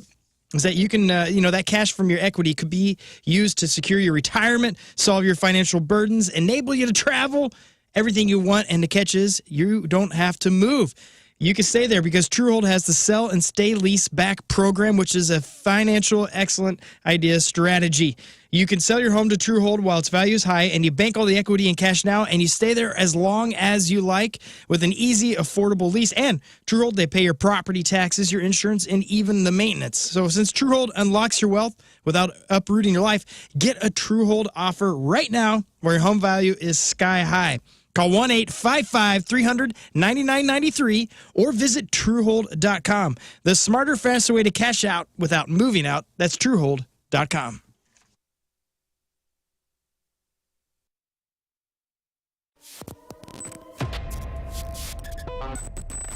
Well, here we are backstage at Point Fest with Greek Fire. Hey, gentlemen. Hi, Donnie. So guys, how'd it go today? Well, you know, it went excellently. Yeah, man. You know why? Because so we had, just to fill anybody in, we had a bunch of technical difficulties, and it really wasn't anyone's fault, but a whole bunch of stuff was going wrong. But I tell you what, man, the St. Louis crews worked so hard. Everybody is friendly here. Thank goodness for Midwestern hospitality. You know what I'm saying? Yeah. Everybody did such a great job fixing it. We got it on. And honestly, it was a blessing in disguise because it gave a few more minutes for these seats to fill up. And boy, St. Louis was ready, man. Like it was such a good crowd. And opening the main stage can be very difficult. Yeah, man, that's tough. That's a gig that some people don't necessarily want. Yeah, me neither. And but I do my part. Yeah. And we were like excited for the challenge because opening the main stage, a lot of people, even when they're like ready for a show, you got to pace yourself a little bit. Yeah. 5 o'clock's a little early to be going wild. Yeah. But dude, I thought they brought it, honestly. And it was a blessing in disguise that it was a little trouble. We started a little late, cut one song, that was it, and had an excellent time. I don't know about you guys. Yeah, it felt great to me once we got going. But as you guys, and correct me if I'm wrong, but being in bands and going through the 100% true. Dr. Watma says that they are the busiest at South County Urological in March. All the vasectomies. They're booked. It's because of college basketball. It's crazy to even think about, but it makes a lot of sense. So guys will schedule their vasectomies for Friday. They'll do all the vasectomies on Friday at South County Urological. So procedures done in the morning, quick in and out. You go home, you watch basketball, you ice yourself down. Saturday, you watch more basketball, ice yourself down. Sunday, you watch more basketball, ice yourself down, and you're back to work on Monday. Yeah, no mowing the lawn, no playing with the kids, no throwing anything, no chores. Just focus on you. Ice yourself down, and you're back to work on Monday. The no scalpel vasectomy at South County Urological. My insurance covered my procedure. It was quick and less invasive than other sterilization techniques for women. South County Urological, 314-843-8000, southcountyurological.com.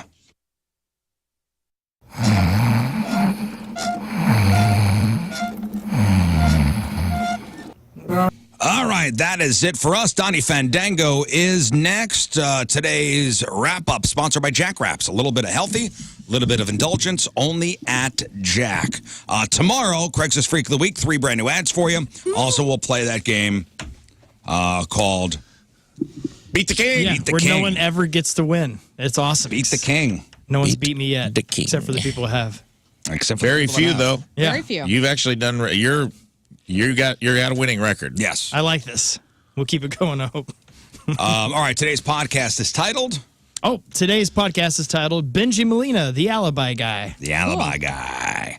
All right, what else you got? Well, you can follow me at King Scott Rules on all socials, and I was just talking about this yesterday, how excited I am that I'm going to be the very first person to reach 1 million followers on Venmo, and it's only $1 to follow, so follow me there. King Scott Rules. It's pretty rad. And tomorrow I'm going to put underwear in my head.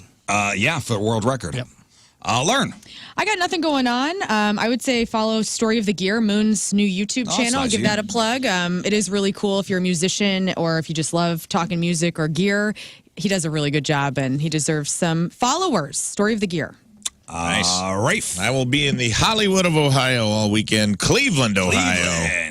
Cleveland rocks. Making it big. I got a show. I'm headlining a show Friday night and Saturday night. Go to I am Rafe Williams at Instagram, and I have all the details for tickets in my bio. If you're in the Cleveland area, come up. Whoa, bonus King Scott.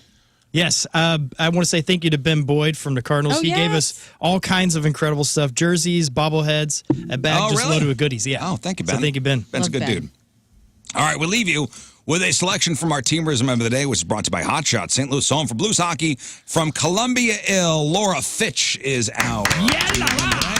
And Laura wants to hear the song. Here it is. This one right here. Sweet. It's a new song? And we will see you tomorrow. It's on the next bye. Toodaloo. It's IndyCar driver Graham Rahal, and you're listening to the Rizzuto Show. You know what?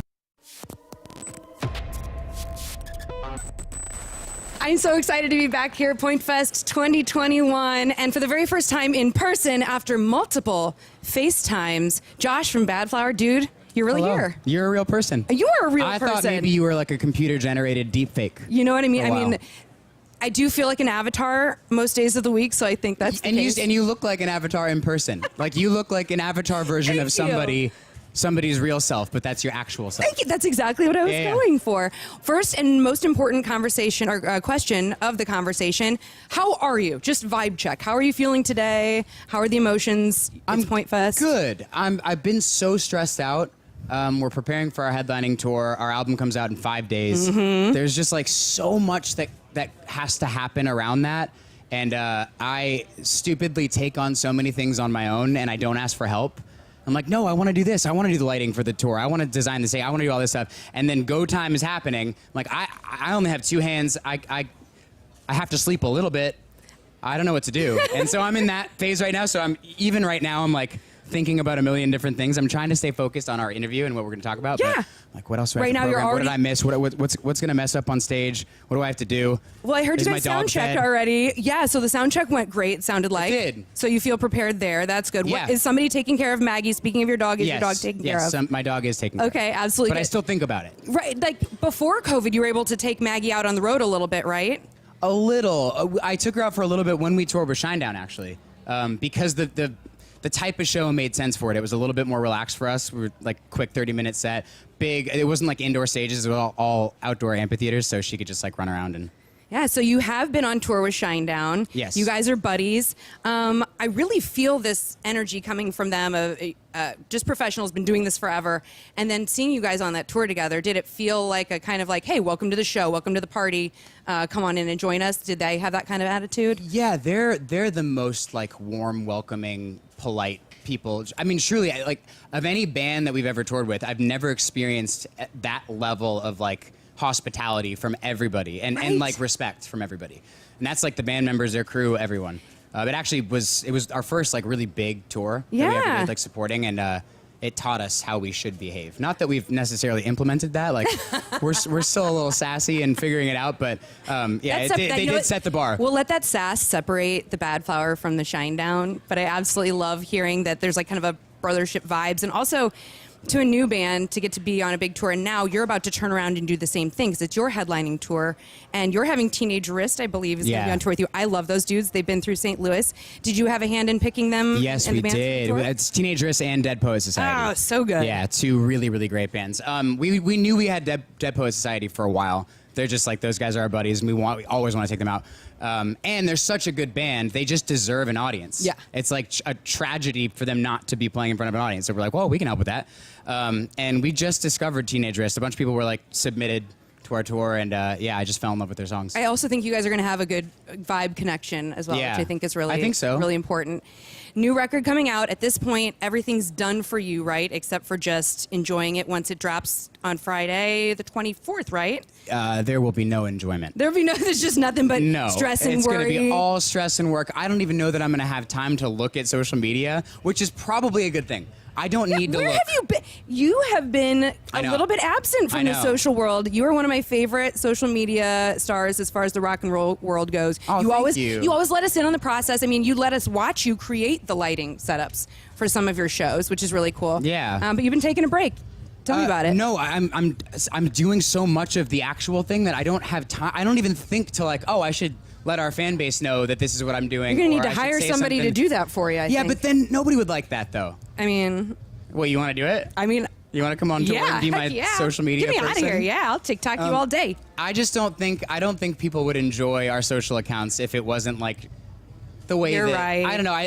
Maybe they would. It's genuine the way that you do it, though. I think there's like a fan base for Bad Flower that come to the shows, and then there's like a separate fan base just for like Bad Flower socials and just the dumb things. Dude, your Twitter is its own other world. Yeah, I don't know. I don't know how I became that guy. I don't remember ever being him, and then all of a sudden, like, this is just the shit you say now. I think it's great. I think your audience really relates to it too, especially since most of us grew up now with social media and whatnot. Yeah. Is there anybody you're excited to see perform today? Outside, obviously, you've seen Shine Down, but is there anyone you're looking forward to seeing? Grandson, always. Always. It was good to catch up with him. I caught up with him and Zach from Shinedown and realized that I haven't seen these people in a very, very long time. And Zach and I were close. I mean, we still are. You guys look like brothers to we me. Used you to really hate brothers from another mother. We text and talk all the time, and then just, I was like, hey, dude, I haven't seen you in like almost 2 years. And you're reunited here under our roof at Point Fest. Yep. That's really special. It's really special finally getting to meet you in person, too. This is very cool. Likewise. Yeah. Likewise. Well, thanks for joining us in the Four Brothers Mead Lounge. We're going to have some bottles of deliciousness for you on the way out. For me. Get ready to rock out with Bad Flower. New album out Friday the 24th. This is the end of the world. This is how the world ends. This is how the world ends. Same thing. Same thing. Pretty much the exact same thing. End the world. Yeah.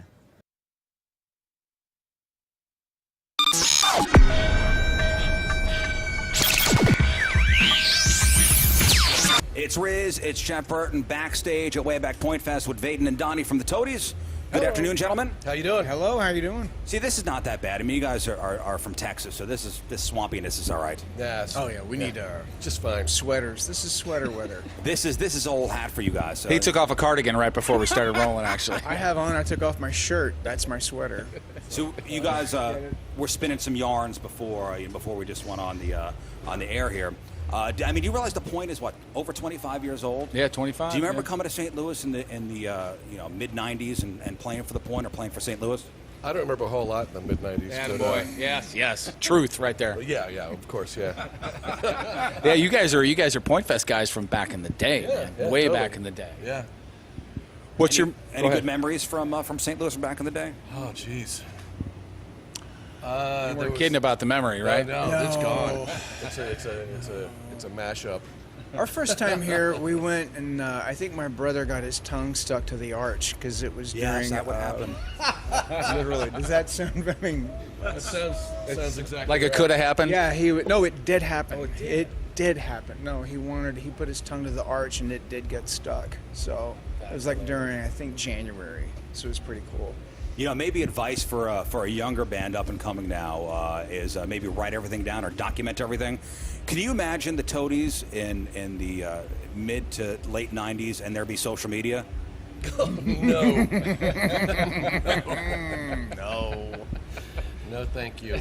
No. Do you think that's a decidedly, a disadvantage for bands nowadays? You know, there's no more anonymity. Only if they want to have kids later and avoid prison time. Yeah. That sounds very, very, very familiar. Yeah. It really does. You know, think about the future. I think 50 years into the future, what would you like to see the legacy of the Toadies be? Oh, geez. Oh, hell, I don't know. I'm just stoked that people still want to see us, man. So, I don't know. I know it's a tough question. Yes, I don't know. The fact that there is a legacy, even, I mean, that would be a good start, right? With my luck, I'll still be here to see it. So, yeah, you will. Well, all right, for 50 years from now. Yeah. Do you guys nowadays, these days, when you're on the road, do you look out and see people that you know have been around for a while, and you guys kind of all grew up together? You see those faces out in the crowd. Yeah, you see people all over the country that you recognize, and like last night, like there probably will be today, there's people with their kids, like little kids, which is hilarious because you got an 8-year-old kid with X's on his hands, which that's just kick ass. It's funny. Like, I want to drink. You know, it's just like, it's not gonna happen. It's a sign of good parenting, though. Yeah. Sure. Yeah, we'll go with that. We'll stick them in front of the amps and blow out their hearing at 8. Parenting. It's a sign of, parenting, because they couldn't get a babysitter. So. Yeah, is it weird to see, to see fans now with the kids and all that stuff? Yeah, I mean, we've had fans name their kids after songs that I've written. That's really weird. Oh, really? Yeah, strange. Yeah, we've gotten And cool. Super cool. That's cool. Possum Kingdom McClary. We've gotten Jigsaw Girl Jones. That was a weird one we got. Rattlers Happy Face McGillicuddy. I forgot about that one. Rattlers Revival. You know that one. Wait, no. No, I don't think any of those are sorry, real. no. That's funny. Yeah, that is good. Hey, you know what's flattering? Anybody but us. But I was going to say, you got to have a positive reaction to that, at least, if it's real. Cool. I mean, actually, the cool thing is to see parents bring their kids for their first shows. That just happened a lot. Yeah. Like 13 and 14, and they're bringing their kids to come see us. Like, wow, that's really cool. You get to see a kid who just learned how to make the horns. Yeah, Oh, they're the rock this? horns. Yeah. Like, yeah, that's it. There's your legacy right there that you were talking about. There you go. Right. That or Ronnie James Dio's, either one, we'll take it. I mean, you guys back in, Rubberneck came out in '94, and I was before, I knew I was talking to you guys. Looked at all the record releases from 1994, which, and we've said this on the air before, the best year in rock music, 1994. I mean, think about all the stuff that came out then, and the stuff we're still playing on rock radio now, including you guys. It was a crowded field back in '94. How did you make yourself stick out? Oh, geez, we just stayed at it. I don't know. But it was a weird, cool era. Like rolling into towns, we would start going through the dial to see if the local station was playing us. And if we're lucky, we heard ourselves sandwiched between Foghat and Boston or something, because the formats were all over the map. Yeah, right, yeah. There, and now it's like that again. Right. Do you still get giddy hearing yourself on the radio? Does it still do it for you? It's just it's weird. I'm like, what? Oh, that's me. That's what my take every time. Are you judgmental of the song when you hear, like, oh, we should have done this or we should have done that? Nah, That's I mean, a good nah. What's done is done. Yeah. There's no change in what happened over 20 years ago. Yeah, the funniest That's thing the is truth. the other day I turned on the radio in the car and I heard the tail end of a song, and I was like, what is this religious guy screaming about? And I realized that's me. Who is this? You old man. For the first couple of seconds, I just thought, You old man to yourself. Oh. this station has really changed their format. What's the weirdest rumor and most untrue thing you've heard about yourselves? Oh, there's so many. Oh, come on, tell us That's a some. pretty clean cut, right? Sure. Let's see. What's the weirdest one? Oh, God, geez. I don't know. There's been a lot of There's them. just a lot of weird things. People I wish like Clark was here. He's got all that up here. Yeah, he does. Yeah. Because he has, there are some weird ones there. I'm trying to think of one now. Yeah. About any particular song That we were young. about yourself. That was the weirdest rumor I heard. That We what? were young ones. We were young. Yeah, I've seen no proof of that.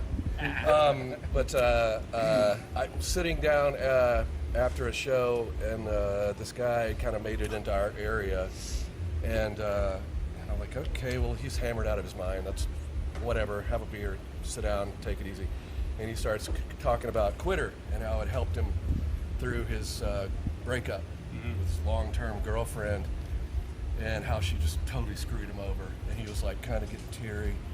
And I said, well, sounds like, I was just trying to commiserate with the guy. I said, well, she sounds like kind of a bitch.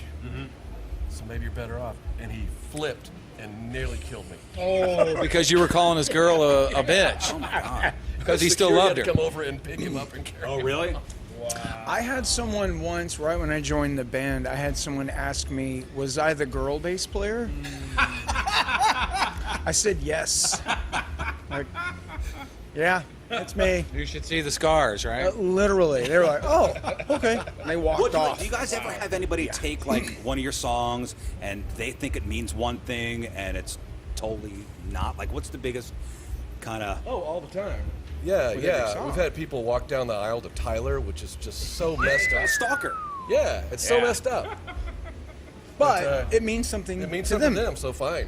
You know? Sure. That's the main thing, Yeah. right? It's For the subjective. for the longest time, I didn't want to explain what the songs were about because people's stories were so much better than this stupid crap that I had. If you hear a song like Tyler, I mean, that's pretty on the nose, though. Yeah. Well, maybe that's how the couple met. And they turned things around. You know, they made the best of it. That's a nice way to He already knew where she lived, you know. That's a good spin. Yeah. There's like a one-sided get-to-know-me type situation. Yeah. As long as they make it. Now, honestly, do you still get the rush when you play those songs? And you've been playing it for so long. I mean, how many times have you probably played Possum Kingdom on stage? Oh, it's so uncountable. But it's different every time because it's just a different situation. You got different people in front of you, different size venues, and at the end of the day, whenever you see people happy and jumping around, it's just like, that's why we do this. Cool. Right. Exactly. Yeah. When their faces beam up and just light and they start singing the song. Like the other night, we were watching some kids. Clark made the observation that they were closing their eyes and just singing the song along, like loud as hell. Young kids?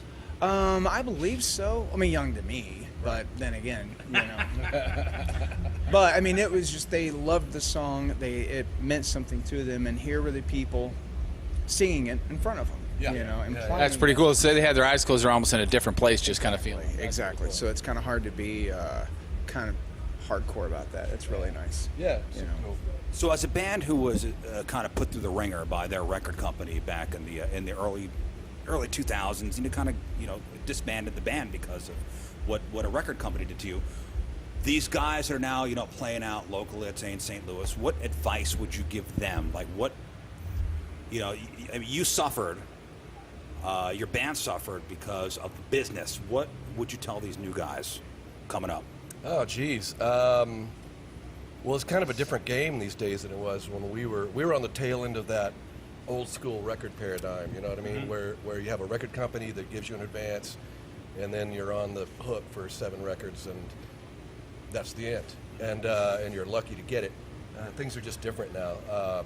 But I guess you said years ago, Donnie said to some kid, who asked him that, like, you got to get out of town. You got to go places that you're not familiar with and not comfortable with, and you got to go get in front of people who don't care. They just don't care, and you have to make them care.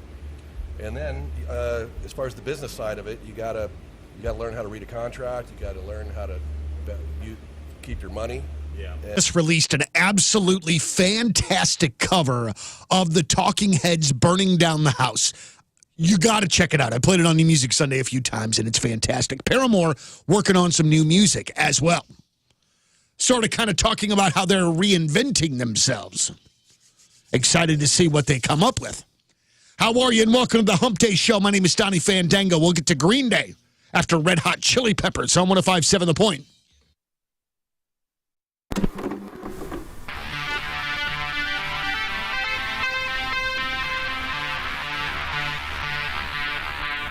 It's 105.7 The Point. Donnie Fandango backstage, way back Point Fest, Goldfinger, and we got everybody. How you guys doing? It's great to have you. Woo! Woo, thanks for having us. Well, and welcome back to St. Louis. I know specifically people were absolutely stoked to see you guys and have you guys back here. And, you know, our buddy Moon is waving that Goldfinger flag when you guys aren't here, man.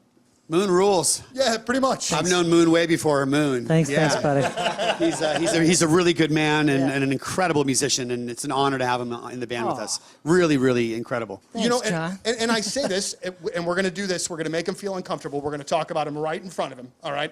But you have access to probably thousands of musicians. Moon, we see what Moon does with Greek Fire and things. What was it about him that you wanted to bring him into Goldfinger? Obviously, he can do a lot of stuff, so I would assume that. He's a good-looking dude. There's that, too. The first conversation I think I ever had with Moon was, would you make out with Sting? And his answer was, of course, yes. Yeah, in an instant. Yeah. Can I get an autograph, too? And we both were in agreement that we would both jerk him off. And that was actually what we were talking That about. actually is It wasn't true. about making out. Yeah. It was about... Yeah, you had the poster above, and I was like, that's my dude, man. Him and Garth And you Brooks. slept in the studio and wanked every night to well, Sting. yeah, I didn't even tell you that. How did you know that? My camera. I had my camera on you. Man. So I was wanking to you, wanking to him. One question that I have is, you know, we see you guys do these little pockets of tours here and there, and I know you guys all have day jobs in which that you do with other bands and producing and things, but why don't you guys do more? It seems like when you do, people are freaking pumped when you're playing shows and putting out a record. Is it just a matter of timing, I would assume, with all of the other projects that you have going on? Well, I mean, look, there is a bunch of factors, including my knees are not 18 years old anymore. And we all of us, I mean, I'm probably the oldest guy in the band. I mean, our boy Nick Gross here on drums is our youngest member who's got 16. very healthy knees, but only one testicle. And that's okay, though. Yeah, It's a big testicle. It's large and in charge. Hey, that's good, man. Yeah. It's just good that you make use of whatever it is that you have. Yeah, you know it's what I'm true. saying? It's true. It gets the job done. And that's all that matters. He's about to have a baby, so it works perfectly well. work. Yeah, it worked great. Thank you. Appreciate that. You know, yesterday I was mowing the lawn, listening to The Knife. What a freaking great record. What an absolutely amazing record. How long did it take you guys to put that together? And when will we hear any more new music from Goldfinger? It's a great question. I mean, look, that record was 10 years since Hello Destiny, 8 years, maybe 8 years since then. So I had written a bunch of songs that I knew I write for a lot of other groups, and I knew that these songs specifically would not work for these other artists I was producing, and I kind of held them in my back pocket. And then in the end, I kind of wrote maybe 7 songs that I felt like could round out a record, and then Mike and Phil played on the record. Charlie just rejoined the band, Charlie Paulson from 1994. Charlie Paulson. Good to have you back. Yeah. Charlie Love Paulson. You, Charlie. He's played, how many shows have you played now with us? Back 5. I know that I've said this to you guys before. I was talking to you here at this venue when you got arrested at the Warped Tour back in 95 or 96 or whatever. Yeah, we were just talking about that earlier. You guys gave us passes, me and my college radio buddies, because nobody else would. Thank you for that. And before your set, we'd interviewed you. You said, come back after the set. So we did. And we were talking to you guys. And as I'm talking to you, I can see the Maryland Heights police and a golf cart coming up. And I was like, oh, I know what's going to happen here. But it was legitimately the first time I'd ever been backstage and thought, this shit happens like this all the time. I have to have this job. You know what I'm saying? Like, it was unbelievable. Do you remember that I day? totally remember that. Yeah, absolutely. Did you spend the night in jail? It wasn't John or I. It was our drummer. Right. No. And Fletcher, the guitar player from Pennywise. Okay. Yeah. Well, because I remember he was telling people to pull the barricade down that day. No big surprise there. Yeah. But yeah. Well, after Guns N' Roses and Axl, we figured this was the place to get arrested, and we nominated Darren. So. Wow. They were just talking about it on the way here and saying that we need to relive that moment. I think it's Mike's turn. No one's going to jail tonight. We're all parents and husbands and all that. Nobody needs that. All right. He's only got one nut. We're good to stay hydrated and get a good night's sleep tonight. I think that's really what we should all be focused on. All right. Yeah. Gentlemen, thank you as always. I know you're busy. I know you got a lot to do, but we just wanted to get you back and say hello and thank you very much for playing. Thank you for having us. It's awesome. It is Goldfinger backstage, way back Point Fest. Thank you very much, gentlemen.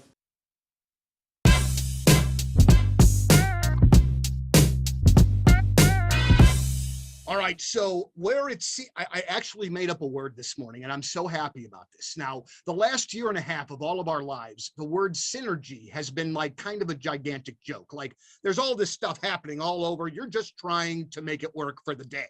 Yeah. But it seems like Amy Lee, front woman of Evanescence, that you have a very synergistic year ahead of you. The album is out now.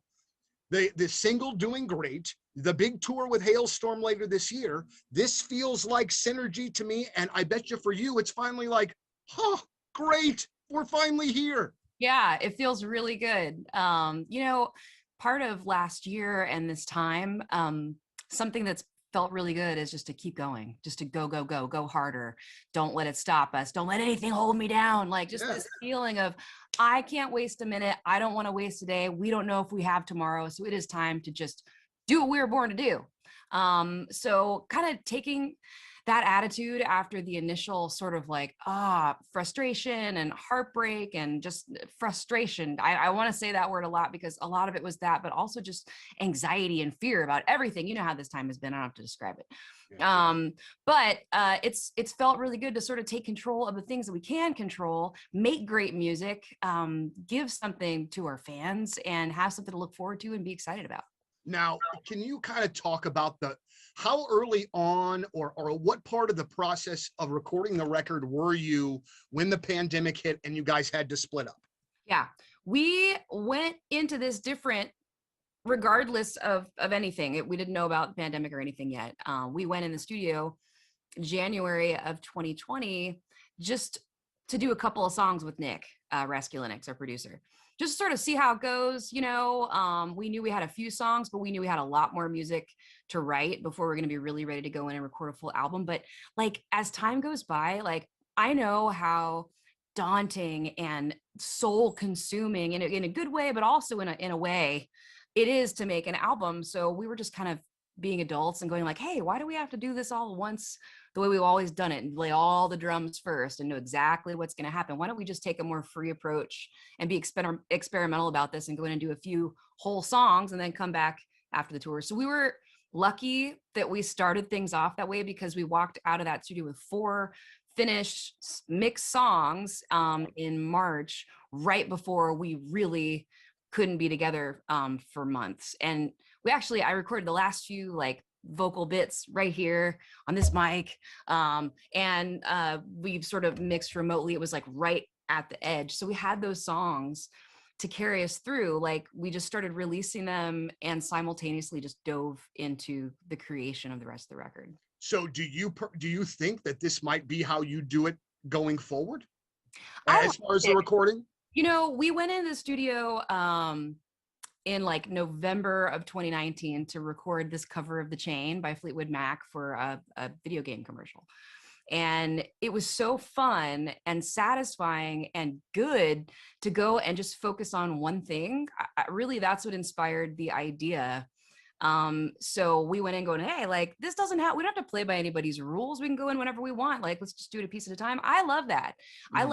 I like the idea of we're a band who loves albums. I love transitions and intros and an epic journey and the whole tale. But I also love the freedom of living in a world where it's totally acceptable. Just go record a song for no reason and put it out there. So I think that we're going to embrace that mentality moving forward. It doesn't always have to be the whole thing.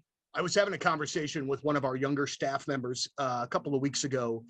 And he mentioned to me that he had just started listening to full lengths, like in, you know, he was, you know, mid-20s guy. And, you know, Amy, it still blows me away that's, you know, that we are sort of almost the anomaly in being ones that love all those aspects of the full album and the album titles and the artwork and the song titles. Like I still really get into that. And so it just kind of took me aback a little bit. Well, if he's listening to his music that's all new, you know, currently that's less of a focus for a lot of artists. It's more about and more about the one song. So he's not wrong. It's not like you can go just find any artist and they're going to have a great album for you. It kind of depends on I wonder what the first ones he's digging into are. I wonder what inspired him. I'll tell you what it was. It was Radiohead, OK Computer. Great. Which was, I was like, okay, well, if you're going to get a start to back or front to back, that's the one. Yeah. You know, I've always, my entire life, I've been really I'm so amazed by songwriters on all levels, you know, and even poets and things like that. I just find it so amazing that you have this ability to put your songs on paper and kind of have it speak to you. But I have kind of a two-part question with this. One, when you're dealing with tragic events and things that have gone on in your life, I can't imagine how hard that is to open up and write about. And I've heard people say, well, it could be therapeutic, but then I could also see it being, you know, really a hard thing. So how does that work? You know what I'm saying? Like if you're writing a song about having a broken heart and you're really friggin' living with it, like, does that even help? Does that make you feel worse? I know it's probably like a nerdy, almost famous question, but I'm just curious. Question. It's a great question. I think different people feel differently about it. I honestly, what's beautiful about writing, creating of any kind, whether you're painting or journaling or making a song, it starts just in a private place. And I like to be able to go into it with the mentality of always, I don't have to show this to anybody. I'm doing this for me. Mm-hmm. I'm doing something that I love, that expresses something that I can hardly even say just in words to somebody, in a song, in an artistic expression kind of way to release myself. And then if I decide I'm comfortable with it and it should be shared, then I can, but I don't have to. And it really, I have never, and I always knowing that that's a possibility, I've never gone far down a road and written like a whole song where I was just spilling all the tea about my internal organs. And then gone, it's too real. It's too personal. I can't share it. Honestly, I feel like the more baggage that I release, the more it releases me to put it out and to set it free. It's kind of like when you're standing over like a really big cliff dive and you're so freaked out to do it and you don't know, and you know it's going to be fine, but it's like, it's scary. And once you do it, if you do it, right. like the amazing relief and release and excitement and goodness that it gives back to you to have done it. And for me, like part of the thing that gives back and it's healing and therapeutic for me about that is I've gotten to see firsthand like this music be something positive in somebody else's life who's been through something like I have, you know, who has lost someone or lived with a disability or just struggled with feeling different or whatever. Being able to have music the way I've had music and loved other bands and artists and feel like I'm not alone in the universe. If I feel like I can kind of like, I don't know, reach out and give something back into the universe that could be good for somebody else, it's the same as being good to myself, if that makes sense. 100%. No, 100%. You know, I wanted to mention this before we got done here today. I love the song "Yeah Right" on the new record. I like that it is a change of direction a bit, sort of. But you know what? It made me think, and you can tell me that I'm crazy. And I was listening to this, and I'm thinking to myself, she could make this a pop song like that. Like, I mean, it could be a legit radio pop song.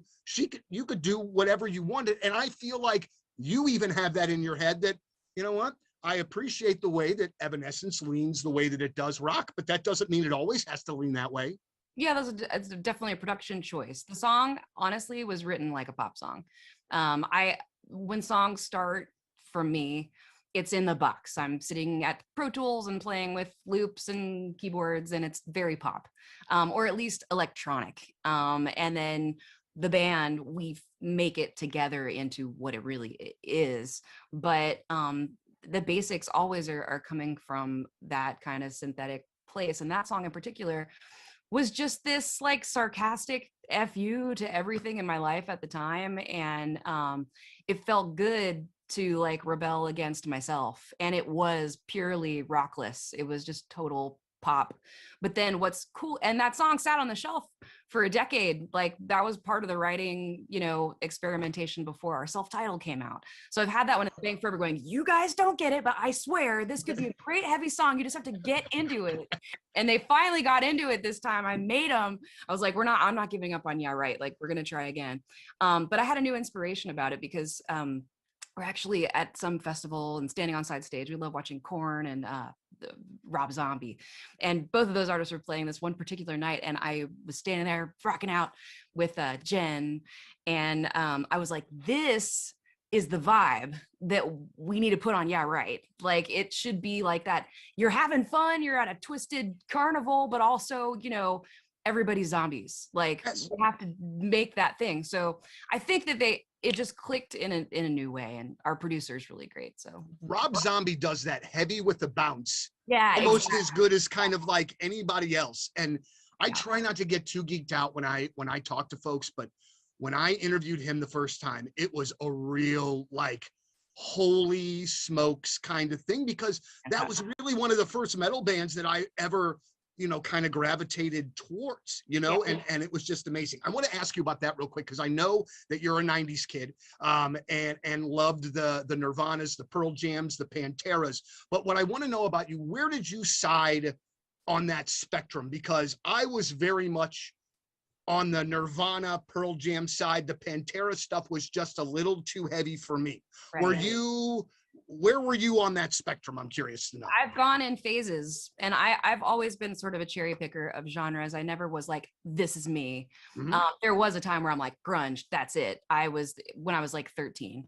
So it was like Nirvana, Soundgarden, Pearl Jam all the way, like over and over and over. And I was still on tapes. I was one of the old school people. It was still just like listening to my Pearl Jam tape, wearing it out. I know what's the first song of the B-side. So that was me, but then it definitely got a lot more diverse just quickly, because that time in music, alternative music was such this beautiful broad space for stuff to just be whatever. And the more unique it was and the quirkier it was, the cooler it was. And that in itself really inspired me. I fell in love with Bjork. I fell in love with Beck, the Smashing Pumpkins. I like things that have a little bit of a melody or pop sensibility. I can get into metal. I used to go to death metal shows, and I love Pantera, but it doesn't satisfy like my whole realm of need in music. And my favorite type of heavy music usually has some sort of a melody at some point coming in. Because I love melody. Like sort of heavy mountain there, man. I just love both of those bands so much. So the big tour coming later this year to St. Louis. We're really excited about this. You're touring with Hailstorm. This seems like a perfect fit. I got to know how this all came together came to be. I mean, it's just a duh kind of thing. I mean, we've been friends forever. Last time we toured together was in 2012. I mean, we've seen each other plenty since then, but as far as like doing a committed tour together, it's been that long. And it's just a precious memory for all of us. We had such a good time together. And I feel like, you know, we both have really great fan bases who get along. And it's cool to just bring the world together. It makes my fans happy when we go out with Hailstorm, it makes Hailstorm fans happy when they go out with us. So first tour back after all this, it was just like, duh, girl, come on, let's do this. I'm just so excited that is going to be our finally going back to it, just straight up, like just the candy, just US tour, rock and roll, cornhole in the parking lot, Hailstorm and Evanescence. Now, starting next week on air, we will have March Music Mayhem back up and running. 64 bands squaring off to see who this year's March Music Mayhem champion is or will be. Check out those brackets and get yourself signed up now. 1057thepoint.com. Brought to you by Amco Ranger and by Anton's Plumbing, Heating and Cooling and Energy Experts.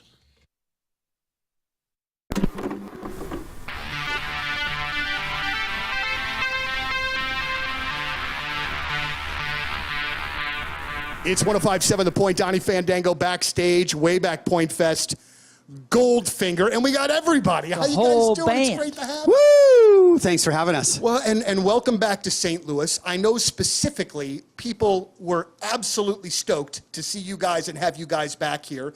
And, you know, our buddy Moon is waving that Goldfinger flag when you guys aren't here, man. Moon rules. Yeah, pretty much. I've known Moon way before Moon. Thanks, buddy. He's a really good man and an incredible musician, and it's an honor to have him in the band with us. Really, really incredible. Thanks, you know, John. and I say this, and we're going to do this. We're going to make him feel uncomfortable. We're going to talk about him right in front of him, all right? But you have access to probably thousands of musicians. Moon, we see what Moon does with Greek Fire and things. What was it about him that you wanted to bring him into Goldfinger? Obviously, he can do a lot of stuff, so I would assume that. He's a good-looking dude. There's that, too. The first conversation I think I ever had with Moon was, would you make out with Sting? And his answer was, of course, yes, Yeah, of course. in an instant. Yeah. Can I get an autograph, too? And we both were in agreement that we would both jerk him off. And that was actually what we were talking That about. actually is It wasn't true. about making out. Yeah. It's about... Yeah, you had the poster above, and I was like, that's my dude, man. Him and Garth And you Brooks. slept in the studio and wanked every night to well, Sting. yeah, I didn't even tell you that. How did you know that? My camera. I had my camera on you. Man. So I was wanking to you, wanking to him. One question that I have is, we see you guys do these little pockets of tours here and there, and I know you guys all have day jobs in which that you do with other bands and producing and things, but why don't you guys do more? It seems like when you do, people are freaking pumped when you're playing shows and putting out a record. Is it just a matter of timing, I would assume, with all of the other projects that you have going on? Well, I mean, look, there is a bunch of factors, including my knees are not 18 years old anymore. And we all of us, I mean, I'm probably the oldest guy in the band. I mean, our boy Nick Gross here on drums is our youngest member who's got 16. very healthy knees, but only one testicle. And that's okay, though. Yeah, it's a big testicle. It's hard. It's large and in charge. Hey, that's good, Yeah, man. yeah. It's just good that you make use of whatever it is that you have. Yeah, you know what I'm it's true. saying? It's true. It gets the job done. And that's all that matters. He's about to have a baby, so it works perfectly well. Yeah, it worked great. Thank you. Appreciate that. Yesterday I was mowing the lawn, listening to The Knife. What a freaking great record. What an absolutely amazing record. How long did it take you guys to put that together? And when will we hear any more new music from Goldfinger? It's a great question. I mean, look, that record was 10 years since Hello Destiny, 8 years, maybe 8 years since then. So I had written a bunch of songs that I knew I write for a lot of other groups, and I knew that these songs specifically would not work for these other artists I was producing, and I kind of held them in my back pocket. And then in the end, I kind of wrote maybe 7 songs that I felt like could round out a record, and then Mike and Phil played on the record. Charlie just rejoined the band, Charlie Paulson from 1994. Charlie Paulson. Good to have you back. Yeah. Charlie Love Paulson. You, Charlie. He's played, how many shows have you played now with us? Back 5. I know that I've said this to you guys before. I was talking to you here at this venue when you got arrested at the Warped Tour back in 95 or 96 or whatever. Yeah, we were just talking about that earlier. You guys gave us passes, me and my college radio buddies, because nobody else would. Thank you for that.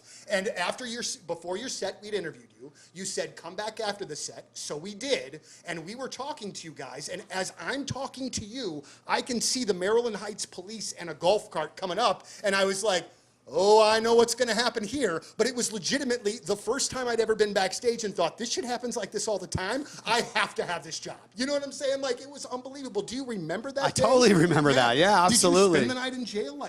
It wasn't John or I. It was our drummer. Right. No. And Fletcher, the guitar player from Pennywise. Okay. Yeah. Well, because I remember he was telling people to pull the barricade down that day. No big surprise there. Yeah. But yeah. Well, after Guns N' Roses and Axl, we figured this was the place to get arrested, and we nominated Darren. So. Wow. They were just talking about it on the way here and saying that we need to relive that moment. I think it's Mike's turn. No one's going to jail tonight. We're all parents and husbands and all that. Nobody needs that. All right. He's only got one nut. We're good to stay hydrated and get a good night's sleep tonight. I think that's really what we should all be focused on. All right. Yeah. Gentlemen, thank you as always. I know you're busy. I know you got a lot to do, but we just wanted to get you back and say hello and thank you very much for playing. Thank you for having us. It's awesome. It is Goldfinger backstage, way back Point Fest. Thank you very much, gentlemen.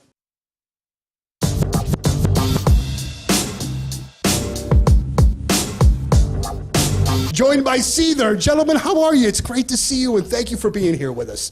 The first thing I want to bring to your attention, and I'm sure that you guys don't keep track of this because you have way bigger things to do, but this is your 6th Point Fest, all right? Out of the 30 some odd that we've done, you've done 6 of them. Not to mention birthday shows, Christmas shows. While other rock bands have kind of gone by the wayside, you guys have just been a constant core artist for us. I was looking last night. We have played like 26 different Seether songs in the history of our career, and your career and our career as well. You have just been such an important part of the station as the alternative format goes left and we stay rocking. You guys have been a really big part of that. And I just, as the music director of the radio station, just wanted to say thank you. And I'm sorry, Sean, if you're getting eaten alive by something over there. I'm making my acquaintance with the local wildlife. You guys are celebrating 20 years this year. That's a really impressive feat. How, many bands that have been successful still don't make it 20 years. How have you guys been able to do that by your account? I think we've just basically written stuff that we want to hear. You know, like I love a lot of bands, I love a lot of music styles, and a lot of different types of music. But whenever we write albums, we just stay. I try to stay true to what we like. We like to write stuff that we like to play, and stuff that I like to listen to. So I think really just not adapting to a new flavor of the week kind of sound.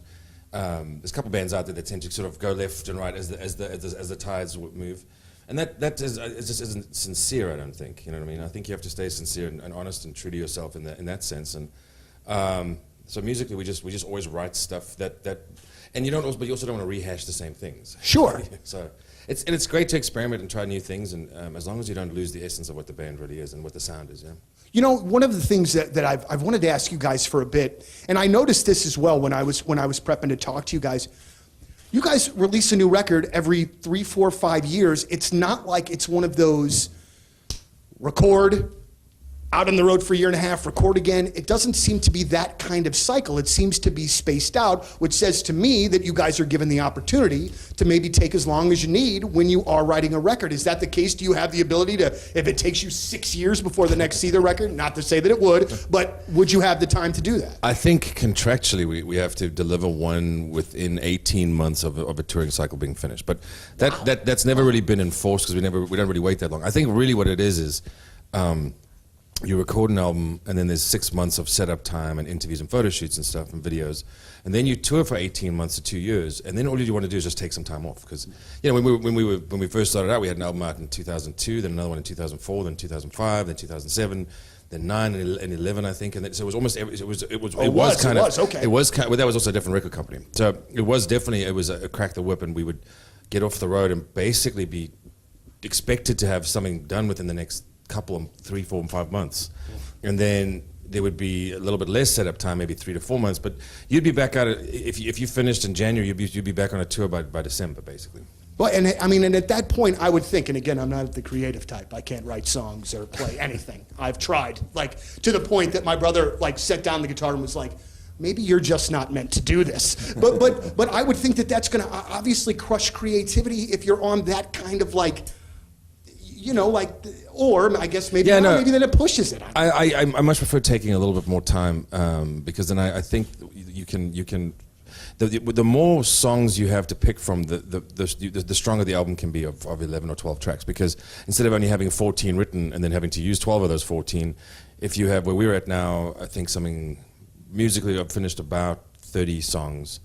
And there's maybe 10 more that I'll work on, and then I'll do vocals. So there'll ideally be around 30 full finished tracks to work from, and then you can take the best 11 or 12 from that, which I think then gives you because not every song's good. You know, that's the thing. There's a lot of stuff you guys don't hear that's really bad. Right. Even these guys don't hear the stuff that's really bad because you try and experiment a little bit too much, or it's very different to the genre that we're in. So I write a lot of different styles too, but always come back to writing stuff for like I've taken a month off of maybe 3 weeks off of writing anything for Seether right now, just because I was working for 3 straight months just on every single day working on Seether stuff, and I just needed to step back from it for a bit and kind of let my ears clear out and get forget what the song sounded like, then go back as almost like a new listener again. Sure. And have a different take on it the next time. And if I come back and I still like it, then that's a positive sign, and I can then move to working on lyrics and melodies. And if I don't like it, is there anything I do like, then I keep that and try and change what I don't like. Or if I don't like it at all, I just there's no point in where you can't turn, you know, the old make a silk purse out of a pig's ear. It's just not possible. Well, so you just know it's a bad song. You go, oh, okay, that's going to go in this folder that's marked that somebody will never ever look into. Right, into the delete me folder. When I die, they'll never know what that album, that stuff is. How do you guys work when, you know, when one of those bad parts comes up? Like, how is the honesty factor? Like, I know you've been working on this, but you can tell a lot of that when you hit play to something you wrote, and then everybody's listening, and then everybody's head stops bobbing. And you're like, wait a minute, I'm gonna shorten that part. That part it's gone now, you know. So you know, it's just. That bug legitimately has it out for you or I or something. He's a big fan. So, are you guys all in Nashville now, or Sean, is it just you in Nashville? I'm in Nashville, and yeah, Dale's in Savannah now, and Johnny's in Oklahoma City, and Corey's in Atlanta. So, We're much closer than we used to be because I used to be up in New Hampshire and Dale used to be. Sum 41 will be here with the Interrupters on April the 24th at the Factory. If you would like to go and see Sum 41 and the Interrupters April the 24th at the Factory, why don't you be caller number 24 right now? From Missouri, 314-624-3833. From Illinois, 618-398-3833. Again, caller 24. You'll have Sum 41 tickets, bonus chances to win at 1057thepoint.com or on your Point mobile app.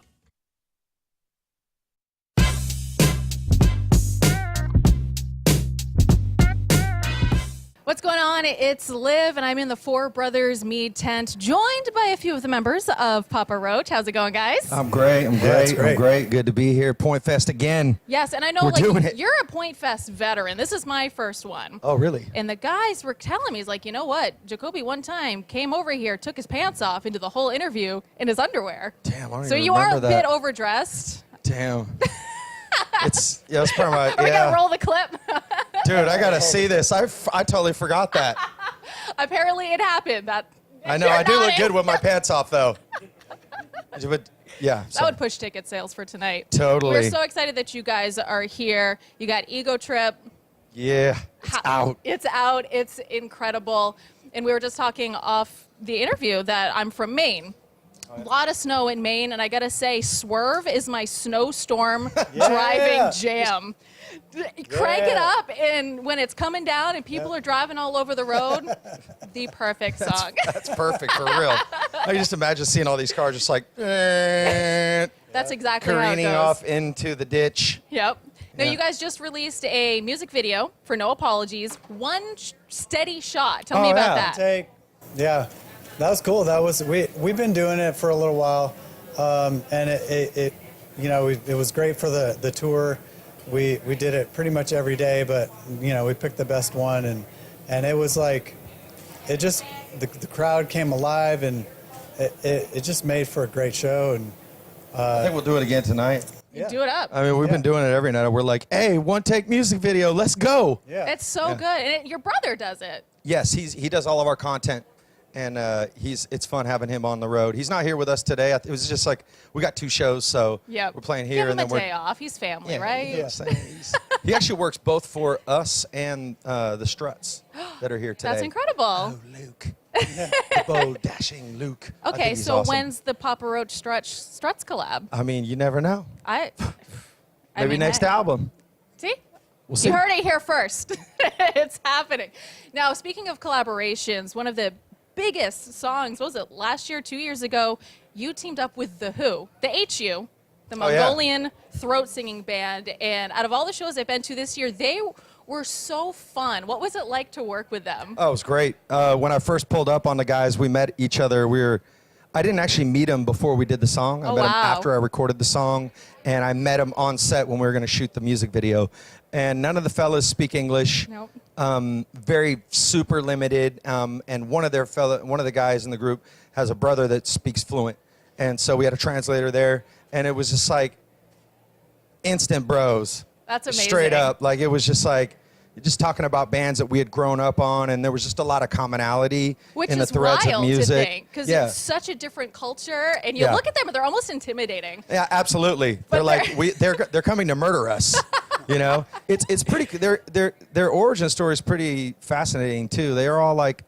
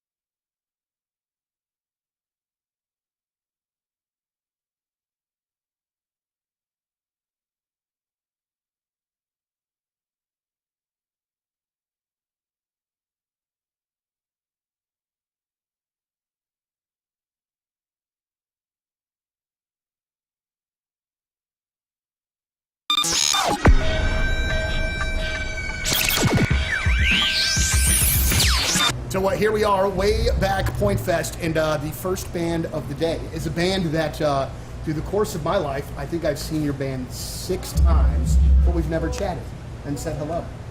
It's just strange that wouldn't happen. I know you mentioned Mississippi Nights. Yeah. We talked on the phone the other day, and yeah. I remember the club well. You know, we used to have great shows there, but it's like anything these days. You know, stuff doesn't stay around as long as you would think it would. So. I remember something specific about this show, and it's a little creepy, so I'm going to go ahead and warn you. So, so where I was standing at Mississippi Nights, they had the back door open, and I could see directly into your tour bus. Okay. And I saw you. This is like right before you guys are going on, and I hadn't ever seen you before to this night. And you had like this black leather jacket on, like these skinny sort of jeans, and I was like, this dude is a bad man. And you were, and it was such a great show because that night it was a couple of different bands. Letters to Cleo were on that bill. Yeah. Ned's Atomic Dustbin were on that bill. I love those guys as well. So it was like a cool thing. But it was the first night that I saw you guys, and Vinny, you had this like for real frontman rock star presence about you that I thought was very cool at the time. Sure put the pressure on me today. Where do you go from there? Right. But you know what though? And speaking of that role as the frontman is it's like an important thing, man, because not only the nuts and bolts of the creative side of the music and the lyric writing and stuff, but I mean having that image for the band is an important one, whether you want to kind of admit to that or not. Oh, certainly. And it's something that we, seem to cultivate early on in the career of the band. You know, we wanted to do that thing, we revere rock and roll, and I mean, it almost sounds like I'm just copying Elvis on his '68 comeback. You know what I mean? You can't reinvent the wheel. You know what I mean? It's like that's pretty much it. Right. I think it's also funny too when you guys say, "Hey, I'm just ripping Elvis."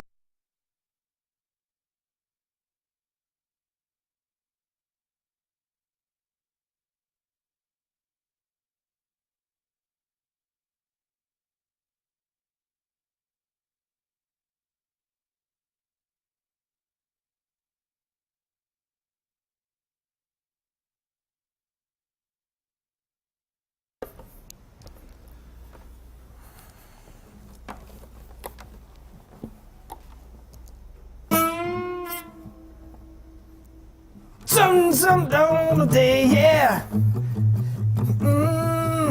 Cause when you get some, that's a tough day, yeah. Yeah, even flow.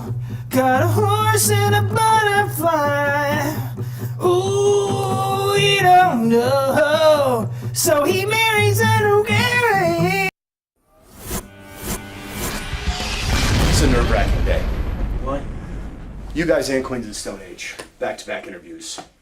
I'm already a high-strung person. Whew. I can't wait to have a beer when this is done. Yeah. Yeah, very much so. You don't need to worry about us. Well, yeah, but I do though, because see, here's where the rub is with me and bands that I really like. If it's a band that I'm about, I can power right through. Mm-hmm. But then when it's a band that I really dig, then there's a bit of that fanboy stuff that starts popping out, and that's what I'm trying to control. So here, I'm bringing it down. I'm going to do my best professional interview as I. You're doing very well so far. Together we can all do this. We can all do this. So I had the fortune of seeing you guys on Saturday. I was in Austin at ACL. Oh. Now I want to talk about this. I got to talk about this because I know you guys had troubles. I guess it was with pedals. With cables and amps weren't turning on, basically. Yeah.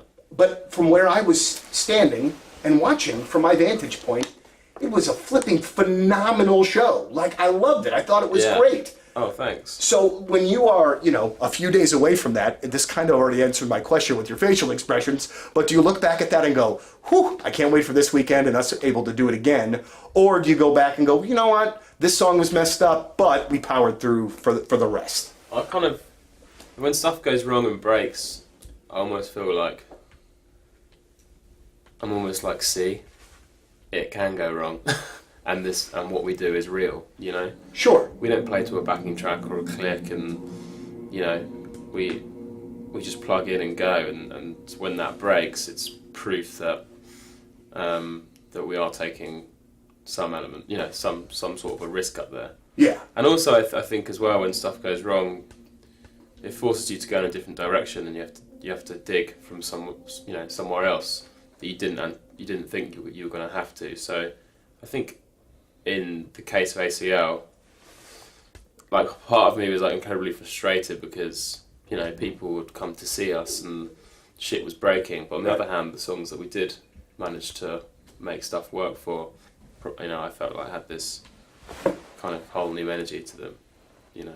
Absolutely. It's exciting. It's like you want to see people on the cusp of losing their minds, which I certainly was at the time. I saw a band once kick over a whole entire like amp bed, or amp rack thing, and it was one of the coolest things that I've ever seen. Like, that's the only time I've ever seen anything destroyed on stage. I got to say, I was kind of hoping for that with you guys too, just because. He threw 8 amps over.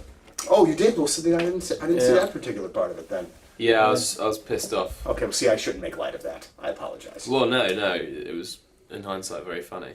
Did you guys bowl in Kansas City last night? Yes. How'd you do? Actually quite good. We were really drunk. That helps your bowling game. And, well, it did, I think. Well, pretty good scores. We did. Well, do you remember? I remember I came 3rd and 1st. We played 2 games. Well, you know, averaging of like 4 strikes a 4 strikes a game. Oh, that's nice. Yeah. Pretty good. Yeah. Didn't get any spares, but no, I got a lot of strikes. Yeah.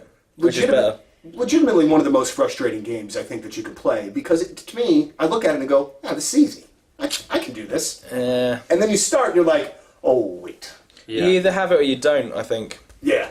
You either have a terrible game and you get 20 points, or you're just nailing it and you don't know where it's come from. Right. Well, we had, the last time we went, I took my kids a couple weekends ago, and so we had one lane without the bumpers, one lane with the bumpers. So you take one game without, and then, you know, when you need to feel good about yourself, you just hop over to the bumper lane, boop, boop, boop, and then it knocks them all over.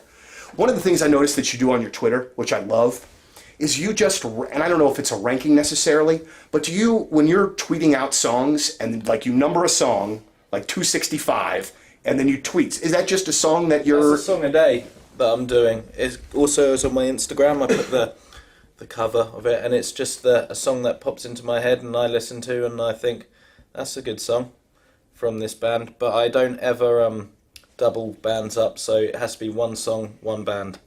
I like that. Yeah. Ooh, wow. So you're not going to repeat, like you had Wolf Alice, I think, last week. Yeah. With their new track. So you're not going to... Can't go back to them. That's done now. Ooh, boy. Yeah. That is challenging. It's a lot of pressure. It is a lot of pressure. There's a Spotify playlist with all of them on as well, if you want to... Oh, I have. You can see that. Well, because I get excited when it's a song that I like. Yeah. I'm like, oh man, this is a good one. And most of the time, it's either something that I have or know, or and then now it's to the point where if I don't know it, then I'm like, oh, I got to find out what the heck he's talking about. Exactly. Talk about your tour mates here, Queens of the Stone Age. How long have you known them? And I've read that there's been some drinking that's happened between the bands, so I guess you guys get along okay. Yeah, so we've known Schumann, bass player, for probably the longest, because his other band, Mini Mansions, we toured together a lot. But yeah, this whole tour we've been... it's really been like the first tour we've done opening up for another band where, like backstage or whatever, there's no such thing as dressing rooms really. Everyone's in and out of each other's, making each other drink tequila, and it's been very fun. And this is probably the most fun we've ever had on tour. It's just every night is wild and chaotic. It's inspiring for us to get to watch one of our favourite bands play, and get to drink with them, and the crowds for us as well have been amazing. It's like they completely get who we are and what we're doing, and the venues are full every night when we walk on. So it's a win-win. It's a perfect fit. We should just keep doing it. Mm-hmm. This could be like a. We could just stay in the same venue and just have a residency. Very good. Very good. I mean, maybe so. It could be a musical at one point. Tourist attraction. Yeah. A musical even. Yeah. That's nice. I like musicals. Some folks don't, but I do. One last serious question, and then I'll let you guys go. So, last record you guys toured, 2.5 years. It was nuts. Like, every time that I saw another leg get announced or another tour that you were added to, I was like, I love these guys, but these poor guys, my God, I can't imagine how bad you want to sleep in your bed. When you finally got home, what did you do? Sleep for a bit, yeah. I think that was our first experience of like having a post-tour come down, really, because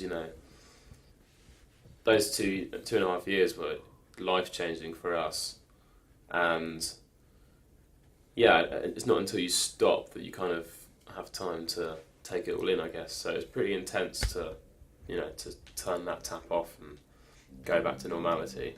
But it was also the beginnings of how we made the next record, because you need to stop at some point. And the break wasn't that long.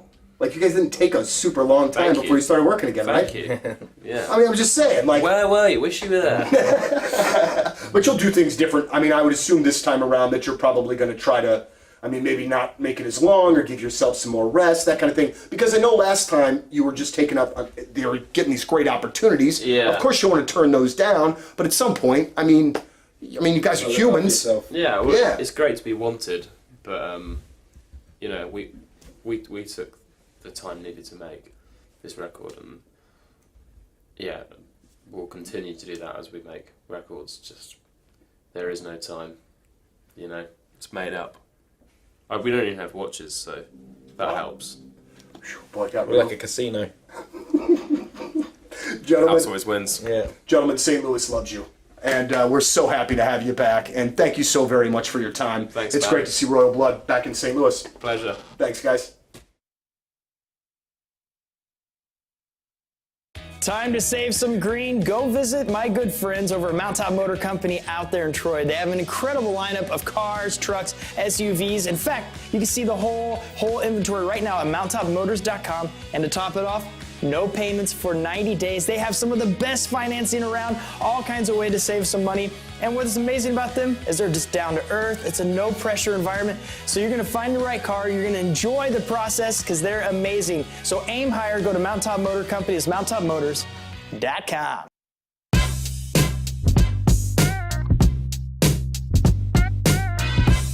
All right, backstage at our big, gigantic ho-ho show with Angels and Airwaves. Mr. Tom DeLong, how are you, man? It's great to see you. I am good, and I just realized you have a kick-ass camera. So if I'm doing my math correctly, the Blues are 8 points out of a playoff spot with, I believe, 16 games to go.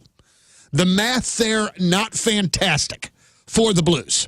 They did win Monday night in Boston. They've got the Kings coming to town tonight. Little bit early of a start time, 6:30 on TNT. Let's go Blues.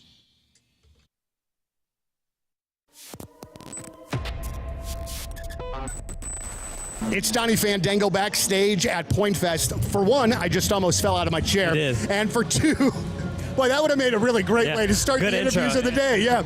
All right, so let's settle this first and foremost. You and me here right now. 0936. Yes. All right. I heard it in a couple of different ways. It confused the hell out of me, man. It confuses me.